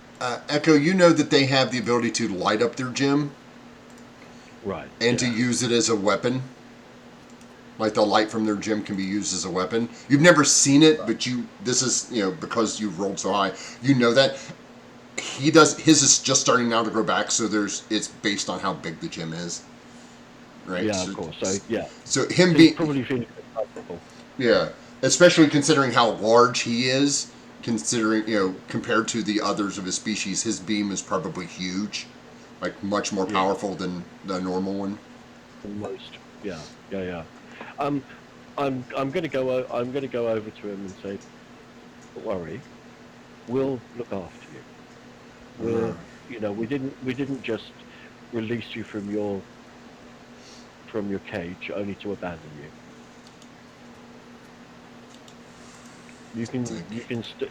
You can stay with us, and you can travel with us for as long as you need to." Oh. You take me home? We'll see if we can figure out where they found you and take you back. You must still have family there waiting for you, right? There are others. Family, pride is gone. Well, if we can, and it's possible, I would like to help you return back to your people if you want to do that. I definitely want to return. Okay. Well, let's get ourselves back to Emery and get a few things sorted out, and then we'll figure out a plan from there. Okay. How do we keep him hiding? Because I believe he's stuck out, and the people who want to buy him, they will try to search for him. Well, he's with me now, or he's with us now, and we're a pretty kind of identifiable group anyway. So at this point, I don't think the addition of a large, fluffy, bunny cat is going to be a significant additional way of identifying us. Yeah, probably not. I mean, we are under, but I mean, I hope it will not add more enemy, because Oh, and the people that anybody who wants to hurt this little bunny is I'm not a is bunny. no, just anybody who wants to hurt my little friend is going through me first. I'm not little. I'm bigger than you are.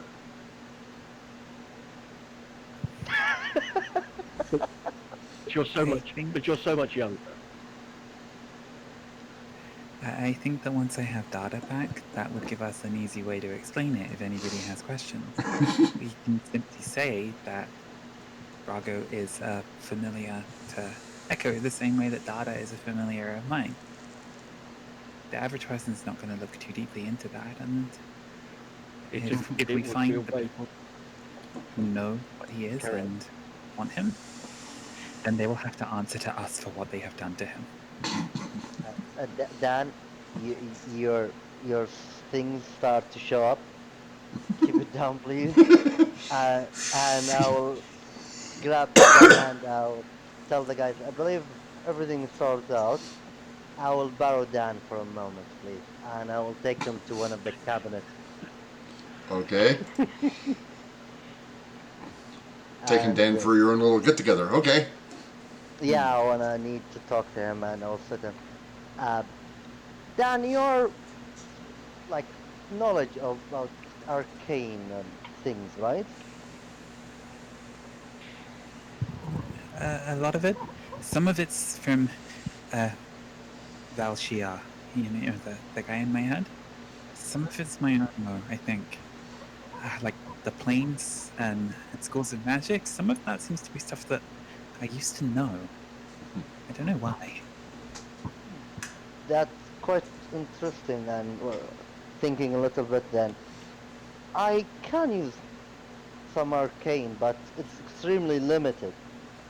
And if that's okay with you, just help me a little and teach me a few things, just to learn if you have any knowledge of it. Okay. I think some of the things that you can do, they're sort of they're part of you.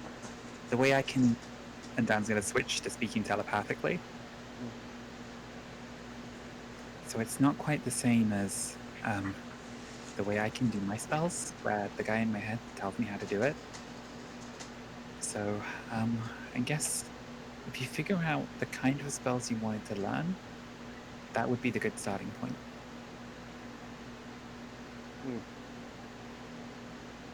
But how do you this person that's inside you teach you?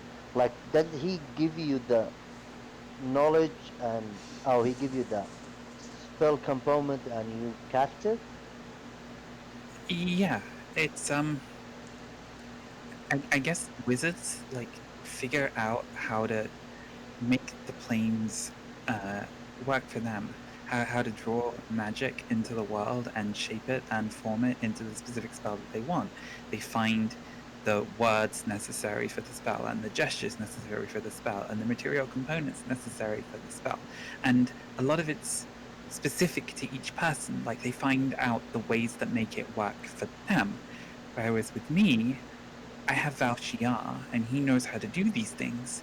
And so he just puts that information directly into my head so I can do it, but not quite the same way that I would be able to if I were an actual wizard who'd figured out my own way of making it work. So it's better to see I can find a wizard that might teach me a few way of the arcane, right? No. Wizards suck. Oh, really? Okay. I mean, I will, I will, It will agree to teach you. I will show you 100% I will not become a wizard, but at least I want to learn like few things from them, how to use it with. As you see, my skills are little bit. It's. I need more. I need to. I need more. I need more utility. I need to use it for my skills and how to assist you guys in a fight. I feel giving order and making people move first. That's not the only thing I can do. I can do more than that. So I believe some arcane ability and skills it might assist with fighting and helping us with our wherever we are now, whatever it's happened. But feel everything I need to learn. It So it sounds helps like us in the kind future. of thing that Echo can do, where she Uh, knows like a little bit of spells that she knows how to do because she's learned how to make them work. And you could go and oh, here's oh, the she's problem. mad at you now, isn't she? It's not about she's mad at me. Like I'll go later and apologize to her, but the way she used her magic is like I think she song before she used her magic. Oh, she whisper and like even sometimes I feel hurt, and the way she used magic is different. It is not like yours.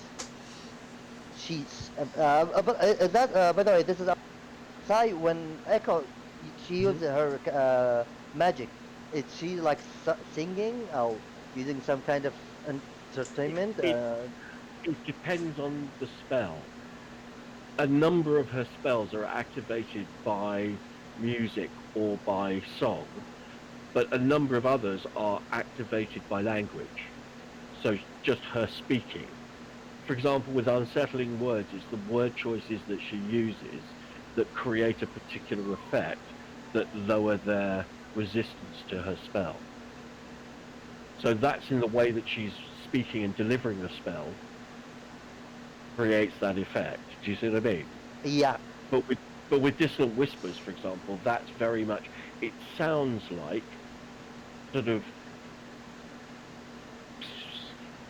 whispers appearing. It's all based on her localized in the air. voice. It's all based on her Mm. voice, whether she's singing or speaking or humming or whispering to a different effect. So yeah, Orient has the right idea. so the idea is I wanted something that can do things in more silent, more quiet. I can cast a few spells that can assist me, but it's useless when you are with me, guys. But I wanted something more. So you said wizards are sucks, but I will not become wizard. But I think I can learn things from them. It's possible. So, sorry, out. Speaking out of character now.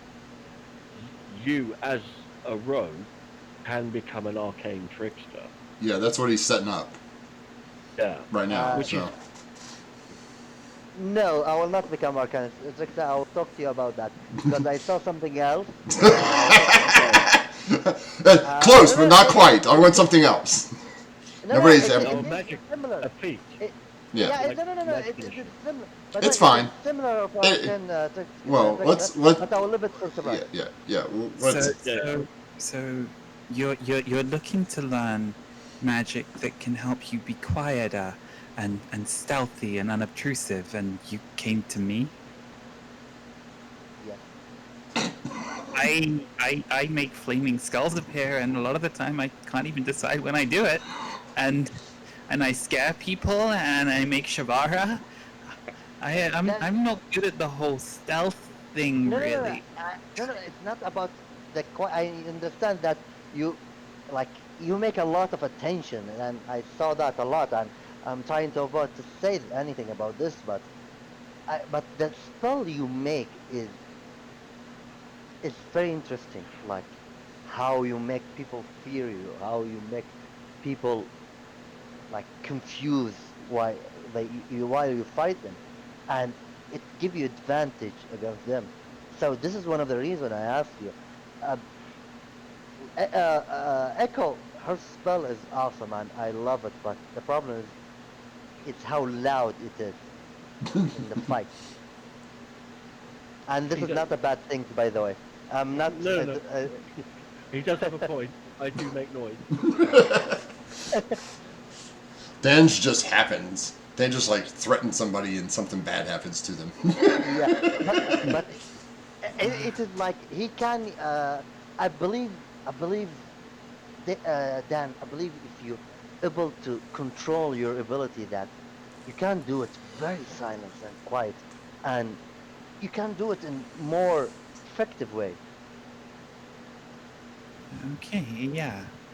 I can maybe try talking to Valshiar a bit and seeing if I can better understand how I make it happen, and maybe try to teach you if you can find a way to turn the thing that I can do into a spell that you could. Yeah, I'll see if I can figure out how to make that work. Excellent. Leon, Uh, Yes. survival check, please. Survival. All right. Yes. To survive this conversation on magic. No. ah. So while this conversation is going on, and Echo, you were busy um, getting ready for to set up your hut. So, Uh, yeah. Leon, the one guy who's left who wants to be up there in the crow's nest yells, "Land ho!" Oh boy, guys, land ho, we're close.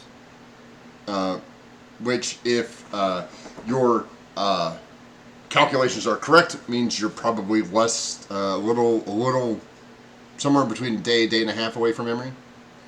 All right, my calculations are correct, by the way. I'm just saying. So yes, I we have are no doubt. pretty excited. Spread the word that we're about a little over a day away from arriving in port. What time is it now? Evening. Uh, 9:30, 10 o'clock. Okay, so maybe we should drop anchor and like, plan to arrive tomorrow. Yeah, we still got about a day left to travel. Okay. Okay. Well, I'm at the back of the ship in my usual spot. I'm gonna drop the dome, and I'm going to let Brago and anybody else who wants to Oh, join me no, again. Brago's running join me. around on the ship. He does not want to be inside a confined space again. That's fine. Well, he's welcome to sleep in the dome where it's nice and warm later on when he wears himself out. Um, And I'm going to go. I'm going off to have a long rest because I'm shagged and I need the spell slots back. yes, so every one of you can take your long rest. Get them all in. Brago will stay out the whole night. Mm-hmm. No, that's fine. I'll cancel the dome in the morning, and Yep. I'll make breakfast for everybody. So you guys go to bed for the evening with land coming into sight. Just as you start to bed down, you can each see off in the distance, because it's a clear night sky, you can see the outline of land off in the horizon. You have survived yet again. You have made yet another pet friend. You have successfully unlocked a ton of locks. Paid the price for it a couple of times. But all in all, a pretty solid day's worth of work. And you settle down for the night comfortable in the fact that the worst of this trip is behind you, because you will soon be in Emory. You will soon be in a new place where people don't know who you are. Hopefully they're not still looking for you. And you've got quite a bit of coinage and materials to sell and a new boat. And we're going to end it there. All right. nice. And like we always do, we are going to go ahead and do our nice, quiet, loving accolades for each other. And I think today we will start with David, your favorite Dan moment today. Dropping the box of hats down the stairs into the cargo hold. That was quite a thing. That's Yeah, with Dan, I quite enjoy. You did it several times today. I think you did it several previous episodes. But your creative uses of lay on hands is, most people's like, oh, that's just a pool at one point to get somebody up from unconscious. But you're finding fun ways to use it. And I've been enjoying that. Manam, favorite Dan moment. Yeah, I like the book, like looking. She could ask Orient, like he will help even the sun said no, and yeah, like because she's holding and go up and put it down and take a rest, and I like how she starts to explain to Orient about magic and the uses of her ability and how wizards are suck. Mm-hmm. For some reason, she has the knowledge, and I believe, yeah, that's it. Sai? I like the building the nest. I thought that was that was a little unexpected, but I'm going to build a nest now out of scarves and hats and leather things, and it'll be great. And I thought that was quite a nice touch. Mine was Scurvy Pete. That was that was yes, that was awesome too. the I'm not sure if this is what Echo means, but let's try this. I'll be a pirate. Which, by the way, that parrot is still on your shoulder. You still look like that. Well, we'll call it quote parrot.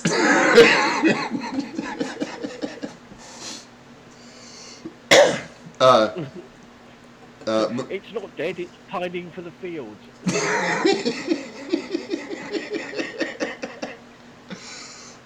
Manam, your favorite Orient moment? Okay, it's I believe I had said that. He's very stressed. He said, "Look to like the weakest moment of Echo, and she's standing still, and Orange figure out, yep, she is cannot move." He starts like, "Screw it, I'm gonna die, but I'm gonna have my own fun, and I will do it." I never beat Echo with the with any argument, so let me do that.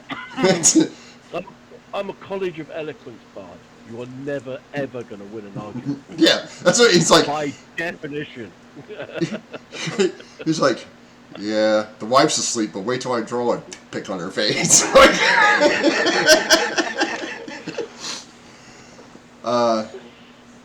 Sai, your favorite Orient moment? That was good fun. The opening of the boxes, that was was good fun too. Sort of Orient kind of Dan teaching him how to pick a lock. That was a nice moment as well. I like that. David? Yeah, I just like getting all the loot and everybody redistributing it and just recognizing like, hey, we have like slightly different skill sets than what we started out with because of some of the level ups that we've taken. And so it being like, you could fight one-handed with your staff, and that means you can have a shield. Please don't die. And then getting to incorporate that into like exchanging skill sets as well, about like Echo being like, well, I can teach you how to use a disguise kit, and Dan being like, well, I can teach Orient how to pick locks, and it just that was just no, Echo. It wasn't. I can teach you how to use a disguise kit. I'm going to teach you how to use makeup. Right, the disguise kit just happens to have makeup in it. Robert? The paranoia.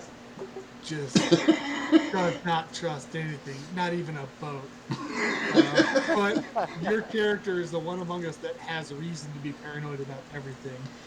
It's just every step of the way we uncover something horrible. That's Yeah, I mean, like Oh yeah, Everything with that. yeah, I totally that was it for me. It's like, yeah, we're on a smuggler ship. Let's fucking get off, burn it, sink it, and get it the hell out of here. Like, when we can let that thing loose in the forest if we want to, but we're not taking it with us. Like, I don't want anything to connect me to this boat at all. Like, I don't want anybody to think I've been on the water in a year. Like, But the rest of us are all like, come, it's just a boat. We're fine. But like every step of this adventure has been how much it messes up Orient. Like, every step of the way, there's a different bad thing happening to Orient. Orient say like. I'm not saying I "Guys, pick we on have Orient. trouble." I'm not saying I Sorry? pick on Orient, but he does make it easy. When you're that paranoid, just a few simple words can turn a regular conversation into Orient going, oh, shit, do they know?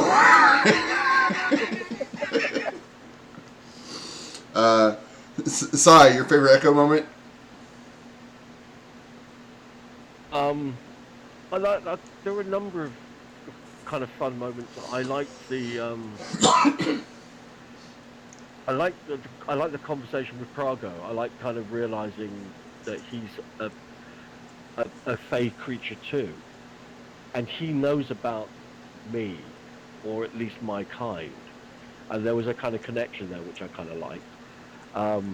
And of course, Orient's like, I'm going to run away, and it's like, no, you're not. This is a fucking boat. I'm gonna find you. But yeah, no, it was. I had a lot of fun in the session. Manam? I like that when she talked to that.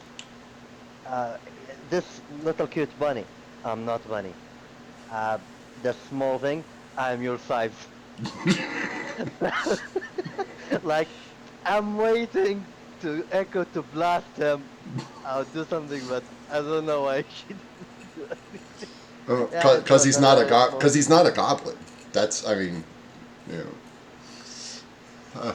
Robert? Just after the chase, running down Orient, all she did was, I'm very disappointed in you. And turned and walked away. Just like, just a devastating blow.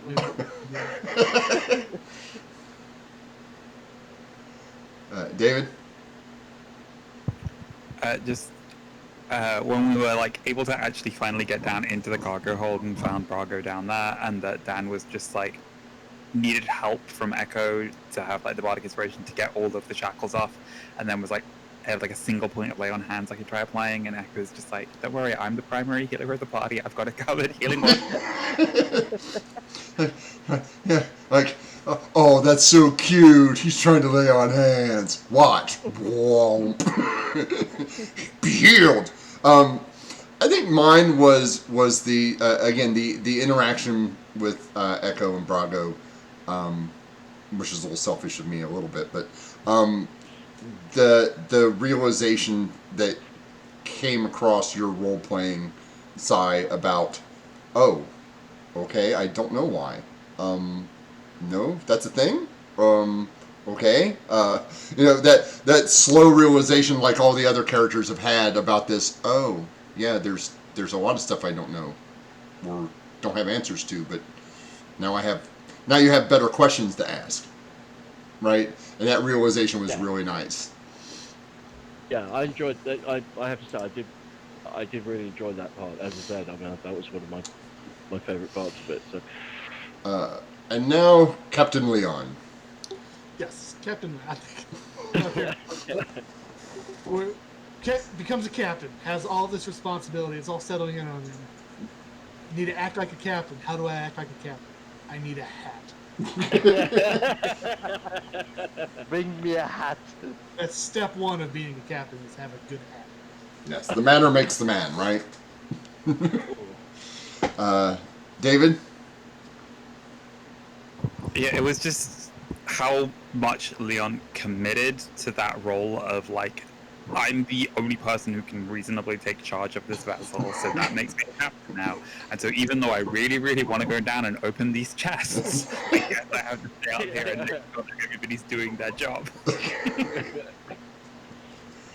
Sai?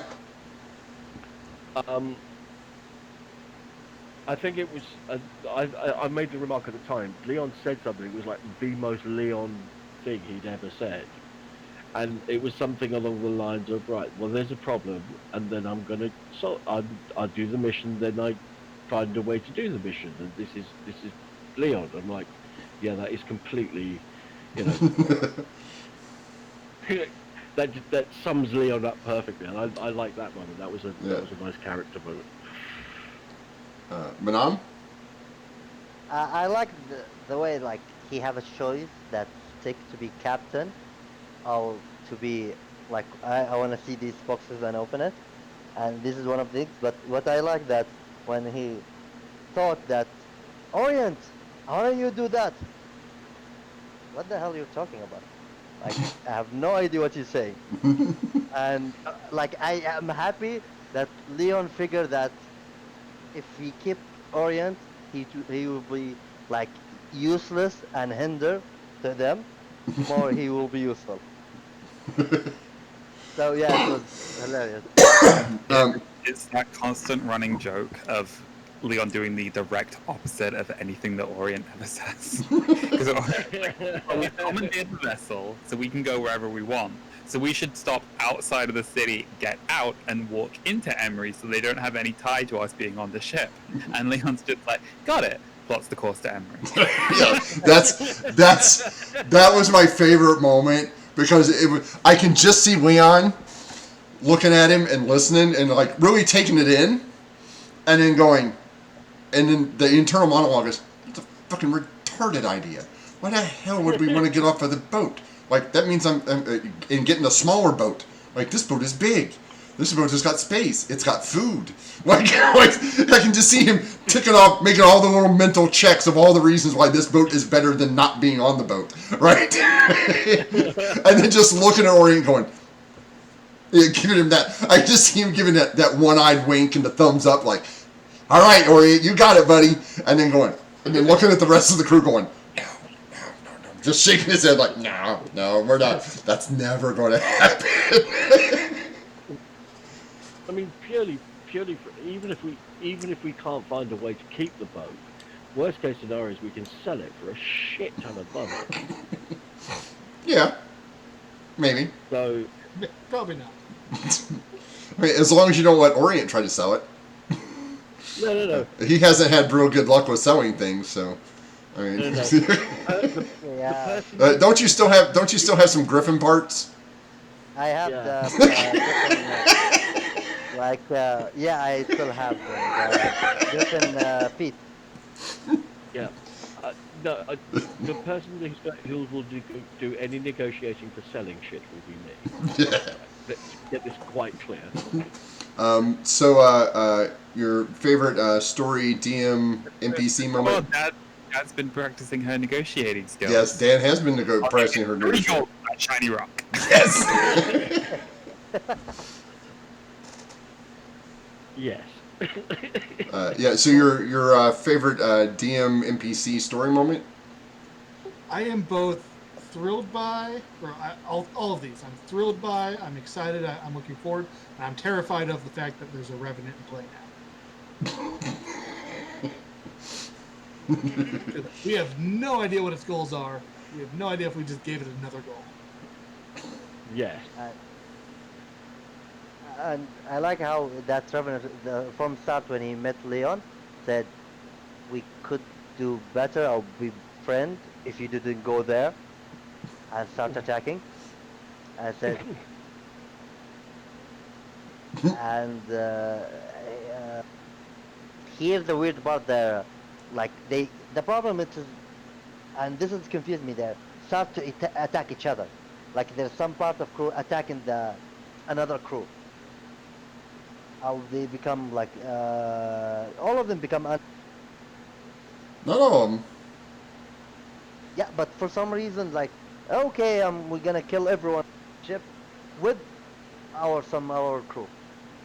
So that was interesting for me. Like, yep, these people doesn't care, and Orient happy that he picked up few of them before fight. Yeah, but which ones did you get? Yeah, here's a good question. That is a good question.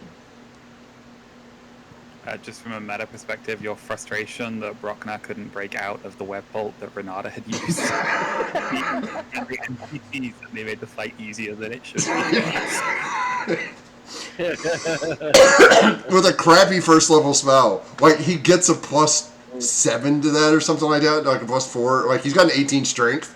Like, he literally needed to roll above a 6. Like that's just... Yeah. And literally, I'm like, oh, if he didn't get free soon, this is gonna go so bad. This is gonna go so bad. And I just break for him. Was like, screw it. He'll take the disadvantage to punch Leon a couple of times because it's just like he can still attack but it was just like, how many rounds do you keep trying to break free when their dice are against you before you just go screw it? Yeah. He's got the hit points to take it. Yeah. From my point of view, but probably selfishly, was the interaction with Brago and that sort of learning more about my race. That was my favourite bit. Any other comments or discussions you guys want to bring up? I like that Brago now recognizes Leon as the alpha. For now. That's a temporary position there, Leon. Let's just. I really love that you responded to me saying, like, can I speak to both voices in my head simultaneously as I try to use that hands with this guy? I was like, okay, make a wisdom save. You want to talk to them both at once? Okay. There's going to be a little feedback here. It's just... I was like, we've learned a valuable lesson. One weirdo superpower in the head at a time. well, Dan was fine. Dan was like, no, I totally understand all of that. Which, maybe that's a good thing or a bad thing. We're not sure. The question is can they hear each other? That's what I'm gonna ask. Does they know about each other? And they know about each other, but then they can hear each other. This is a good question. No. What's an even scarier question is, can they talk to each other? Yes, that's... I like to Hilarious. they're like divorced parents and they're each trying to give Dan a better Christmas.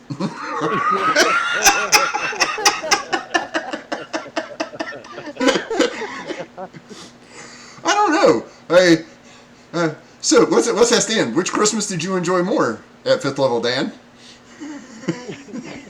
I don't know. There's benefits to both. And Dan's the perfect little brat playing both of them off of each other. Yeah. My other favorite Dan moment was Dan going, punk, shit. This being big sucks. I can't fit through the bars. This party sucks. Oh, you guys are awesome. So that is it for the game. I'm going to do a few little messages. One, we still have both of our contests. First one is at 200 followers. We're giving away an entire brick, which is 8 of these. It's about $130 worth of miniatures, care of Comic Book World at comicbookworld.com and Three Brothers Gaming. And we're also giving away at 50 subs, we're going to give away a hard copy of the Player's Handbook, the DMG, and the Monster Manual for 5th edition, all to one lucky winner. On top of that, we are going to be continuing, I have to set up, but we are going to be continuing the goal of raising some points to see if you guys can get me to karaoke or not. I may put that in as another challenge to everybody. We also have applications if you would like to play in Requiem for a Dragon Queen. Those applications are still open. I have finalized that we will be it will be taking its original time slot back, 5 p.m. Eastern on Sundays. So if that is a possibility for any one of you out there, go to our Discord. You can check out the links page. Our links page has links to not only all of our stuff, like our Patreon, our Discord, Twitter, Facebook, and all of that, but there's also links to a bunch of my friends, the Nat30s, DM the Mark Knight, and Maddie Morgs, and check them out. Go over there, say hi, stop in their Discord, follow their streams, a bunch of great people. Tomorrow night, the Nat30s will be using the map that I made for her 6-7 months ago on stream. So I'll have to watch that afterwards because I will be doing my live D&D in person. And we are discussing about filming those and releasing those as videos on demand on either reruns for Twitch, or we may just release those on YouTube. And if you haven't joined Patreon yet, now is a good time to get in, because starting at the beginning of March, all our patrons will have access to a couple of map bundles that we're going to be offering. I like to draw some. I like to do some tutorials, so some of those videos will be put up there as well. And like I said, check us out. If you like to stream and you have an Amazon Prime subscription, please use your free Twitch Prime subscription to support us here, because as always, our streams are brought to you by you guys, the viewers. We love doing what we do. As you can tell by today, as usual, we have a great time while we're playing, and we would love to have you guys stop by. With that being said, this has been Oblivion Unchained, episode 15. I can't believe it's been 15. This is like every time I say the next episode, it's like, wow. Like I'm... like, oh, hey, to be honest, we've been on longer than most CW shows.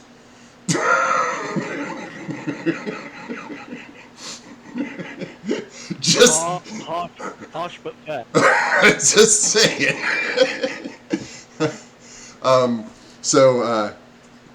Signing out here from the Blue Cheese Room on the dark side of the moon, I'm the Loophole King. This has been Oblivion Unchained, and may all of your rolls be crits, and may all your draws be lands.